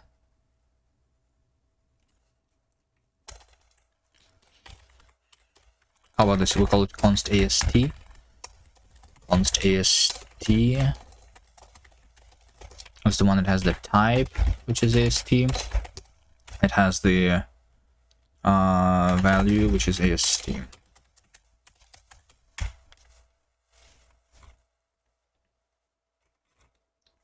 Right, so it's going to be actually separate from the top level items then.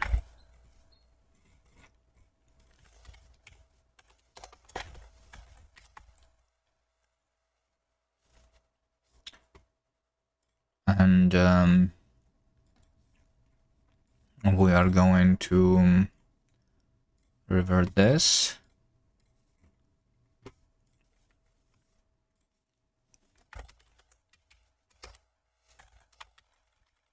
And revert that. So constants are like the last thing that we're doing after the functions even, right? Say for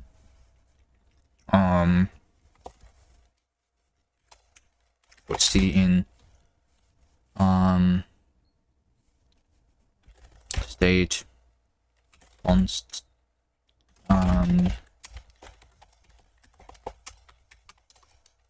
process const c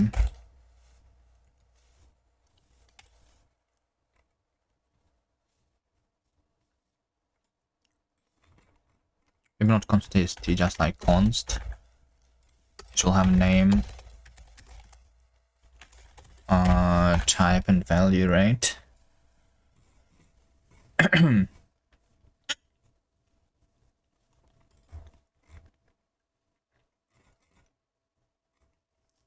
So yeah, over here we have a const. This is top level item, right? But this is not necessarily called top level item because we say that if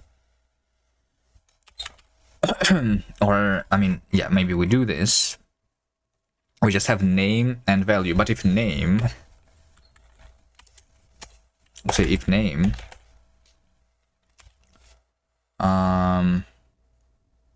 shape.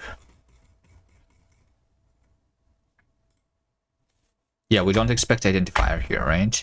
If name shape is after that, we say that name is name expect identifier. But before that, if we say if name shape is rule and if rule name is equal to type ascribe, I guess. Say name and type, right, is root ast helpers expect two children with names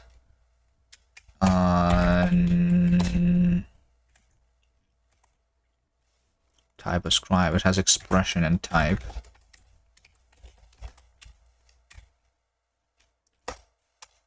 I would say name is named. Expect identifier. We will return here saying that state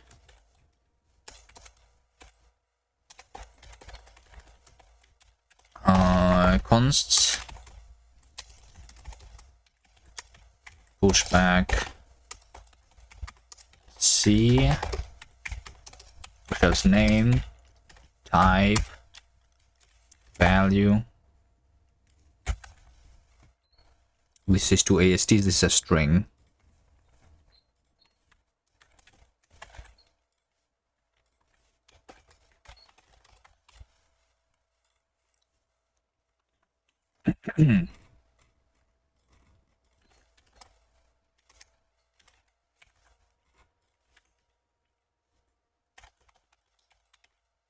So when we say process const, we say that it takes const, which is const,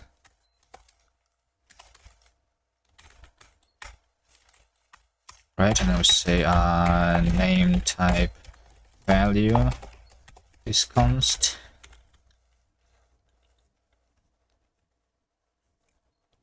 So we parse expression value, and we need like the type, and the type expected is some parse type.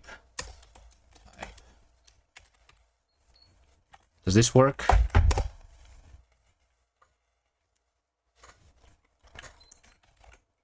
It does not. We need to set up over here saying const is array list new.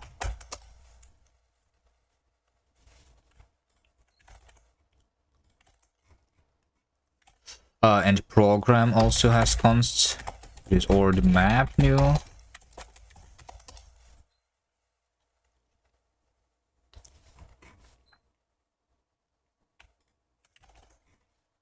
This is mutable reference.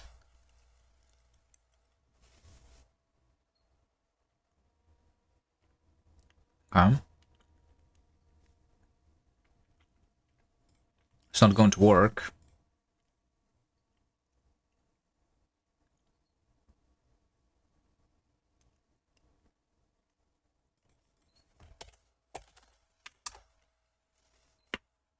Still says unexpected top level. Yeah, okay. So this is the bad mini cast because we need to actually supply the type here now. If it is like an actual constant, also like over here, there's a string, and that thing is a unit. It says type string is not found though. I believe that like this thing should be like built in, and I was doing it previously differently in the mini test. I was saying that int, bool, and string are like natives, but native is supposed to be like the type that is native to the compilation target, and this is like a built-in instead, so it's different. Let's do the parse type, which is going to basically be, if it's a token identifier and we have the name, right, and we'll basically say that if name is equal to unit, and we return unit. The unit boolean int 32 string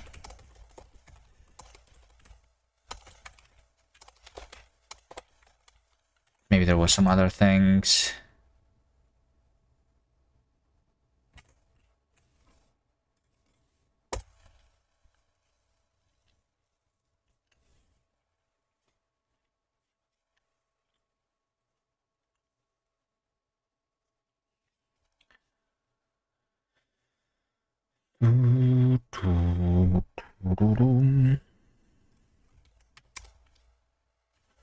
Now we say const is not found in the scope. Okay, hold on. How do I do this? I cannot forward declare the constant, right? I will, yeah, so like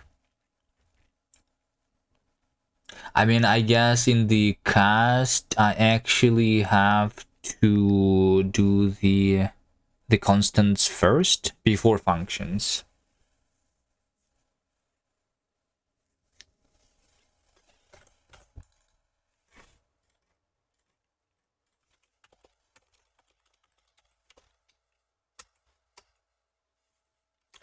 But like top level items also, like I need to define the types first, then constants, and then functions, right?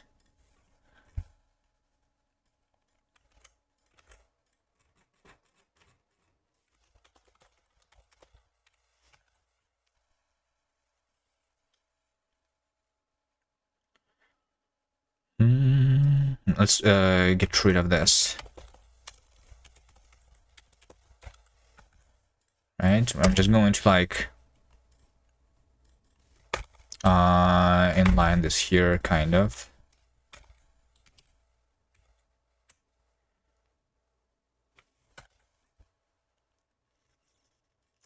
Right, I'm just going to match item. I mean, this is okay, yeah. Match kind with, so like functions are the last, and then we, so like over here we pre-process functions, we pre-process the types basically.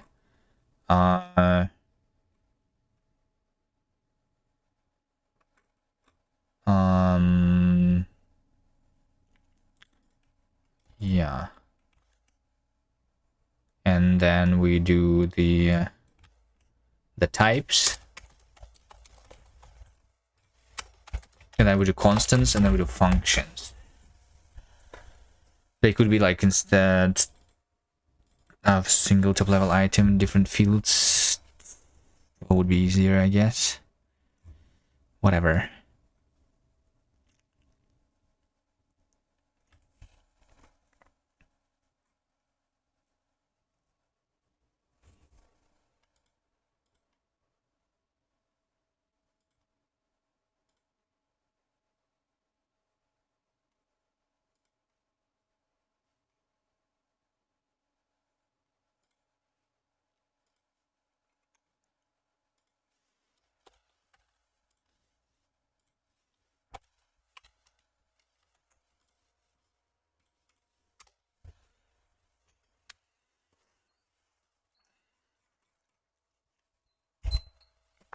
Couldn't find context.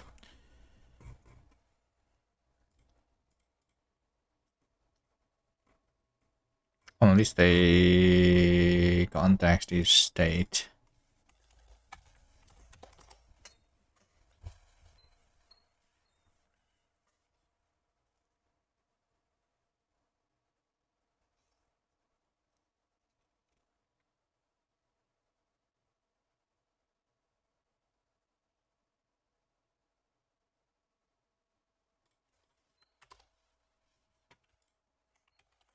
So const is not found in the current scope.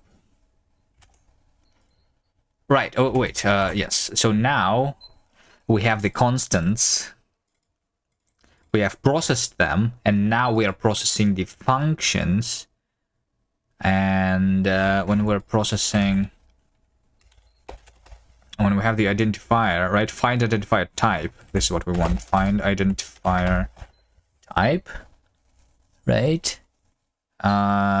It is either a local thing, so we're finding in scope, or it is a type, or it is a function, or it is a constant, right? So we say if context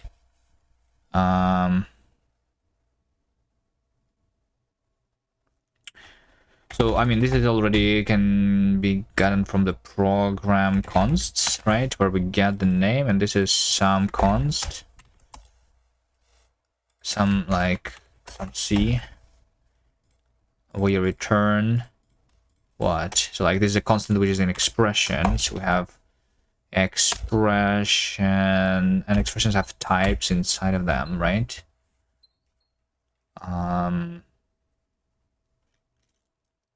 So we actually know the type of the expression.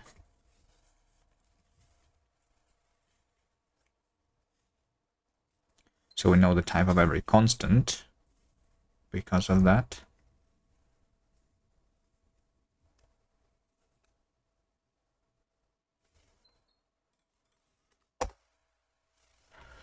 Expected expression got let is const, right? So we have not introduced the let. Parse expression, right? I have not introduced the let, so say if rule name is equal to let pattern be value, right? So in this one we say that let pattern and value be root expect two children named pattern and value. Although, like, we just say that we have the name, which is pattern, expect to be identifier. So we parse expression value.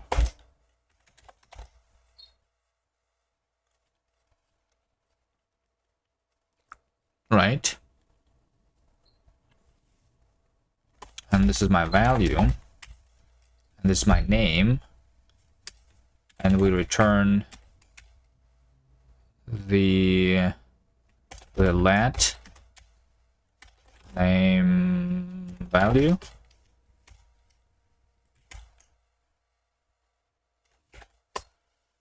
So we have expression which... No, we need to parse the expression which also needs the type, right? We return shape is let and type is unit in this case.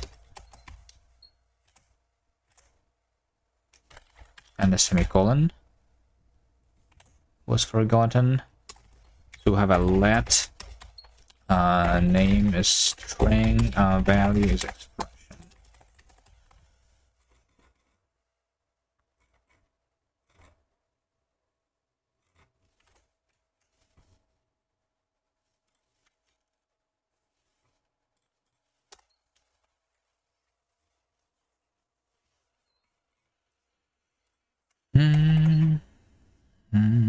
When I parse expression, I need the expected type. What should be the expected type when I say let name be valued? Do I want type descriptions? Actually, this might have a type description or might not have a type description. Let's support both here, right? So we say that, yeah, we say like a name and expected type, right? Is basically the let's do with the return here. So by default it's just name and expected time is none, right? But we say that if pattern shape is rule root, then if rule name is type ascribe, then let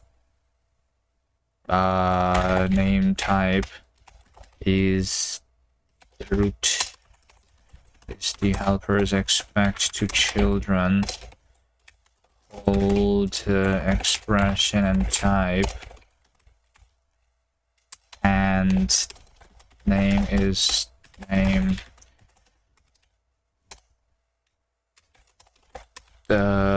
expect identifier, so we'll return name and some parse type, right?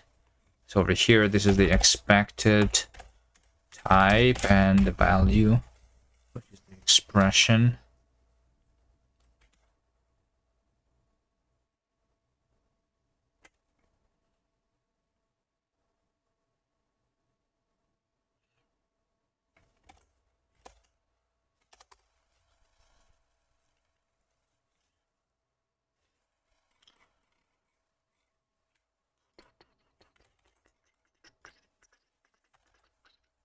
They should be returned from this block.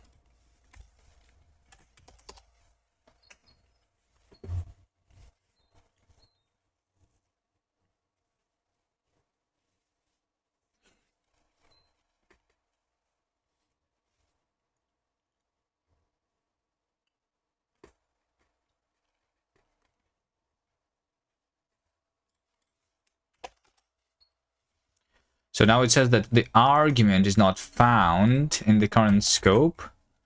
Right. So, okay, I'm forgetting that when we say that we have a let, it means that into the current scope, we need to inject this binding so that we can find it in the scope. Okay. Pattern shape is this, right? So we have the name.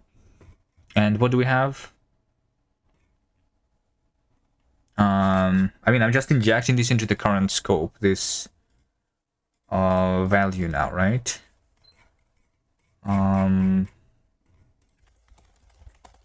Scope bars, right? Yeah. I just say something like, I just say that current scope bars add name to be value type, right? We need to remember the type of the variable here.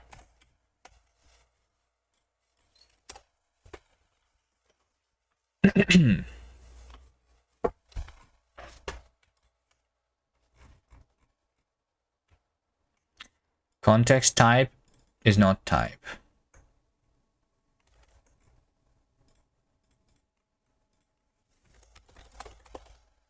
That's called context, right?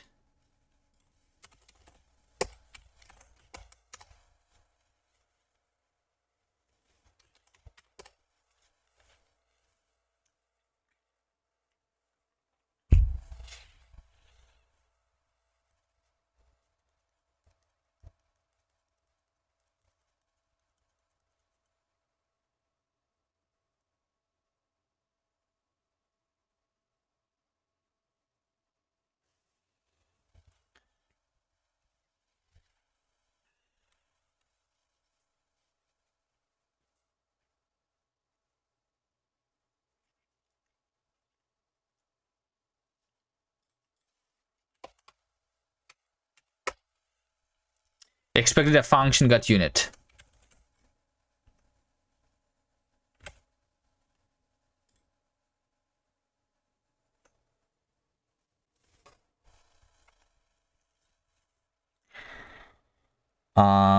Okay, right. So we don't type check here because we have a native expression which defaults to the unit type unless we do the type ascription here.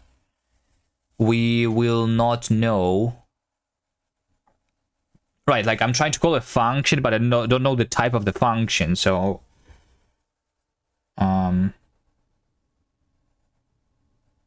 yeah. Although we can say that the function, like, we know the expected type here, we know the argument types, I guess, and then we can like infer the type of the function actually here still. Like the basic simple inference can be done here, I guess. Expected function. Right? So when we apply, we say that function is parse expression. We don't expect this to be a type at all. Yeah, but then I would need to reparse it again. Right? Yeah, no, I don't think this is what we do actually. I think we might need to annotate the types explicitly for native expressions. So it's like native print, and this is supposed to be like string into unit, basically.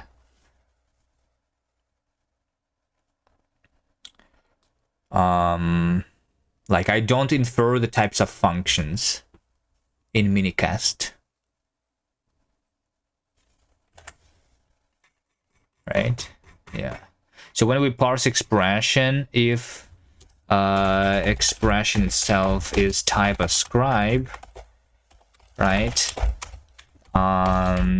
Then we are going to say that let expression and type be root. ESD helpers expect to children. expression and type, and then we say that type is parse type, and then we just return parse expression.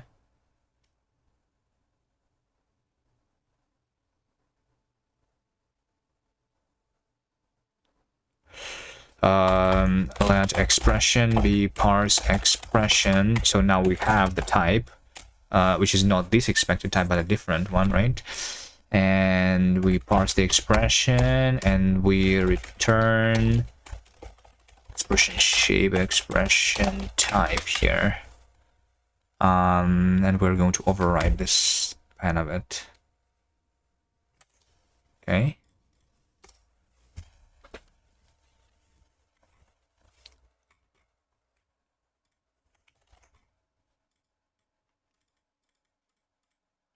It's a shape and it's type.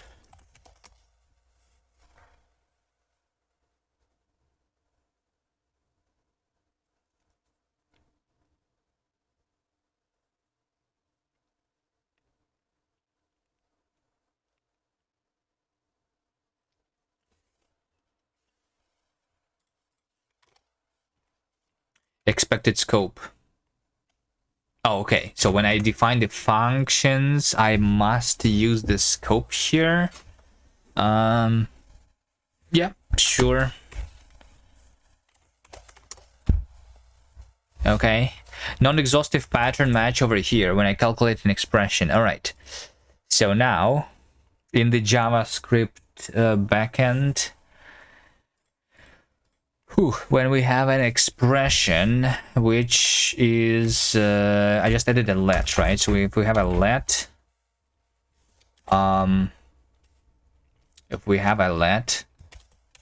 name and value, right?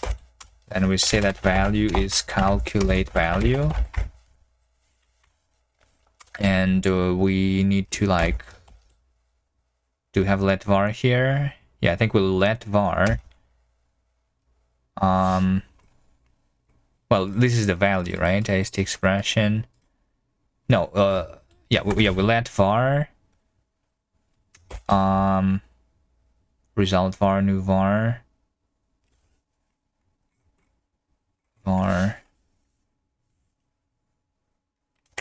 So we have a variable with this name basically.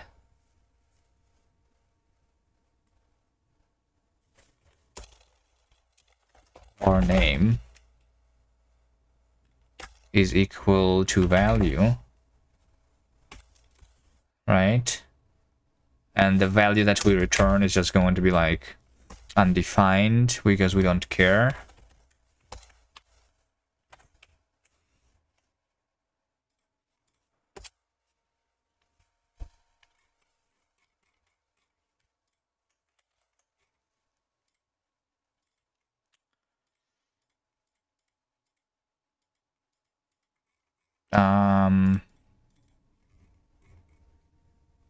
Calculate value returns a var, right? So we just do this.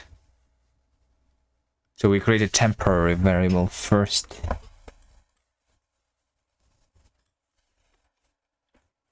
Okay.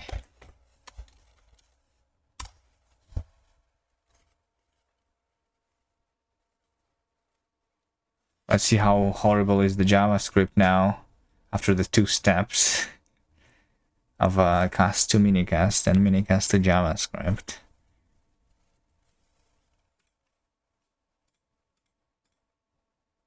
Did I press enter again on accident? Oops.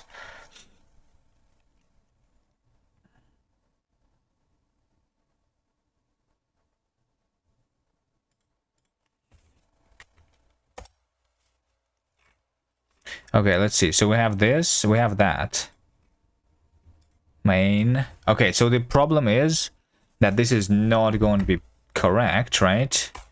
Cast color false mini this into node, right? This is going to say that const 324112 is not defined because I have never I have never transpiled the constants in my JavaScript, right? Yeah. So when we compile the program, we just go over the functions, and then we just call the main function, right? But before calling the main function, we need to, and after defining all the functions, we need to do the constants, right? So for key is name value in program const iterate, right? We say that let var, which is var name, and this is going to be equal to what? To calculate the value, which is an expression, right? I think that's all.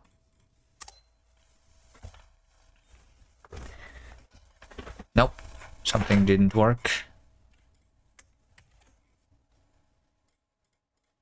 Yeah, they should like var. Yeah, I think like we can change the calculate function to like potentially calculate into a variable, so that we don't create temporary variables that like easily make simpler code. Maybe we can do something similar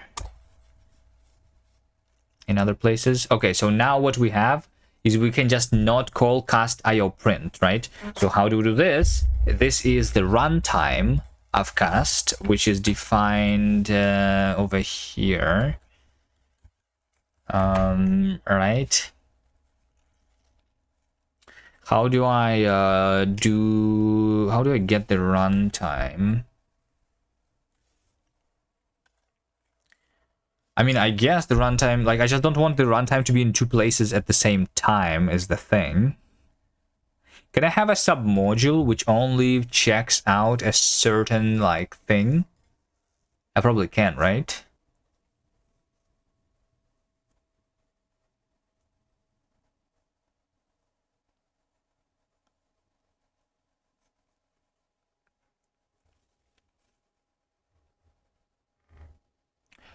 We have the...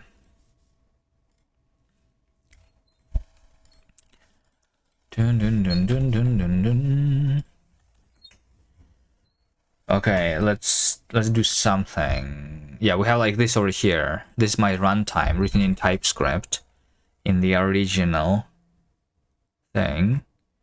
I want to keep it, but let's add it as a submodule. Get a submodule. Is it a submodule or like a work tree if it's from the same repository?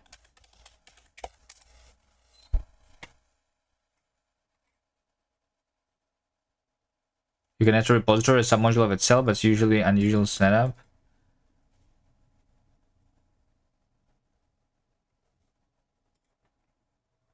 I mean, yeah, sure, whatever. Let's see, we do something like git submodule add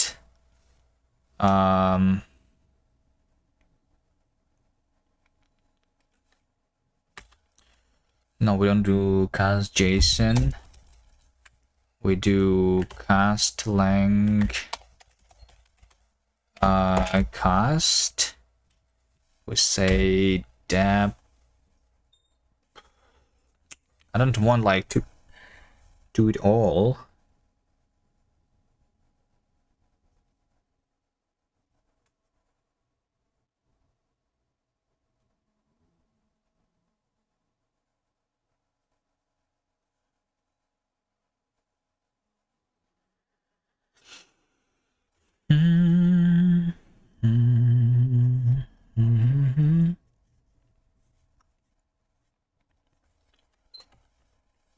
Can I do something like maybe like with the Nix?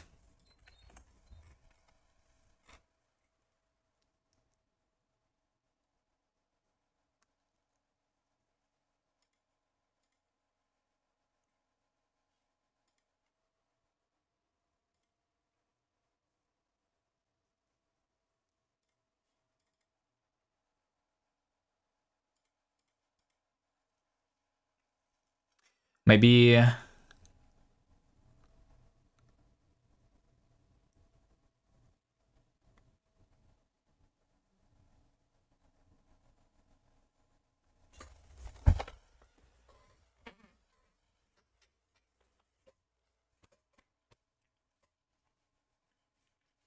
how do I want to do that?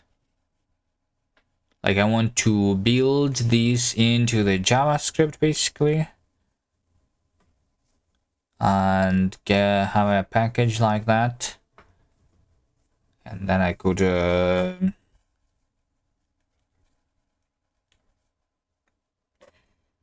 put it somewhere.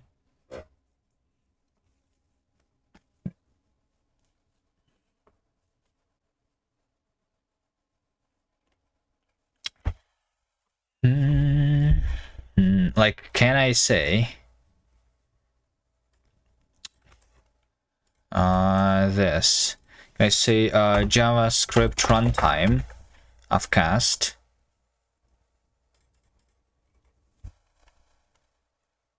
Right?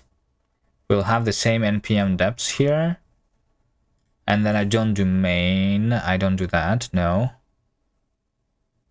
Can I just... how do I build the package from scratch?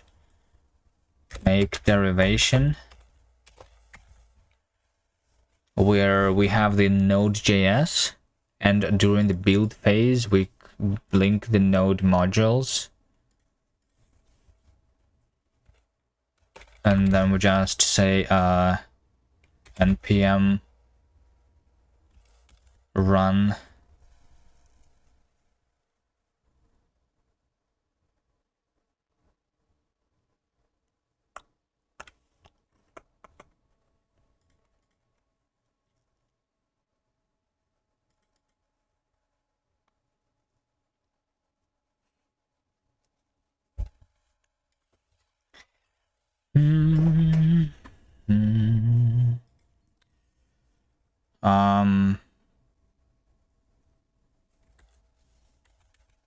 I mean, do I even have npm run or something?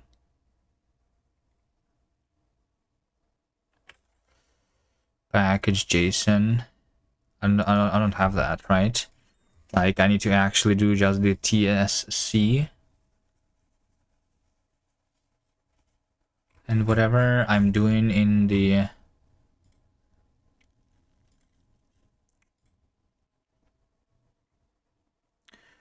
in the runtime, right? We just do npm exec tsc, and that's all. With these two files. All right.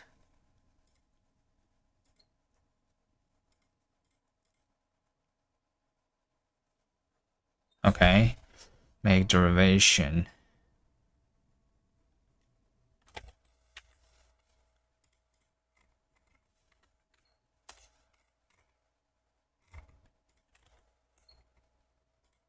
Do we have this source? Hold on. Let me just remind myself. Make derivation. Show me example. Yeah, we have source. Let's do source. Source is filter. Where root is source transpiler JavaScript. And include is just runtime ts and ts config JSON, right? And then we just do npm run tsc, and all that I do is you know, runtime JS here in the out.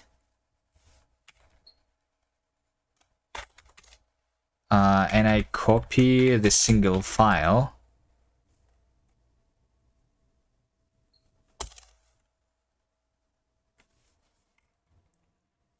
Which is going to be like runtime JS. I'm assuming. Let's see here. If I do nix build JavaScript runtime.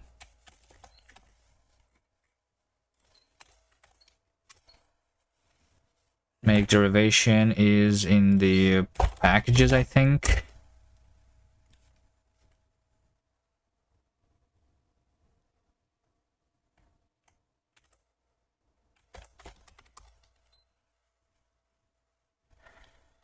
No, it's in packages, what, like lib?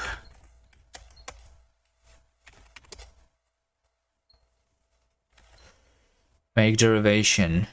Where is it? It's std_env. std_env. Make derivation, right? Attribute name is missing, right? I need to like have the name of this, which is going to be Kast JavaScript runtime, right? And version, I think, is also needed. Is version needed?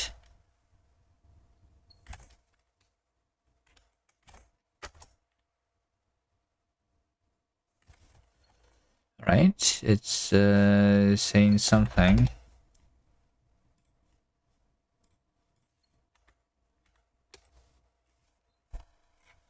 Filter failed. Could not read package JSON. No such file or directory.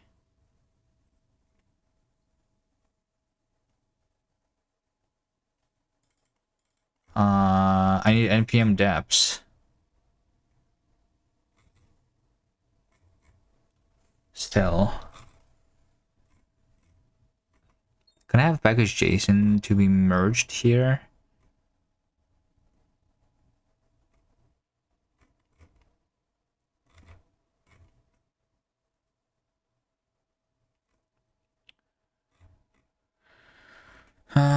Like I don't want to copy the entire thing.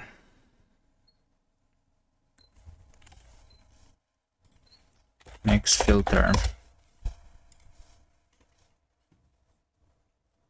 I mean, this is just filtering things, right?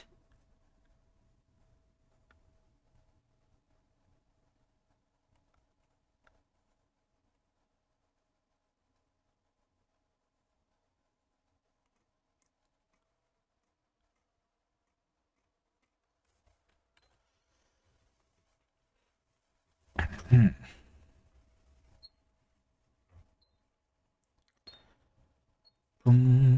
boom, boom, boom. Okay, how about this? This is going to be the package JSON, right?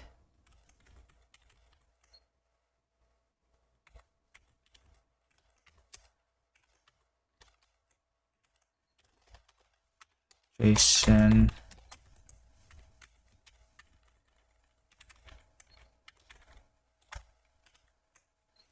is this. So we have package JSON. Can I just like, before I build, just copy package JSON star into the current folder or something?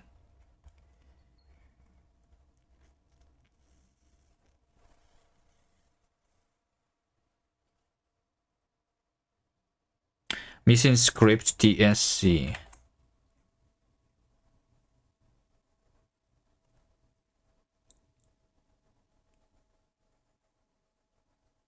Why is it missing there, right? And why is it, wait, why is it the script not missing over here, actually? It's npm exec tsc. And I said npm run tsc. That's the difference.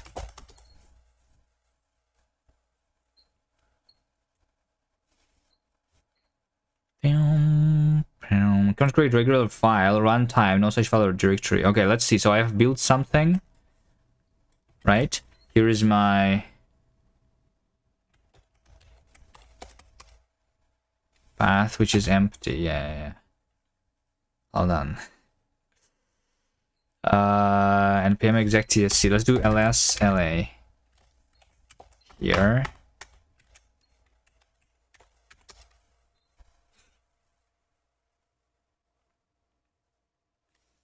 Okay, so we have no, I do have runtime JS, right? So it is built. It actually is built here. So if it is built here, then I'm just trying to copy it, right? Oh, this is like postfix up, which is different. Is it like just in the build that I need to copy it to the output? Maybe?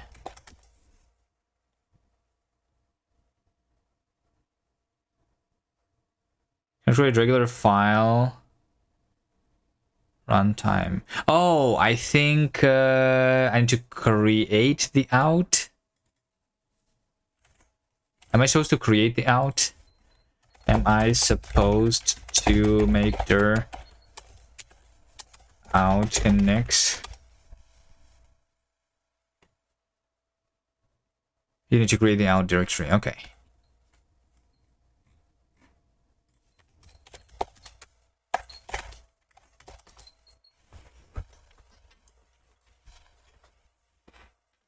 Okay. So we basically have this thing called the result, and the result is the nobody made the file called runtime.js here, and this is my TypeScript compiled to JavaScript, basically, right?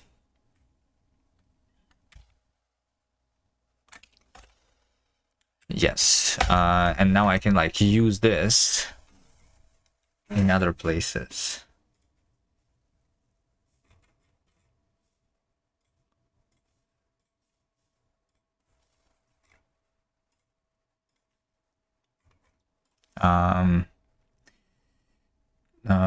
Nix.js runtime package. Kast minicast. Whip. Let's push this.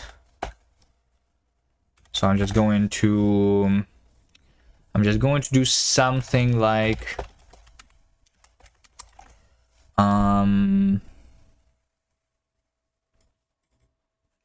I can have it in my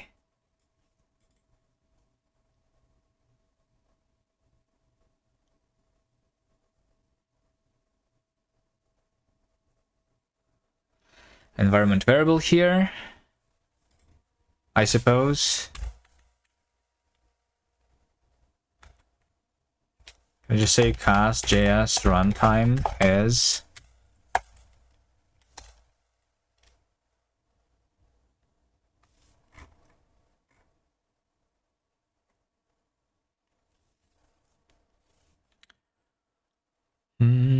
inputs, Kast, packages, system, JS runtime.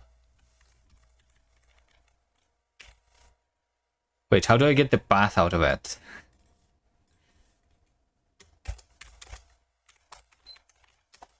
To like do this, and I do like slash runtime.js. Is this it?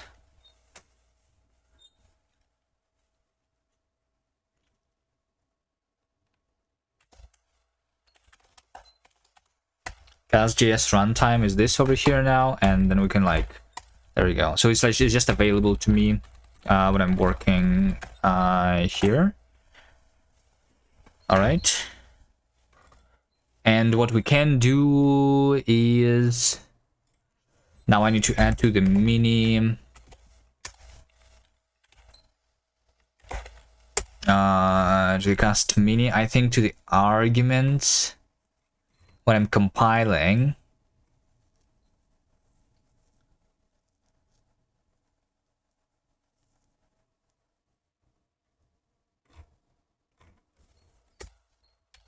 JavaScript runtime optional path.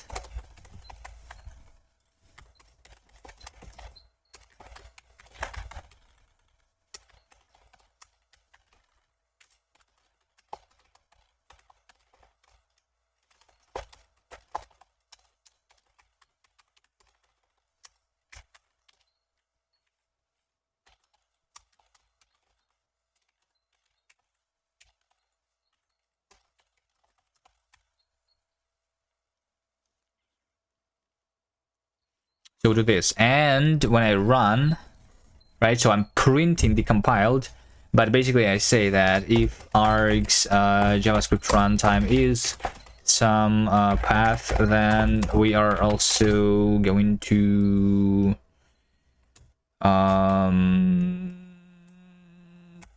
just print the stdfs read file path, right? So like we just literally prepend it to the output that we have.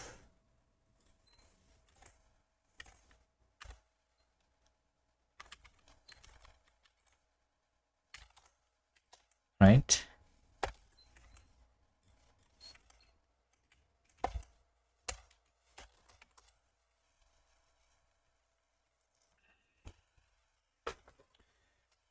So I'll want to specify when I'm doing this cast build.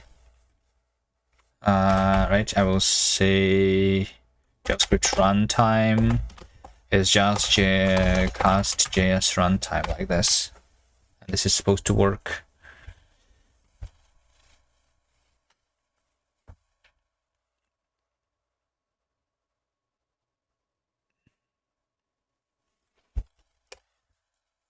Undefined, amazing.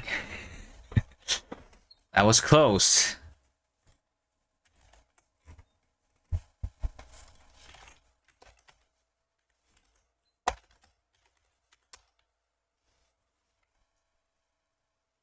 I'm calling the function main, where we call function temp12, which is const 13, which is this function, and this is the print function,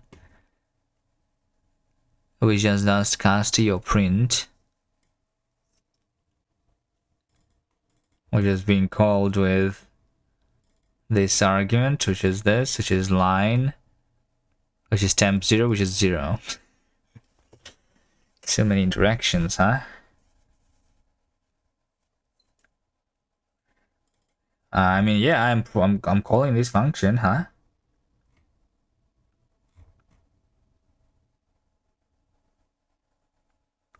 I think it was supposed to work.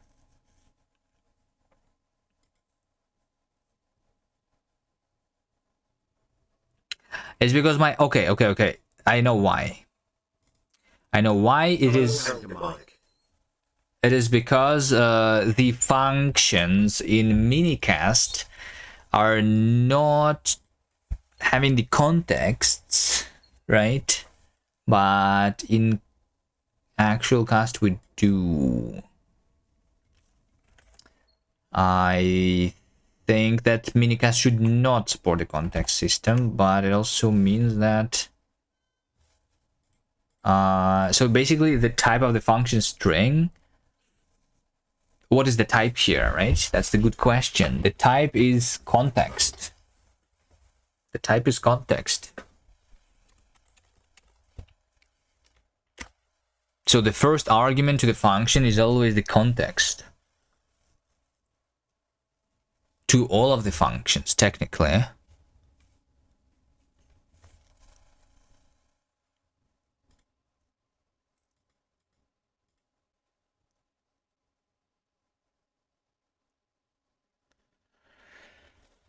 To all of the functions, which we technically, yeah.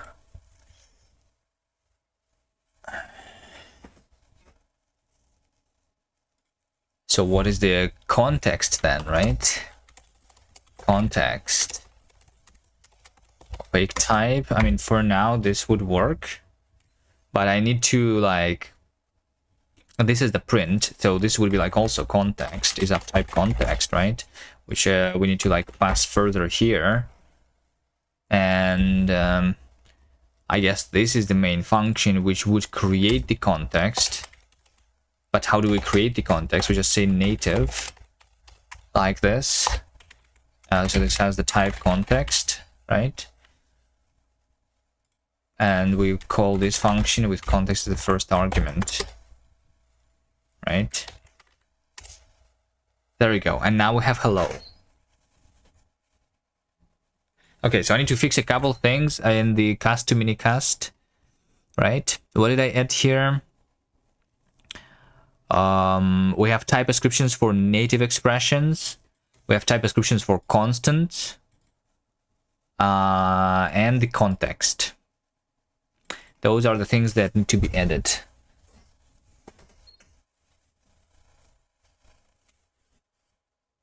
Other than that, it seems like things are working.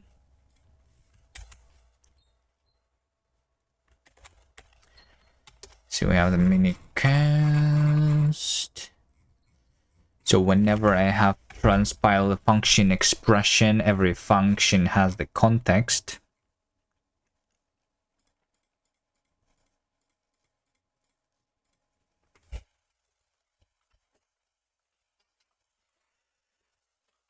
Right.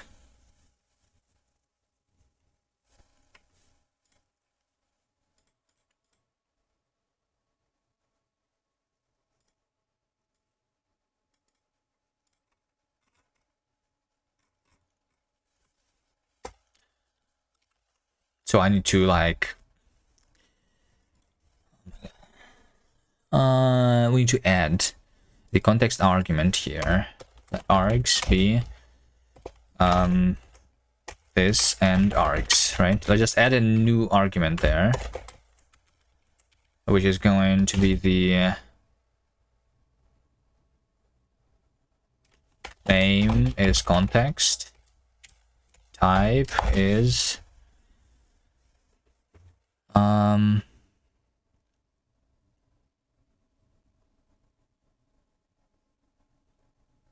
yeah, so what's the type of context? And like even later when I transpile to other things, so I need to like think about this then, right? It should not be the opaque type. Because we are going to actually do something with it, right? But it's a context. This is an object which can have like dynamic fields, basically. I guess. Is there something? If we look at the Golang, how would I do that there? And if I look at C, how would I do the context there?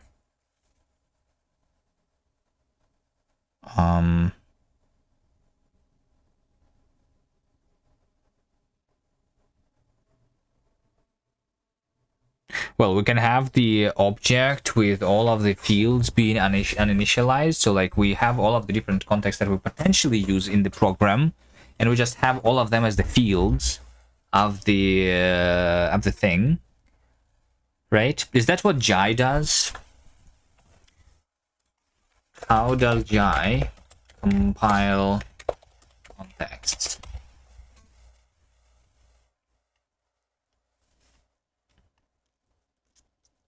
It's a thread local, right? So like it's actually not passed as an argument, which is good. Yes.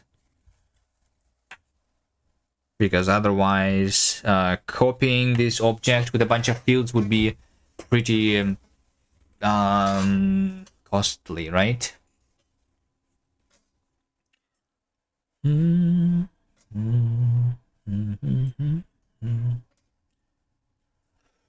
That's not what I do in my current JavaScript backend. I'm actually copying, and if it has a bunch of fields, it will be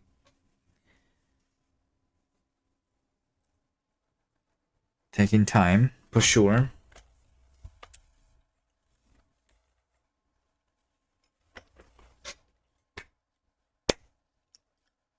But we like need to revert the context to the previous state then if we don't do that. And it's supposed to be like not the it's supposed to be not thread local. It's supposed to be task local. Is there such a thing like in Golang? Golang, Go routine local.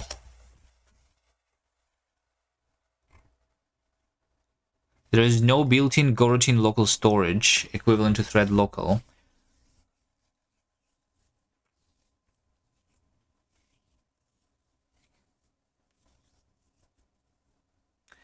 Alternatives. Context passing. The standard way to carry request scoped data is by passing context as the first argument to every function. Yes. It's just that the context object can be big, but yeah, that's exactly what I do right now. GLS provides coroutine local storage but requires using special wrapper functions.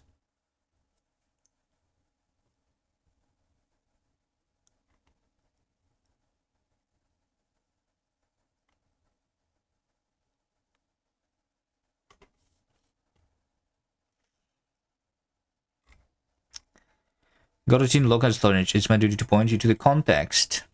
Block Golang or context, which is how Google solves all of the problems. You would perhaps consider using this package for all at scale. Hold on, there is this official in the Golang. Go concurrency patterns, context. In Go servers, each incoming request is handled in its own coroutine. Request handlers often start additional coroutines to access backends such as databases and RPC services to the set of coroutines working on a request. Typically needs to request specific values. At Google, we developed a context package that makes it easy to pass requests, code values, cancellation signals, and deadline across API boundaries to all coroutines involved in the handling of a request. The package is publicly available at context. We just have the context interface. A context carries a deadline, cancellation signal, and request scoped values across API boundaries. Its methods are safe for simultaneous use by multiple coroutines. Done returns a channel that is closed when this context is cancelled.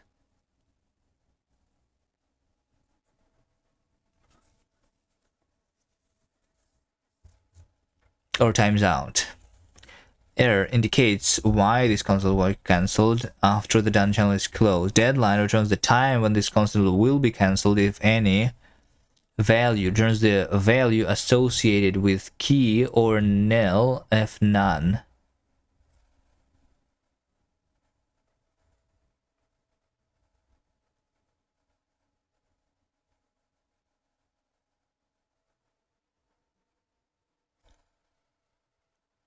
But you still pass the context as the interface explicitly, right?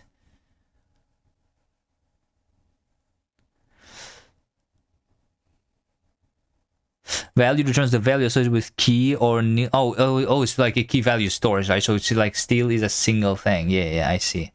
And this is beautiful, right? Interface, empty interface. That's what they do in Google. Basically use the any type. Amazing.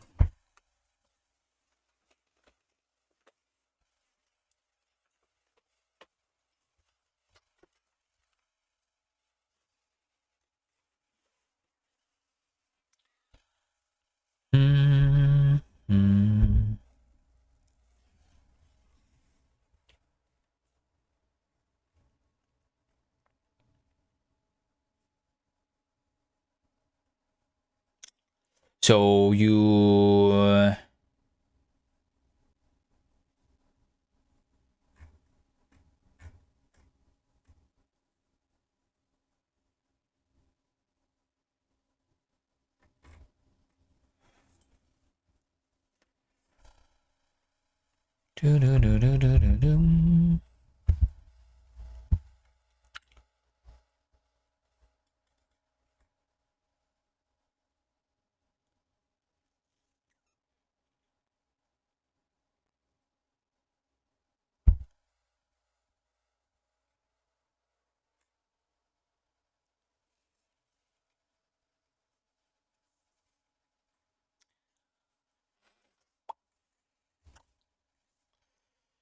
okay, well, so we have the variable. What is this? Is this me just declaring multiple variables? Right, so we declare the context. The request has a timeout, so create a context that is cancelled automatically when the timeout expires. Okay. Defer cancel. The handler extracts the query. Blah blah blah blah blah blah blah. Query.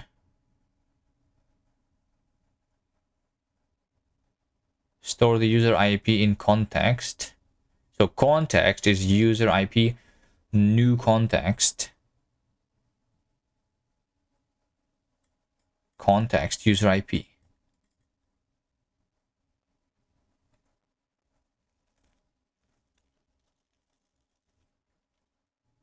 User IP package provides the function for extracting the user IP addresses and associating them with the context.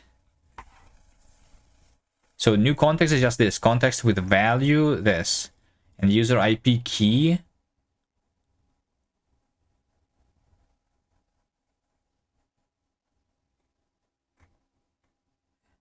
is 0. User IP key is the context key for the user IP address. Its value of 0 is arbitrary. If this package defined other context keys, they would have different values. What if it is multiple packages that use the context? Shouldn't this be a different for every type?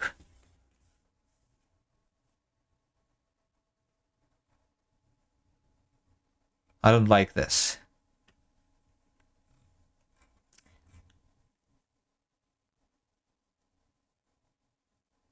And then we have from context. You have context value, user IP key dot net IP. Is this how you cast?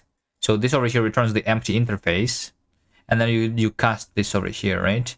Context value returns nil if context has no value for the key. Then net.ip type assertion returns okay, it's false for nil.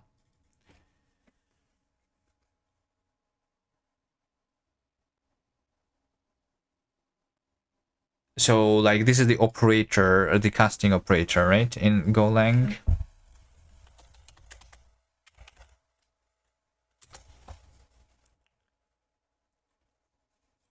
Cast interface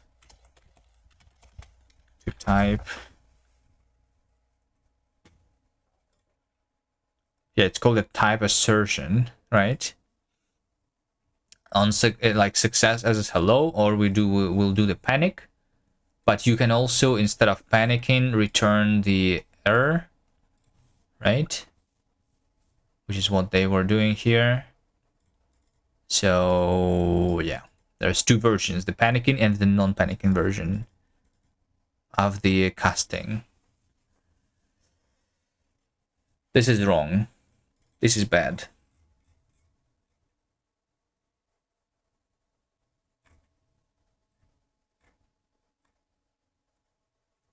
I mean, unless they somehow do like they say arbitrary.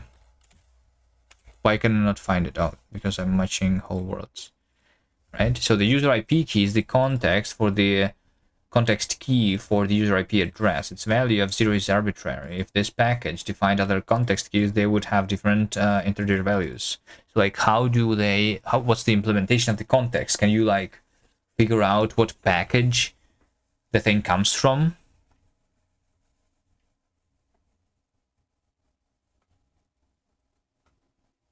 Because like, oh, right, there we go. Because you have the type, okay, because this is not an integer, right? If they were integers, that would not work, right? But we prevent collisions with context keys defined in other packages by having this as a new type, which basically, because the keys in the context here are the empty interfaces, right? Which is basically the type plus value, right? So declaring the type already declares the new thing there. Okay, got it. Got it. Okay, it's not as bad as I thought, but still pretty ugly. But I mean, yeah. We could do like the same. So basically, we could do the, instead of the thread local storage and stuff, if I'm doing the C, right? We could do something like this. We could have struct context, right? So what's the context in general? Struct context. Right. This is basically has the I mean, the context is basically a key value store where keys are different for every context type, just like they did in the Google there, and that's like how I do it in my JavaScript backend too. But since it can do any value, like it's going to be map, which is map. Well, I mean, it's already the context, right? But yeah, we're supposed to like have the map. We don't have generics, of course. Map from like the context key, which is just an integer, to the context itself, the value, which is going to be a void star, and then like when we expect the correct type, basically. Yeah. All right. And then we can pass the context object around.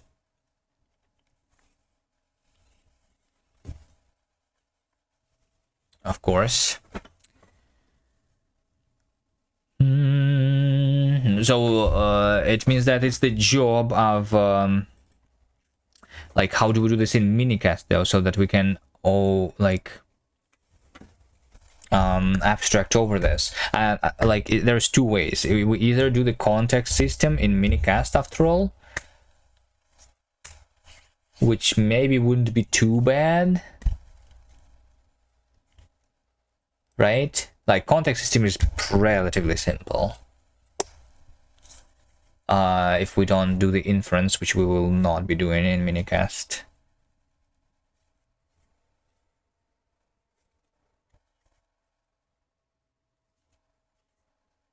Yeah, maybe I just do the context system in minicast actually.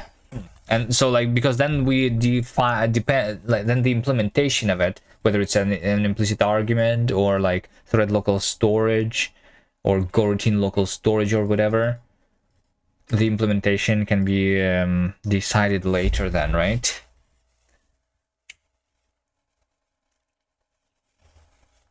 So we don't do the context like this. And we don't do this. I don't say context is opaque type. It's just like when I use the context. It is just that when I use the context, I need to define it, right? So I can say that, like, for example, output, right, is a context, and we give it the context type, right? So output type. It's like literally the same as I'm doing already.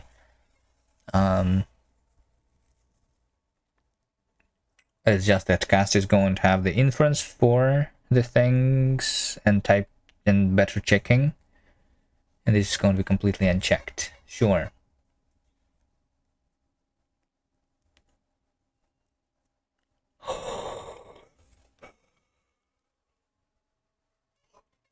Which means that when I compile to JavaScript, I will do the same thing, right? So this is my main. This is the main function. So I'm going to call it, and the argument, we are still going to have like the actual argument then.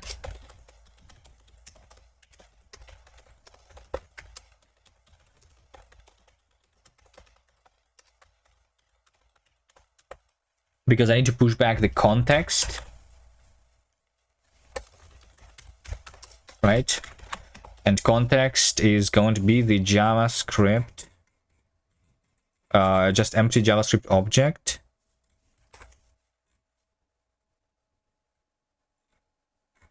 Which I have not defined yet. So we need to have an object, right? Where we have the fields, which is the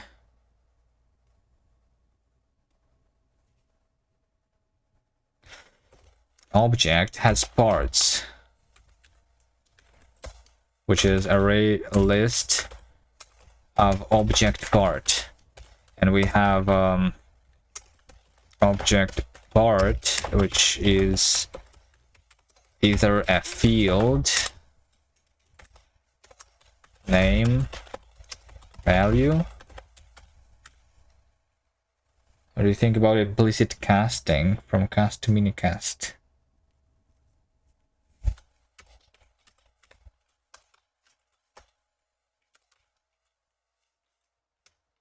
sure what that would mean though. Yeah, and we have unpack expression too.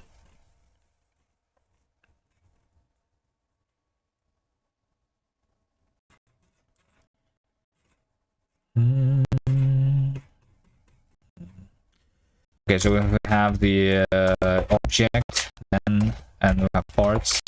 We need to write the opening curly bracket, and we need to write a closing curly bracket, and we need to increase indentation, and we need to decrease indentation, and write a new line here and say generating mini cast expression from cast code.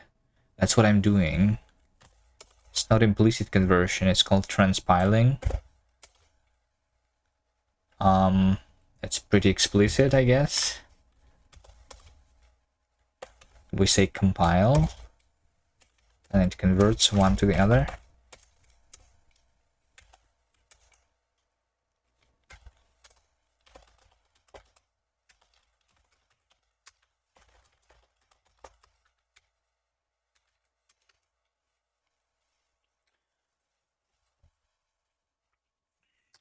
So for every part, we just like match part with if we have a field name and value. In this case, we say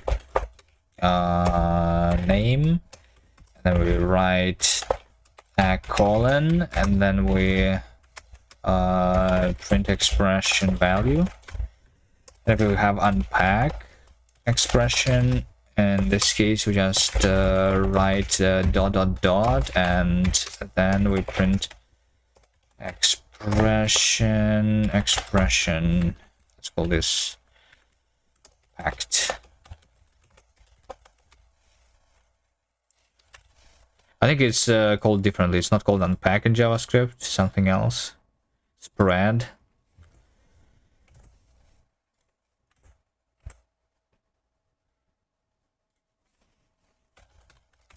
And then output write a comma.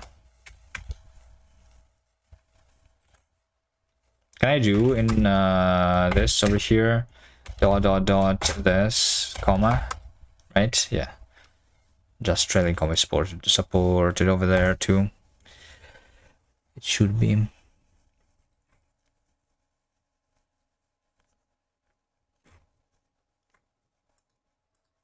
So now when I so now whenever we function, compile function, right?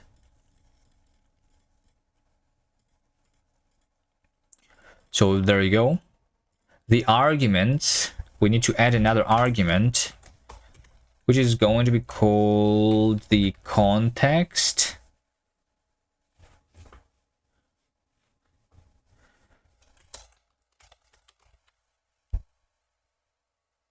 And context variable is specific for every scope, actually. Right? Like I did not get to this yet. Right, so scope right now is just the block, but it's not just the block. Scope is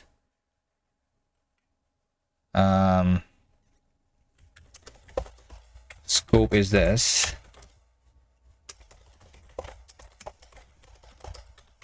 Which has the block, which is a mutable block, and it has the context variable, which is a name of the variable here. Right? So say so when I'm compiling a program, right? Over here, I'm just going to say that context var is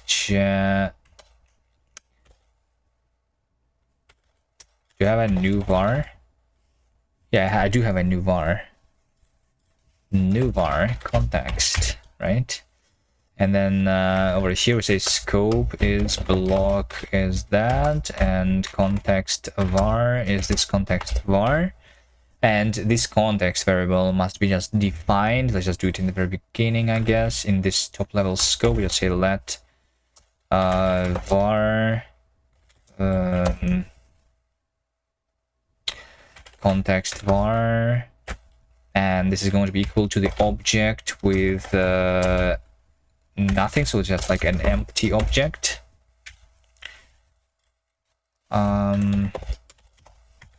Context var, this is supposed to be like st var, right?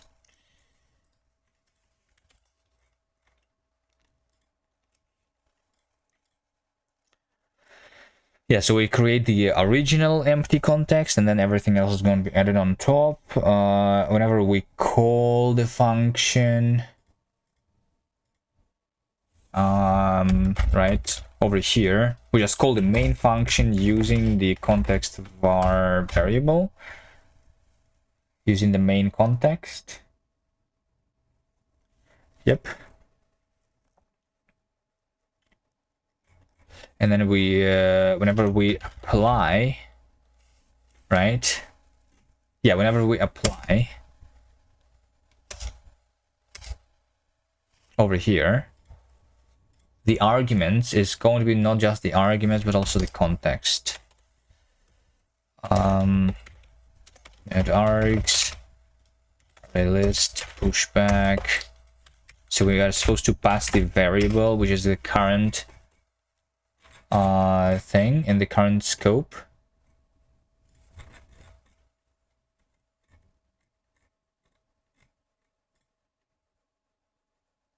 So it's just going to be current scope context variable.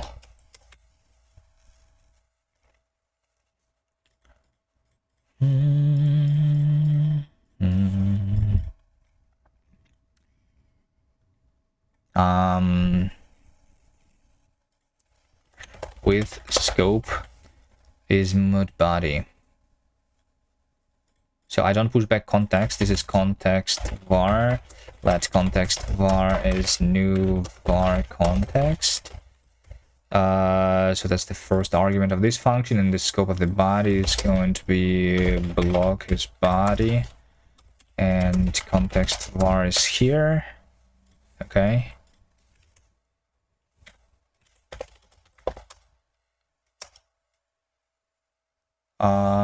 Yeah. And over here we say like the new block with scope being new block.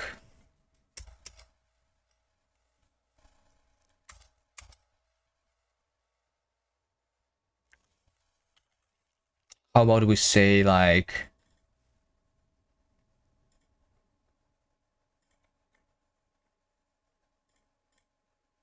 I need to like create new scope basically, right? And it's going to be like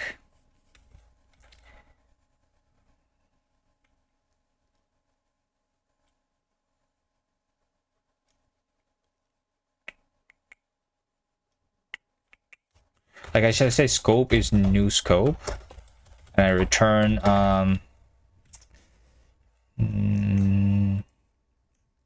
it's a little bit weird because if I have a mutable reference to a block there, how to make it not be like we need to say like that block is mutable block, and say that context var is basically the current scope context var because it is still the same.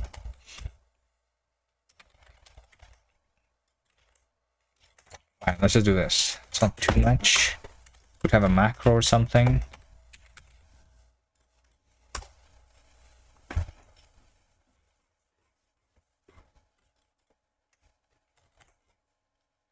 So it's not current scope statement, it's current scope block statement.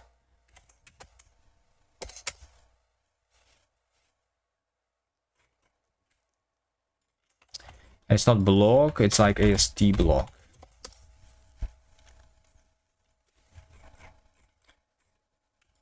And new scope is, yeah, and this is just going to be still new block.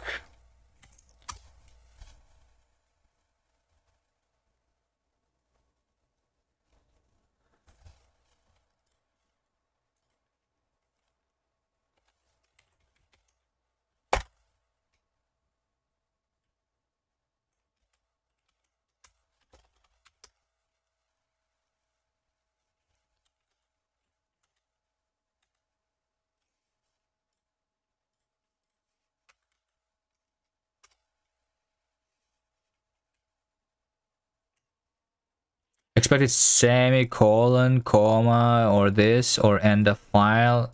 I expect identifier error.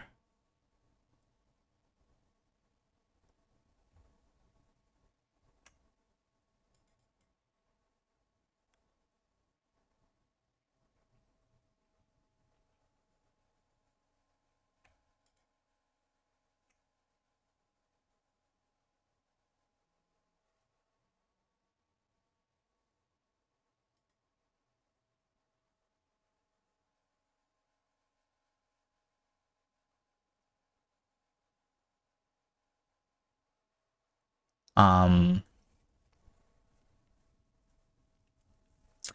mean, there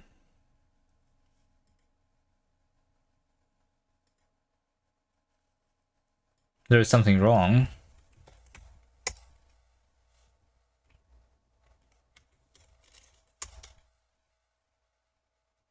Oh, we have compiler. Yeah, okay. We have compiler error, and this is being passed to the node. Right. And to like, because this fails.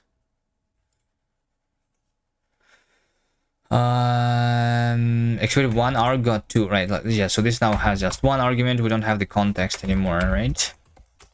And we just do this. And if we pass this to the node, we still have the hello, right? So we don't have the context, and we are ready to start like creating the context if needed. Okay. How do I compile here? Compile the minicast.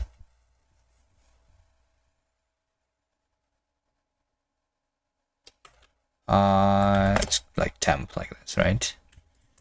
Okay, and then I was doing something. What was I doing? I was doing like these arguments, yeah, which I don't do. I don't do this. I don't do this. Okay, so once again, if I do this old version, it's not going to work because it's an unexpected top level item, right? I need for constants to generate the types. Okay, transpile value is the thing that's called here. So we say that we say constants, and we add the value expression, right? But the constants is not just minicast expression. Let's call this the minicast const, I guess. Mini AST const, because const is going to be the const, because I need to know the type there, right? And const is type and value, which is an expression in this case. So when I'm printing the constants, I'm printing the const name, and then I write the colon, and then I print type the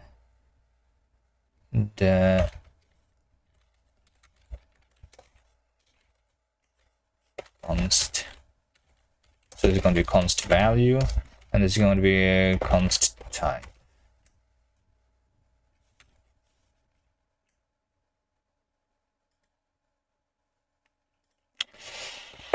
OCaml.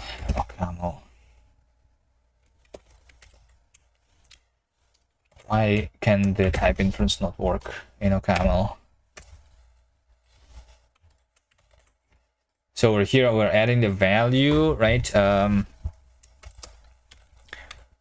We say that value is value expression, right? But we know that the type is transpile type of the value type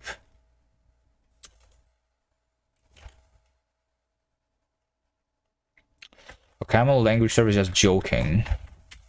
Type of, thank you, value.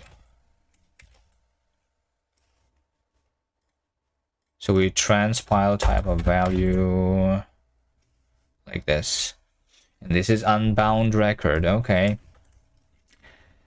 const, let const be this, This is Kast mini const. It's a mini const. Okay, let's see the generated code. Right, so now we have this. Now we have that. This, I guess, is unnecessary. Yeah, I need to, like, if it is a function, then I do want it to be a function, right? So, like, functions are different, actually.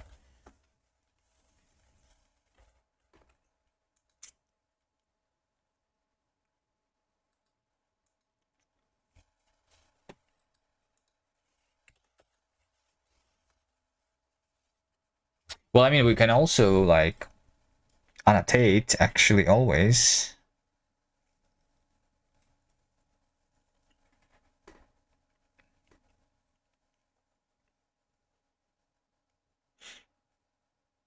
And not have the annotation over there.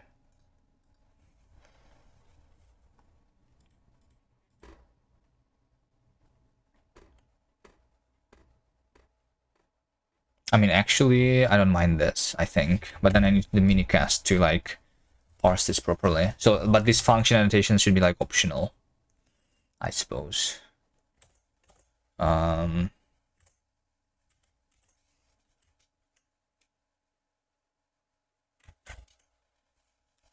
JavaScript, not JavaScript, just compiler, right? So if we have the type, yeah, right now, if I have the top level item, if this is type ascribed, then we do this, right? And this is the const.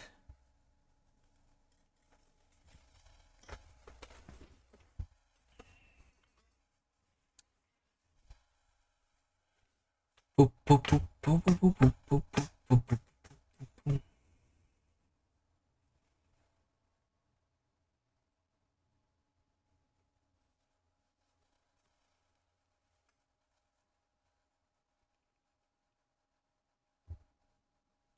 I don't know.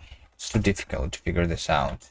Can I make the functions actually special in the transpiler after all? Here, I just need to detect if it's a function, then we like do something else, right?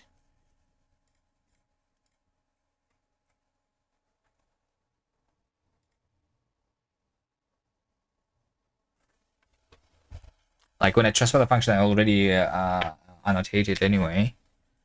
I just don't print the type, you know?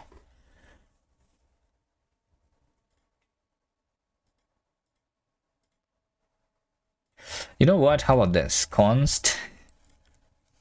Let's have this being optional here. It's a little bit lying.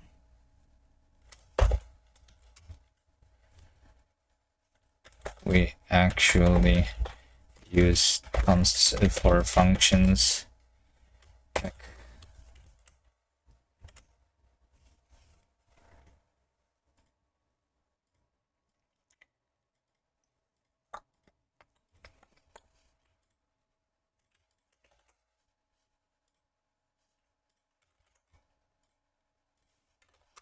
If match const with none some type print type. So transpile type returns me the minicast type, and like over here I can see that it's a function basically, right? Yeah. Or wait a second. I don't even do that. I don't even need to do that. No.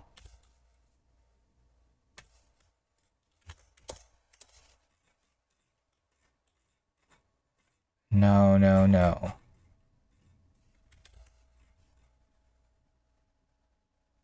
We'll just say that if the type here is a function, then we don't do anything, and in any other case, we actually print it like this.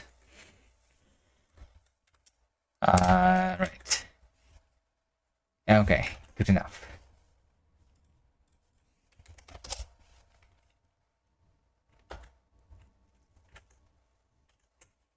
right? So now I don't generate the type of the function because it's already present in the definition of the function anyway. And we need to differentiate in minicast. Okay. So we do the minicast like this. Expect a function got unit over here, right? So yeah, and now we need the native expressions to also be type annotated, right? Which means that the minicast EST should have an expression which is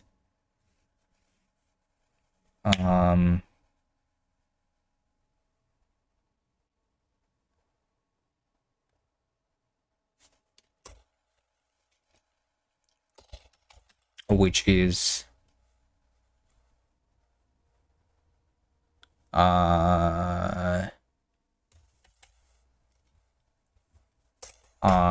type ascribed, right? Type ascribed expression with type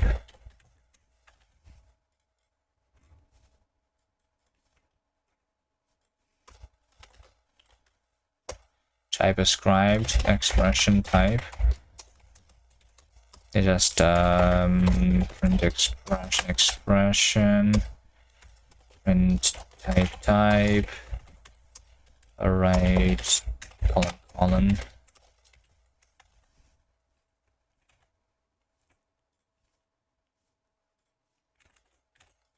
And then cast transpiler minicast when we have expression native. This is going to be not just native, it's going to be the type ascribed expression is native and type is transpile type expression data signature type.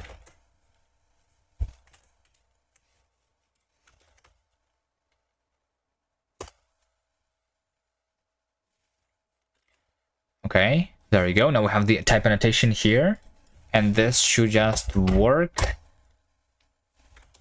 This compiles, and then we do node, and then we have a hello world. All right.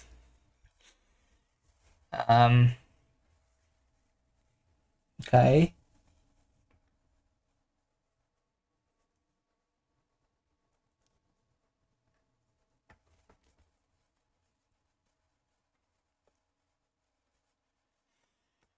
Okay.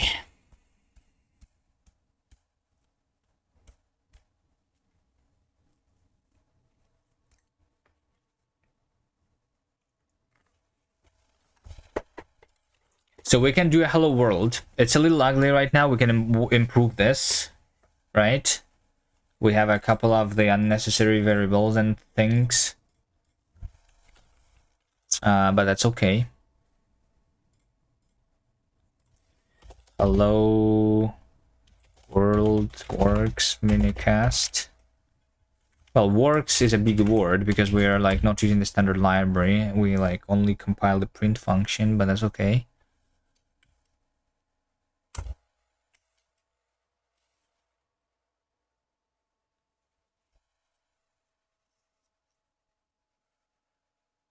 So what would be the next thing?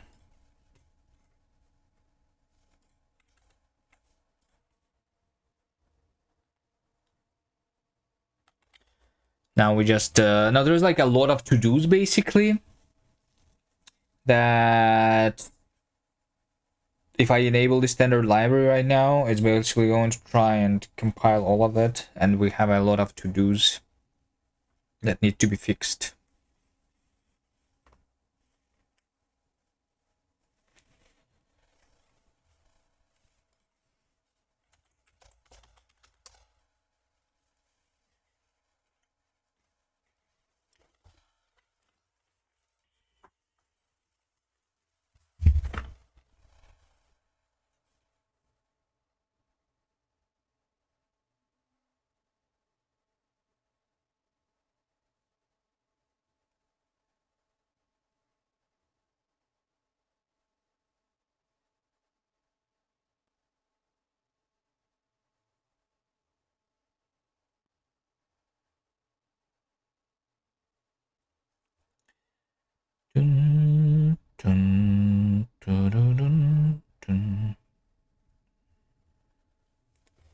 I think I'm going to just I'm going to go and have a lunch break anyway, but I'm not sure if I will, but I might come back later.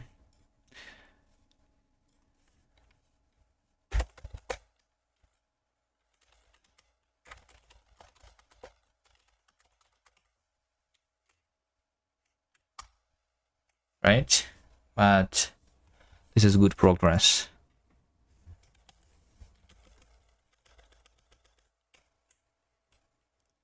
I might also like get started on the Golang backhand immediately instead. That's another possibility. Or should I finish the JavaScript first? I don't know. I can have a hello world in Golang.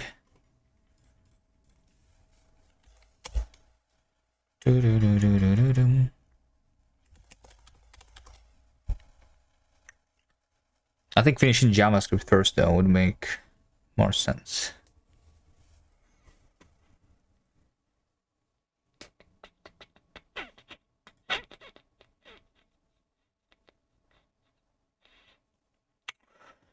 All right, Kuna, Stefano is doing Jai.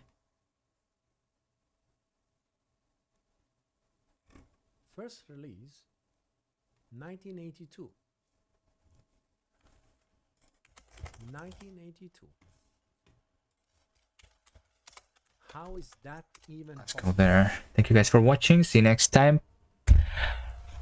Bye. What am I doing? I was making my programming language, and I made progress on it. Possible. But yeah,